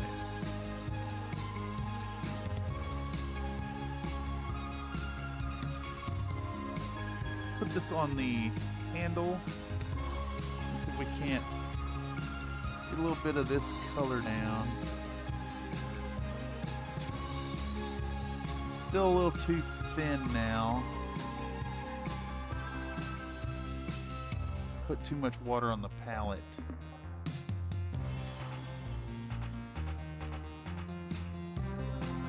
Wild Rider Red.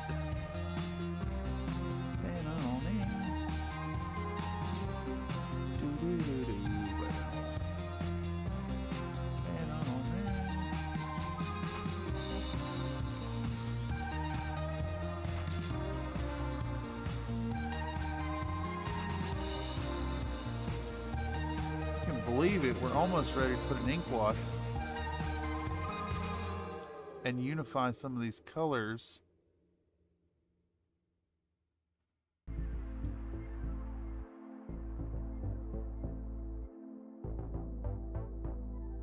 You know, I probably could have got away with just hitting this whole thing with that Griffhound orange now that I'm really looking at it. But I am thinking of highlighting these with the Fire Dragon Bright afterwards. And I think that'll look really good. The oranges and reds. And flames.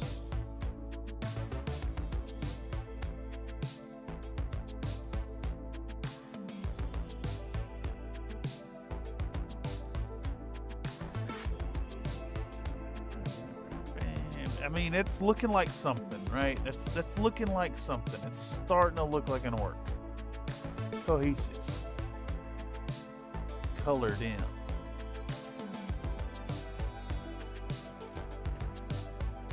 Okay. Alright, so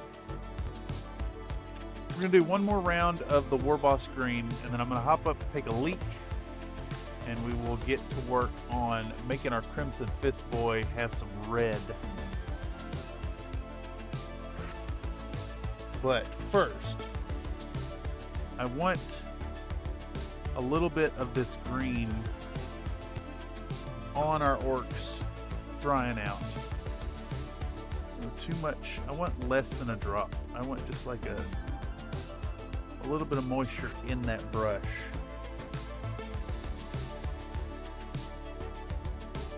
I need this. Well, that's still not enough wet. Just a little bit of moisture on the brush. I want less than a drop in it. I'm trying to skirt the line between thin enough to not clot detail and thick enough to actually apply some paint.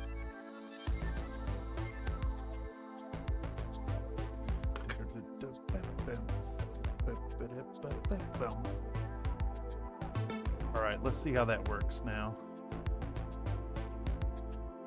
Oh yeah, much better.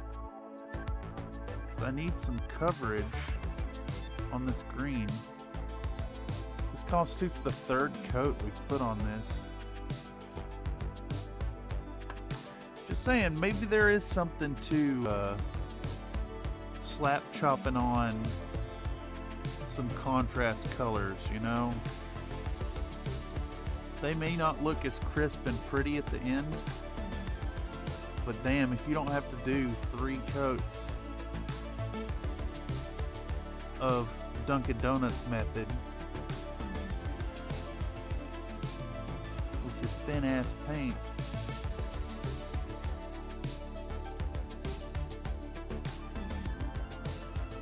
We'll still do a clip about thick paint eventually.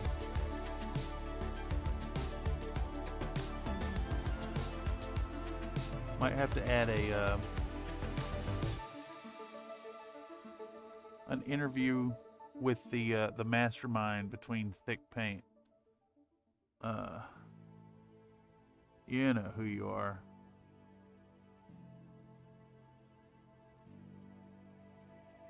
Should have just enough paint here to coat this. And then I'm at the BRB screen. And then I BRB and we'll actually paint. You know, it's also hit me too here that I've only got 3 models. So what's going to happen is I'm going to hit them with an ink wash.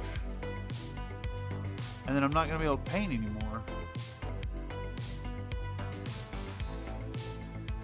Which is a problem.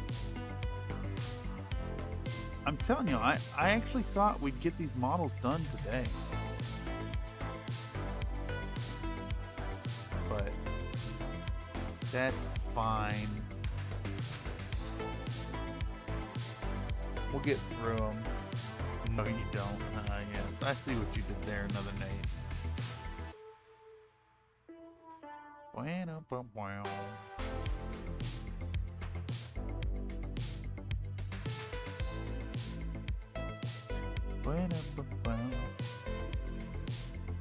I like this track. Who dis? Oh, of course, it's Lupus Nocti. Who else would it be?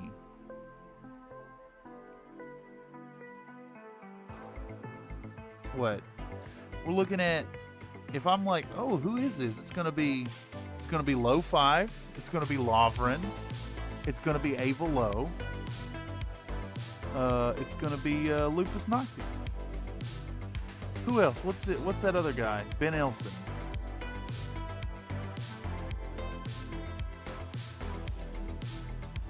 I still need to add that other artist that I asked you like 6 months ago. Another Nate. I'll have to dig back through our conversation and make a point to actually add their library to the music choices. It's remarkable. There's like 400 songs. Yet we still hear a lot of the same stuff. I guess it makes sense for the length of these streams.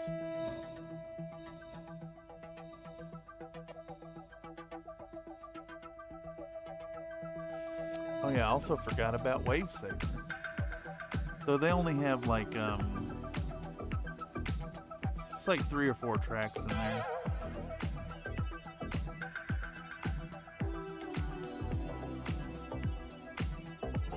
Was it this one? Zombies from Space, Humbot. Maybe they only have 3.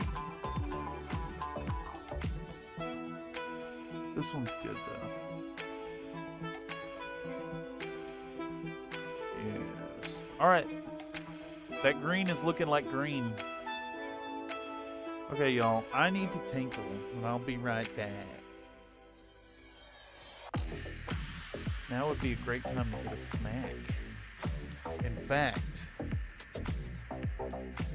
time attack? I think time attack is Lupus Nocti. We're gonna do this.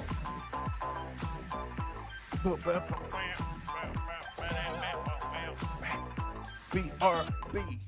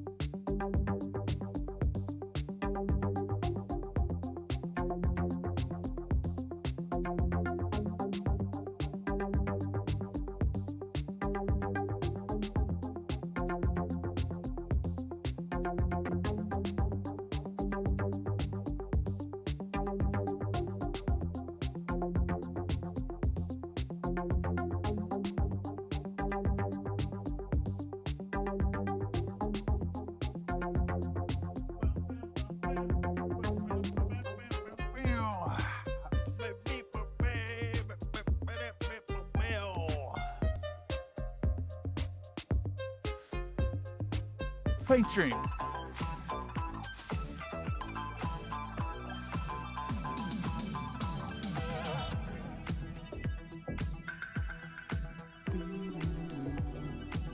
Good Lord, that wind is blowing. All right, we need to look up Crimson Fists. We need to look up Crimson Fists.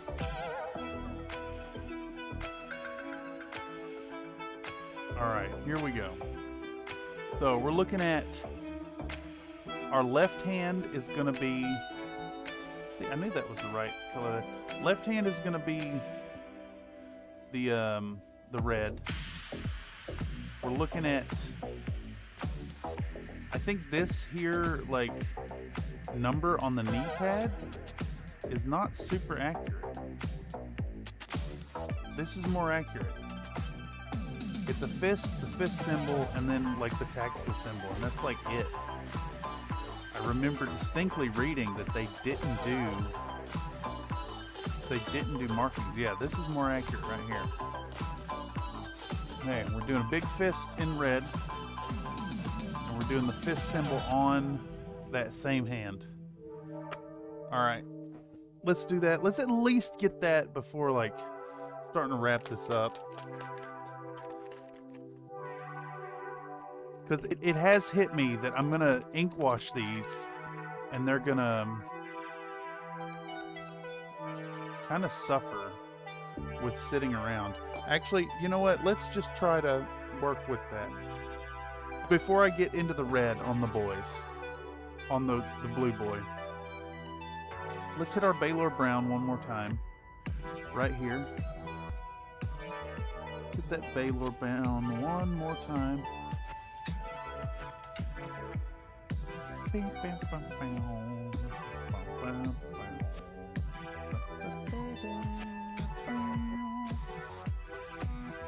Because what I'm going to do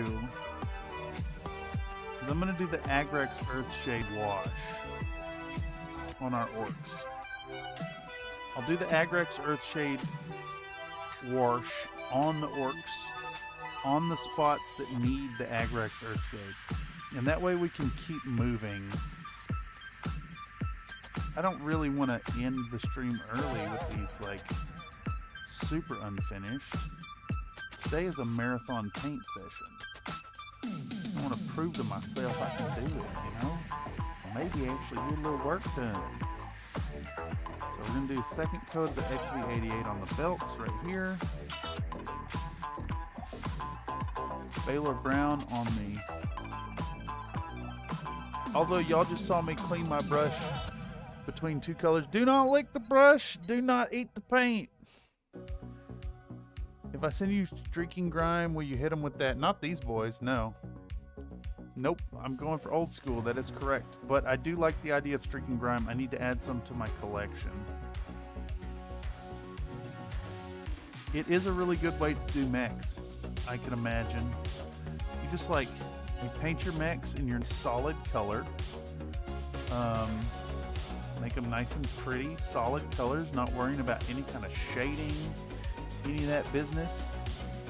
And then you hit them, you soak them with the streaking grime, and then use your makeup brushes, makeup sponges, I should say, a little bit of lacquer thinner or enamel thinner, and remove that stuff. Yeah, it sounds fucking fabulous.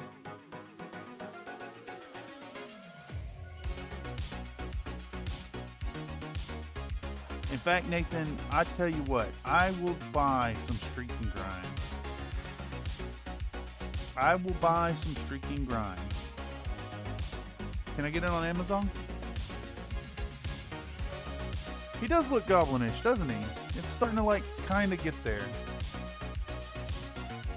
Popcat. What do you mean he looks Popcat? Oh, yes. Alright. Streaking grime. How much is streaking grime? Is $11 too much for streaking grime?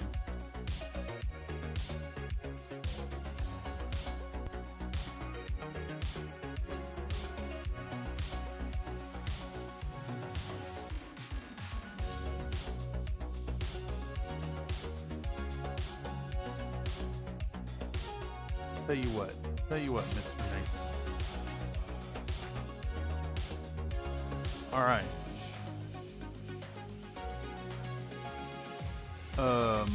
Here, let me back up here so you don't see my numbers here. Here you go. Streaking effects.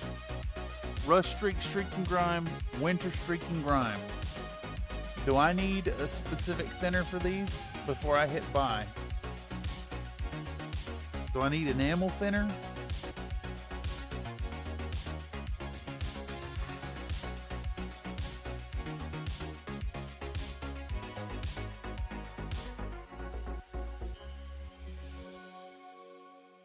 Or is it the same thing as my white spirit?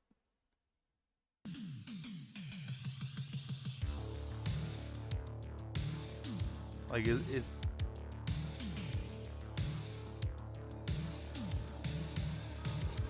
because it looks like AK Interactive sells white spirit.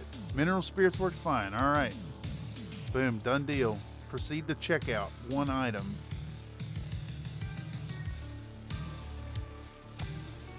Where's my damn... There we go. Hit the button. Place your order. I'm going to use streaking grime on those mechs I'm going to paint up. Hello, Go For It Painting. Welcome.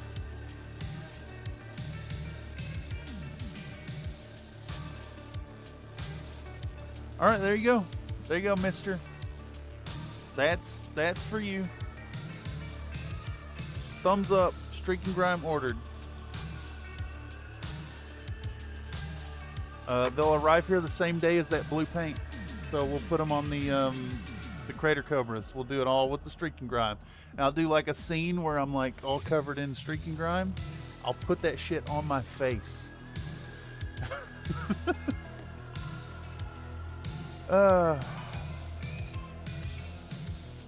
It should be fun. It should be really fun. All right, what's next here? I need to clean up these pants. These pants need a little bit of green spillover cleaned up. Okay. There's some white showing there. Let's fill that in. Let's hit. Did this guy have brown? No, but he does have the Baylor brown right here that needs to be colored in. There we go. And then we'll clean the brush swiftly with our tongue so we can keep moving. The belt gets, what is this? XV88. The XV88. There we go. Yeah. Just like so. And then we'll do another layer of our Mournfang brown on the cuffs. Okay. Excellent. My neighbors are moving their furniture. I think they may like... I think my new upstairs neighbors may have like a put away dining room table situation going on. Careful, my grandma's cousin's stepbrother went into a coma from putting streak and grime on his face. Oh yeah, streak and grime, yes. I like the streak and grime though. Don't be showing the world your address, you gooner. Delete that after the stream. Nah, fuck it. My address is on my business card. What are you gonna do? You come in, you're gonna charge past the person at the door. Are you gonna send me? You sending me anthrax? I mean, if one of y'all in here sends me anthrax, it's one of 10 people who are in this chat right now. So like, I don't care. Have the address. In fact, I think most of y'all in here have my address already. Or at least some of y'all. Okay,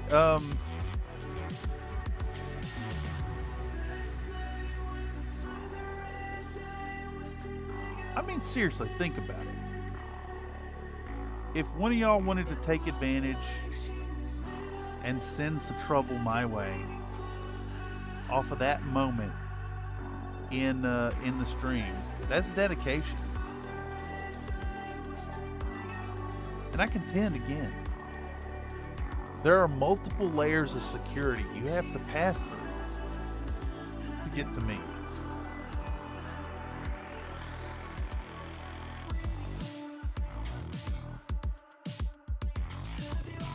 Okay, so what are we doing here to make this fucker work? I think we're going to hit these boys' pants and pant-related sections with... We're going to hit them with the Agrex Earthshade and set those off to dry. And then while that's drying, we'll hit this boy with the Mephiston Red, and then he'll be ready for an ink wash. And then hopefully these will be ready to start drying out. I'm on my way to the Anthrax store right now. They sell the full discography of Anthrax, right?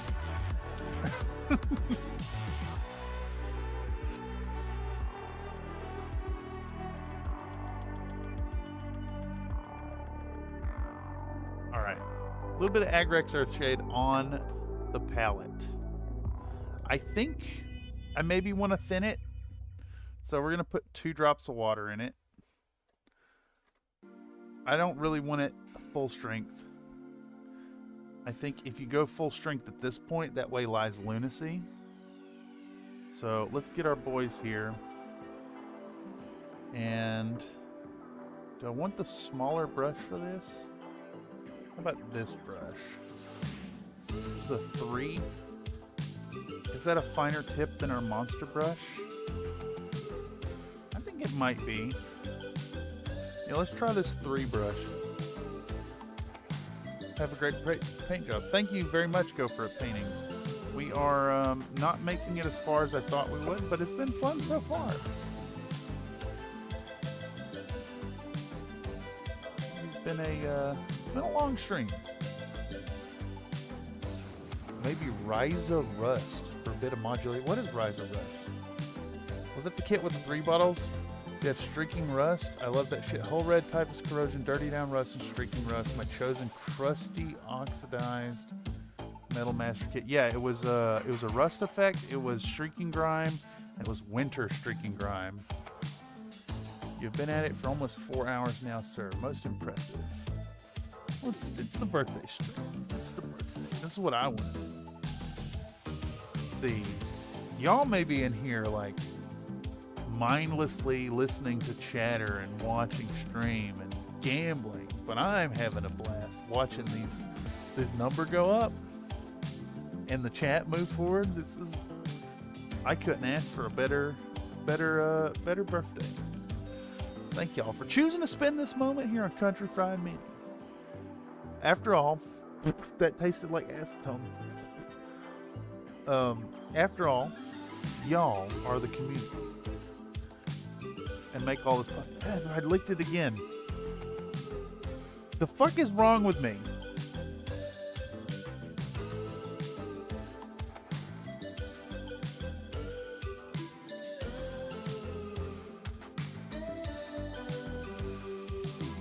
Don't lick your brushes.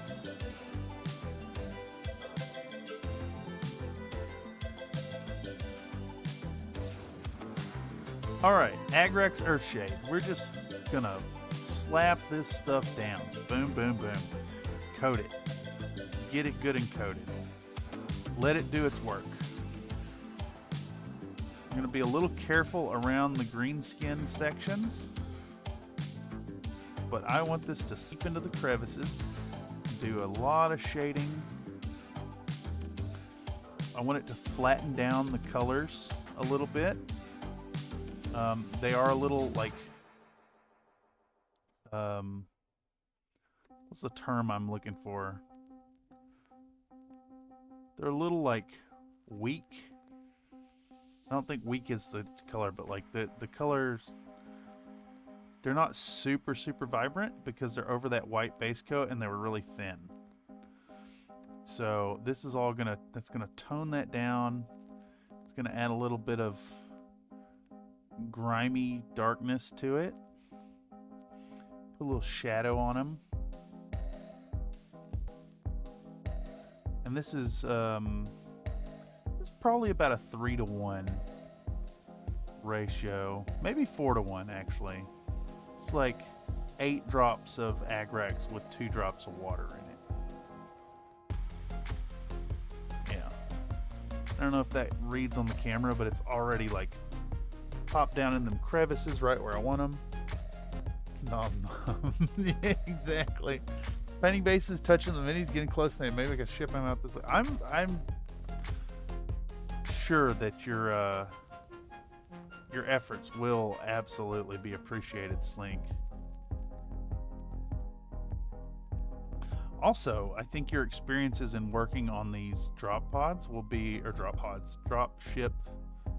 I guess they kind of are pods, right? Drop ship storage pods will be a nice lesson in making them work for the rest of us here in the CFM community. I'm anxious to see the results. Get some good hobbying in.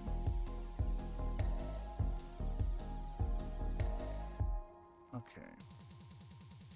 And we're just hitting these with hitting them with the Agrex. My brother swears by this stuff. I wasn't really sold on it until somewhat recently. I use Nuln Oil for everything, and the Agrex, it serves a similar role, but not to the same capacity. Sometimes you want a muted effect for the dark wash. I guess it's the difference in what's the Army Painter variants? Strong tone and soft tone? I can't remember the names of them. I sent you the screw crap version, didn't I? Yeah, it's the final build. Yeah, that's the one. That is the one. Yeah, but I wanna see what you're working with. Your finalized version that you're shipping out when you're done. I think it'll be great. Unless it's a surprise that you can't publish.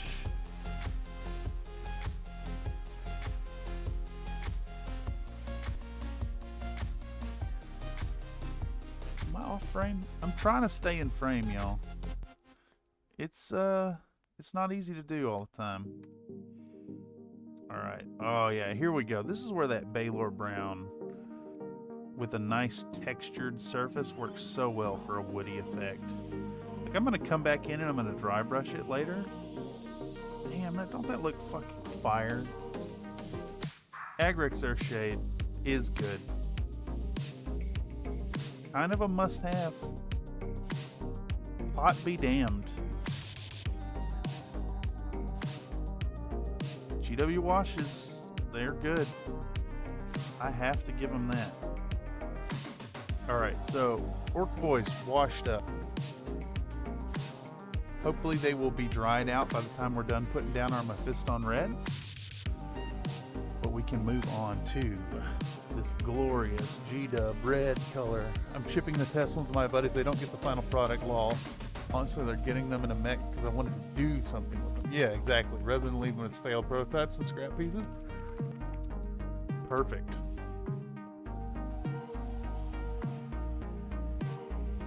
Oh. I just had a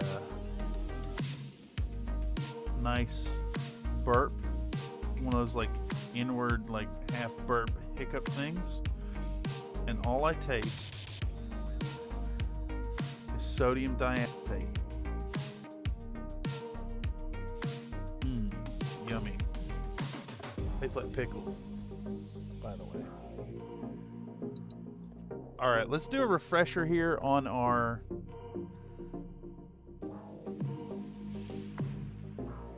what are we looking up? Crimson Fists. Crimson Feasts. They do not have, I was thinking they had red around the shoulders. They do not. It's just the symbol. Okay, so let's get our red here. And let's just paint this whole fist red. A little at a time. Next, we'll go ahead and mount this boy to the thing. And I think we want this like glove band to this gauntlet start.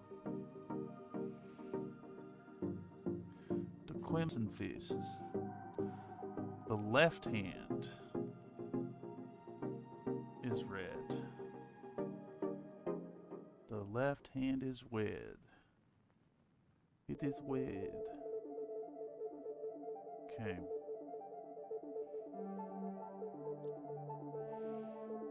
I think I need a smaller brush now too. Because we're gonna do a little freehanding here.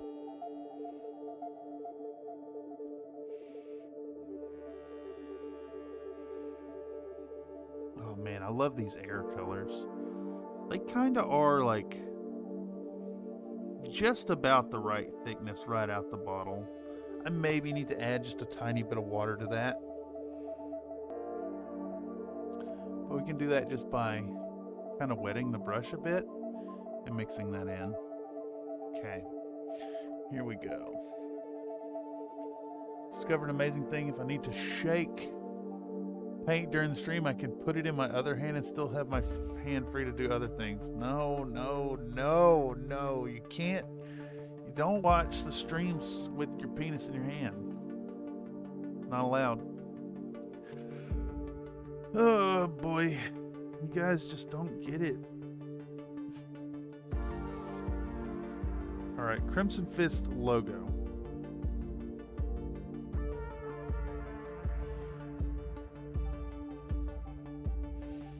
Alright, we got our reference here.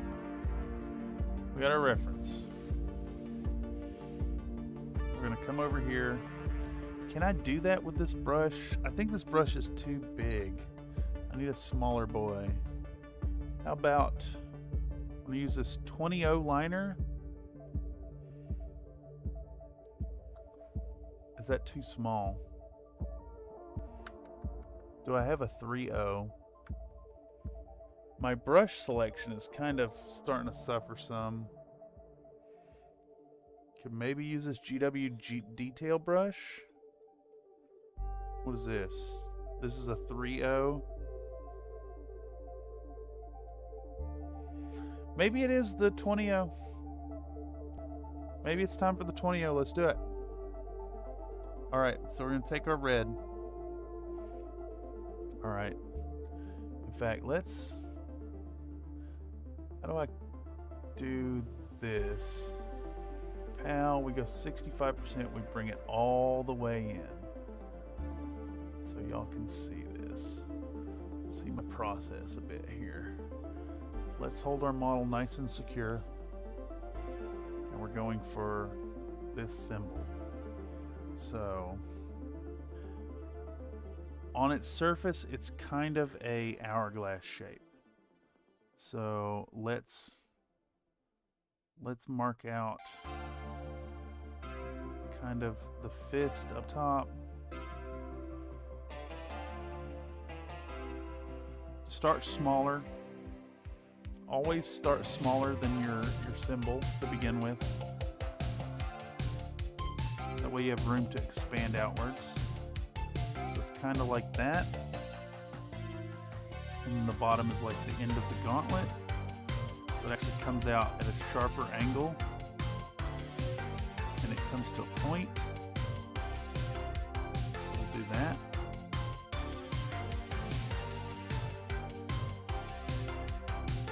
Okay. And what I'm going to do here, I'm going to lay down a foundation of red just over the whole thing.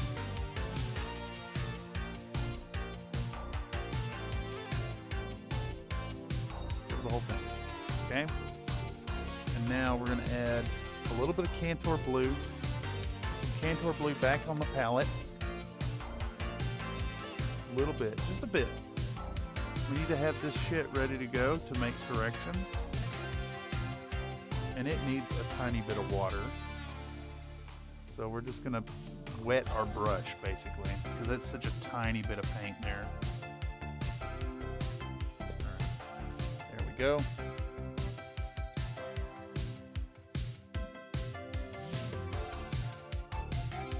And we're still working with this 20-0 brush. I hope y'all can half-ass see. We're gonna grab our Cantor blue, and we're gonna enhance the divider line right here.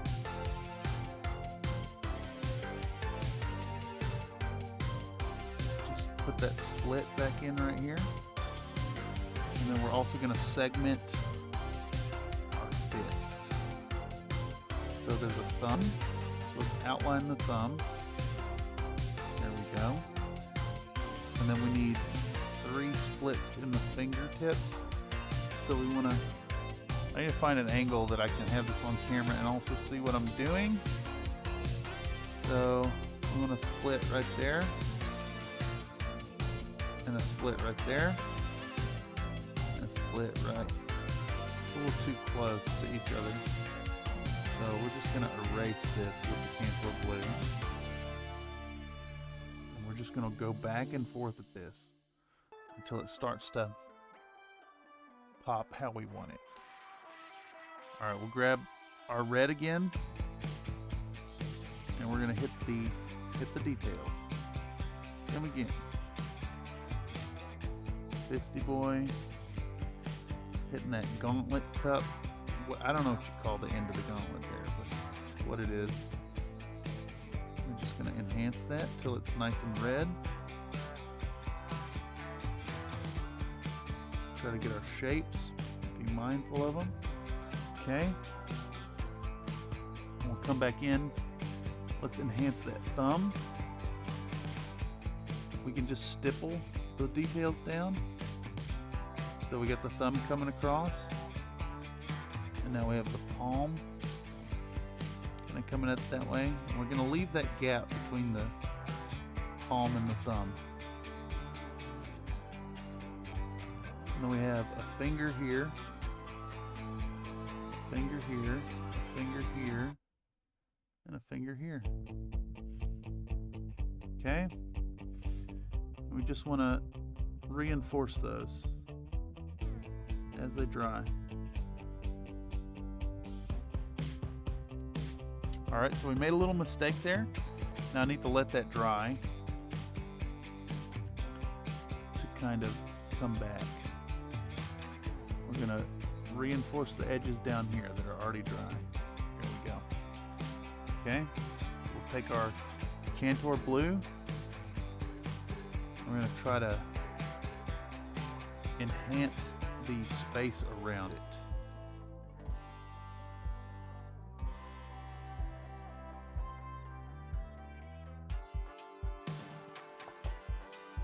Alright, do I have any blackout still? Yes. I'll take a little bit of our black. Take a little bit of our black and our Cantor blue together. And we're going to make a really, really dark black blue right here. It's darker than the Cantor blue. We're going to butt right up against the red again.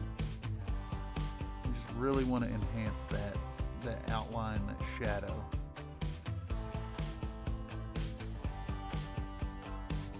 Just be real careful, take your time. Any of y'all out there can do this. You just need a nice sharp brush. And you need to reduce your symbols to shapes. Alright. Take our red again. And it looks like we can just about come back in and hit the pinky and the ring finger and the middle finger and the index finger. We're going to come across there again. Now, we're not actually like at a point of doing highlights, but I think I want to take a moment and talk about highlighting these. So we'll take a little bit of our Wild Rider red and mix in our Mephiston red, and we get this nice like orangey color, and just the same deal as you would for a mini. I'm going to highlight those like upward facing edges. A little bit here, a little bit there, dot, dot, top of the thumb. The edges of this down here, like to the outside, and then the little sharp thing at the bottom. And I mean, come on, that's fucking, I mean, y'all can't really see it, unfortunately. I see it's so hard to make out. It's way easier to pick out with the naked eye. You can boost the contrast even more with like blacks. So let's take a little bit of blue, and where we screwed up earlier, we're gonna sketch back in that division between the two fingers. Okay, and see I screwed up here, so I'm gonna come back in and add the red back in, and then we'll add the highlight back in. It's just a back and forth process. I believe in you. I know you can do it. Whether you're doing mech scale imagery, whether you're painting on Space Marine logos, whatever you're working on, I believe in you. We're going to boost these knuckles up a little higher too. I mean, it's a fist. It's a fist. Let's see, if I actually like, if I take a picture of it,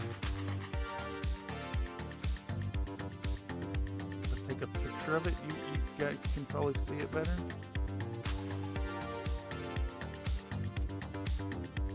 Yeah, there we go. So like, you know, very simplified version of the, dude, it's crazy with the white balance that this camera does. Very simplified version of the fist, but it's like, it's there, it does the job. Babink? There's no babinks. Are y'all hearing babink? You shouldn't be, not on this machine.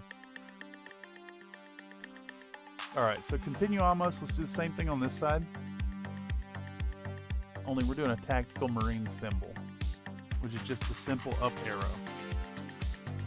So we're just gonna plot out the bottom of the arrow here. And it's gonna go all the way to the bottom of the, what do you call this, pauldron? Like that. And then the arrow itself comes out a little bit, but not too much. To either side. It comes up to a point. So we're just going to scratch on the shape. Hope that's still in frame for y'all. Half-assed. Like, I wouldn't actually do the highlighting on this right now. I want to get them on there because we're about to do an ink wash. And I want it to also get a little bit of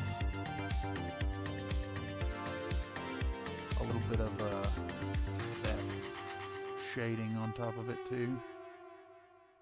It's not quite as big as I wanted it, so I'm going to expand it out a little bit.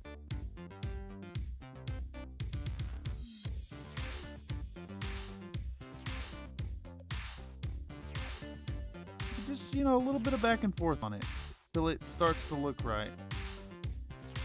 And that's a little lopsided, but that's fine. Who cares? It's got that hand-painted charm, you know? I see he's got a symbol, he's got the symbol, he's got a red fist. We'll hit this boy with a second coat on the fist itself. Boom. That's maybe a little too thick of paint. Well, whatever. It's fine. Get that fist nice and red, because we're about to hit it with some NULN oil, as TTS lady says. All right. Crimson Fists. Beautiful. We're at 807. Holy shit. All right.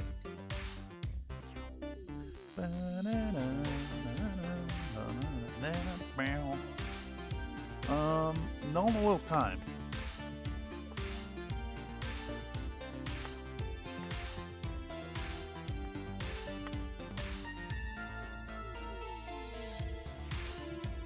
Well, maybe that needs time to dry.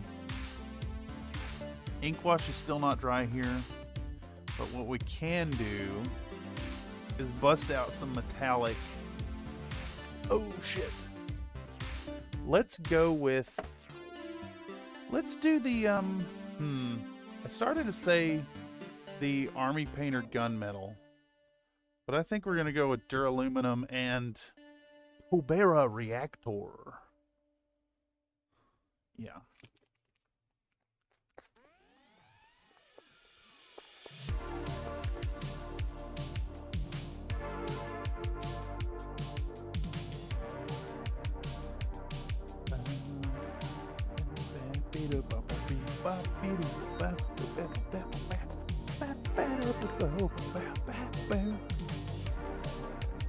Pink Vortex, see?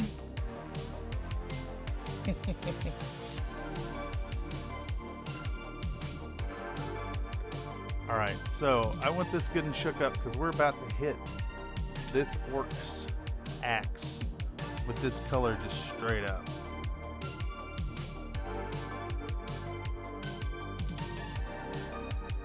We're going to use that 2 round again. Oh, yes. Sexy showtime. We're just going to straight up drench this thing with straight jet exhaust. And I just made a big mistake by spilling some right there. Shit. It's going to require some serious cleanup later. Oh well, we just got to roll with it now. This stuff does flow a lot like a contrast color, unfortunately. So if it hits detail like that wood grain, it's just going to suck into it in a capillary action. It is what it is.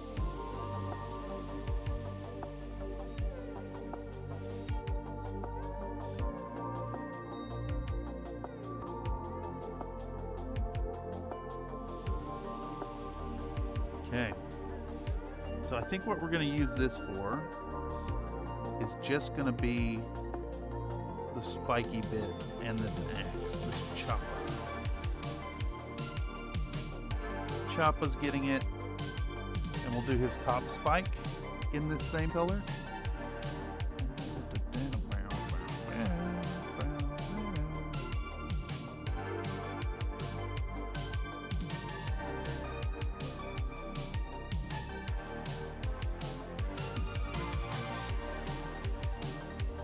Go with that there. Yes, that looks pretty good. And then we're also going to do the Gretchen's top spike in the same color.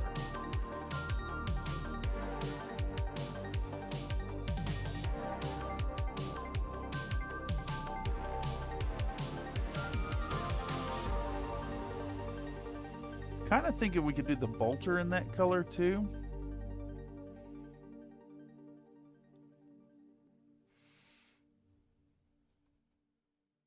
I'm leaning more and more towards it actually. Let's before I commit to that, let's cross-reference what Imperial Fists, what color people do for their bolters.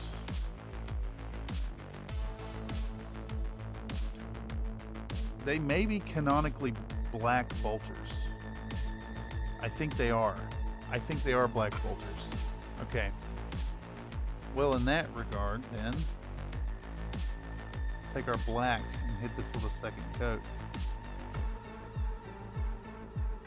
I was about to hit it with a coat of that reactor, Cobera reactor. But instead, we're just going to reinforce that black. I think the magazine may want to go like a silvery color.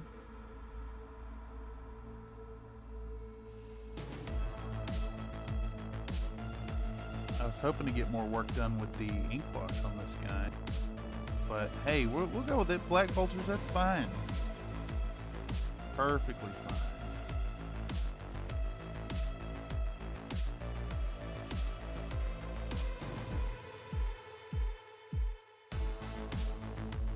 I'm okay with it.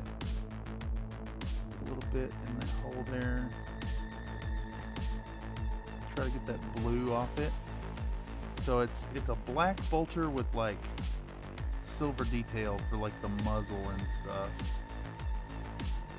And I think we'll go with the duraluminum later to do that.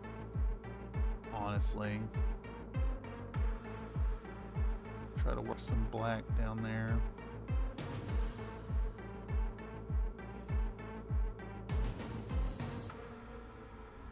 I also see some unpainted detail in there. I think the ink will take care of that. Put a second coat right here on this bolt pistol handle. There we go. Alright, what was next? Next we were going to dry brush some duraluminum.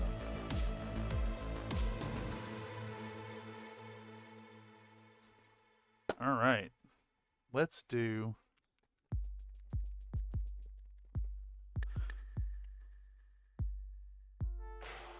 a little bit of that. Now, I need a small, soft brush. Very small, soft brush.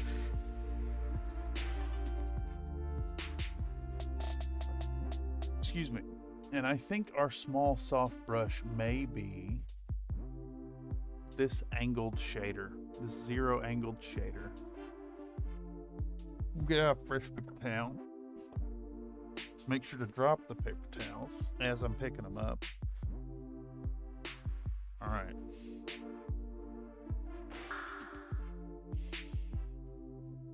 Give this a dunk. Get the brush real good and saturated. Unload it pretty well.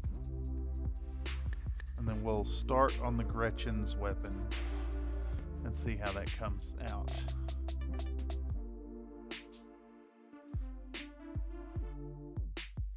Stuff is just so intensely pigmented. It's crazy. I've never really used it for dry brushing, and it is an insane experience. Just as good as the one coat magic that it does otherwise. Wow. I don't know if that's coming through on camera like at all, but just instantly gets the result. I think you'd have to be really careful with this too. It'll quickly overwhelm whatever you're doing. Yeah, look at there. Fuck yeah. I also missed some some mold line there. Oh well, too late now.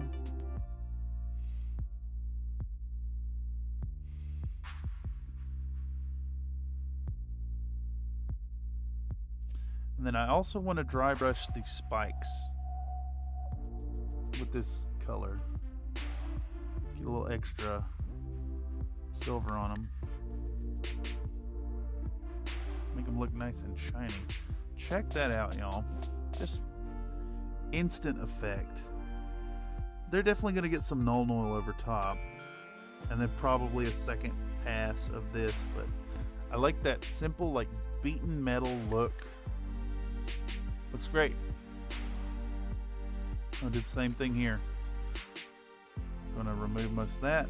And then this slugga, I think that's what they're called, has a lot more detail. So we're just going to try to not overdo it. But man, it pops and it comes right to life.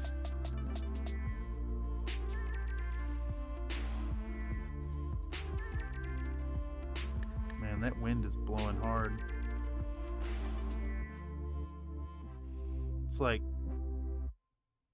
blowing in my curtains really, really hard. I think we're also going to dry brush this thing on his belly with this silver. Fucking crazy. One hit. Fantastic. Let's do the spike as well. And then we're going to do something here with this as well. Streak it this way, inwards. Maybe a little more on the brush.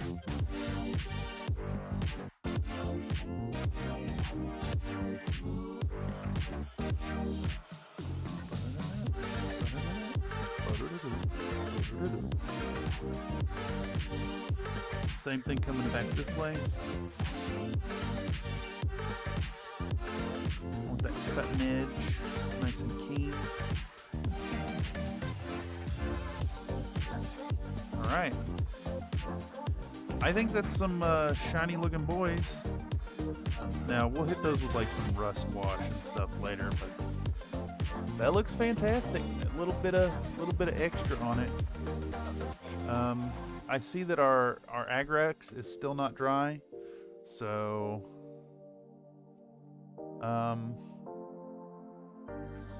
I could keep going to the regular 9 o'clock time, but honestly, I'm starting to wear out. So let's do one last pass right here. What is this? This is that 2. Let's take our duraluminum and let's pick out the shiny silver details on this bolt gun. Do that. The barrel, definitely. And of course, make sure to get it all over that thumb there. That's alright, we can pick that back out.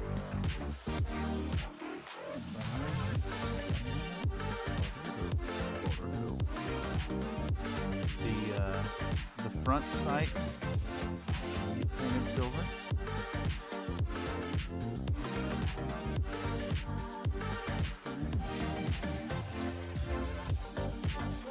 We'll do the back sights as well. Whatever these are supposed to be. I'm assuming that's what they are.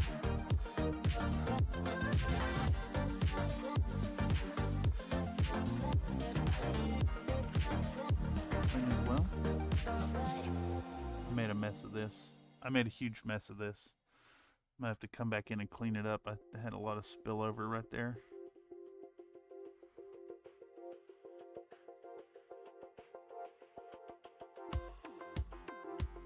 But, you know, it's close enough.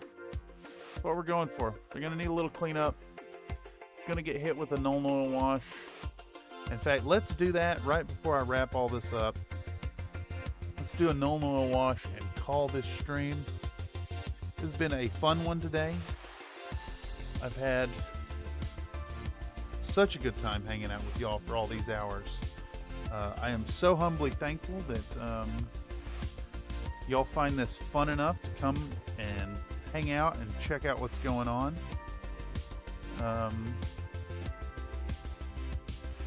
regardless of the circumstances, it's been a really fun day of work. I expected to get more done though. Like that is a big thing right here. That's really kind of blowing my mind a little bit. So can I actually get this on the pallet without drizzling too much? Nope. Way more than I needed.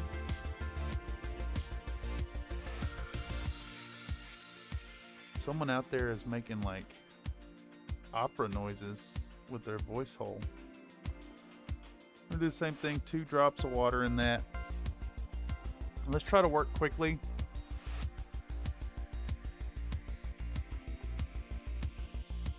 Before that Nuln oil flows into another color, we're gonna hit this with some NULN oil, and we're just gonna coat this model.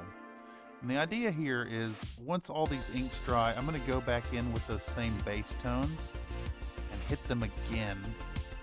Kind of develop the shade some. This guy will get the edge highlight treatment.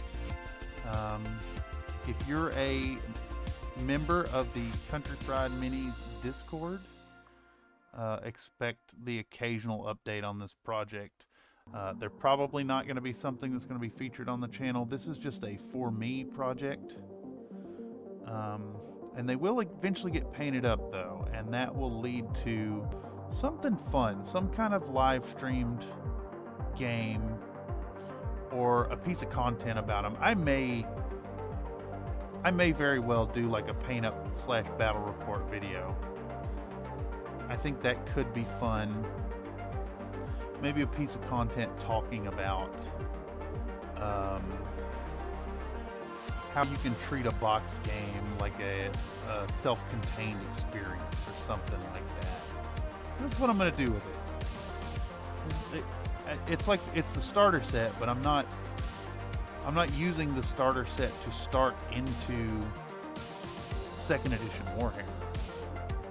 I'm using it to play the missions in that box. Had a self-contained experience. So anyhow, I think that's what we've got tonight. I'm done with this for the evening. I've been going long enough. You guys see how much work there's left to do. There's so much left to do. There's 80 models in this container. Not this container, in the box. Probably like, I don't know, 20, 25 in here. But we're gonna get these all stripped down. We're gonna hit them. I'm gonna try to streamline this process, but I think they're just gonna end up being, you know, more of this. These are gonna be the things that'll be, you know, sitting on the paint desk next to whatever else I'm doing. It'll be a fun time. But I think it's what we've got for tonight. It's chilly in here. I'm gonna order some chow as instructed by Comstar. And I'll catch y'all who are in the community, perhaps, on the voice chat. If you're not already a member of the Country Fried Minis Discord, make sure to check out the link in the description down below. Join up. Show us what you got. We want to see your work. And if you feel like hanging out, if that's your kind of thing, we do a fair amount of chilling in the voice chat. Communicating with each other. Community building. In any case, I've been Cameron on behalf of Country Fried Minis, right here from the Bullshit Corner 2.0. It's been an absolute blast. I want to thank y'all for providing me with a really fun, kind of unorthodox birthday celebration. Today has been my 37th and the 73rd paint stream. Keep an eye out for next week, this coming week on Wednesday. We'll be diving back into those Rasselhog necks. And then I've also got a set of 4 Crater Cobras to paint up after that. Those will be ready for the 26th, where we'll be playing a game, maybe even live, maybe just for folks in Discord, maybe just for me. In any case, as always, I want y'all to remember to be happy while you're painting, and to know that your participation here in this community makes me so very happy while I'm painting. Thank y'all so much, and have a fantastic night. Catch you later. Bye-bye.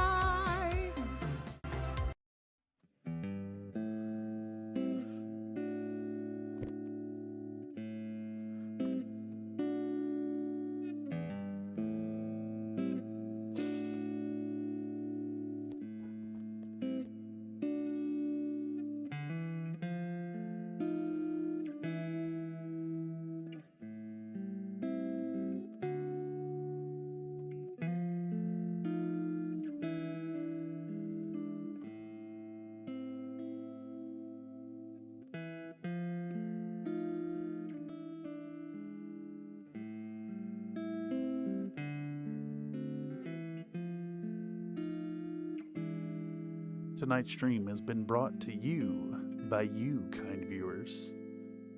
Thank you so very much.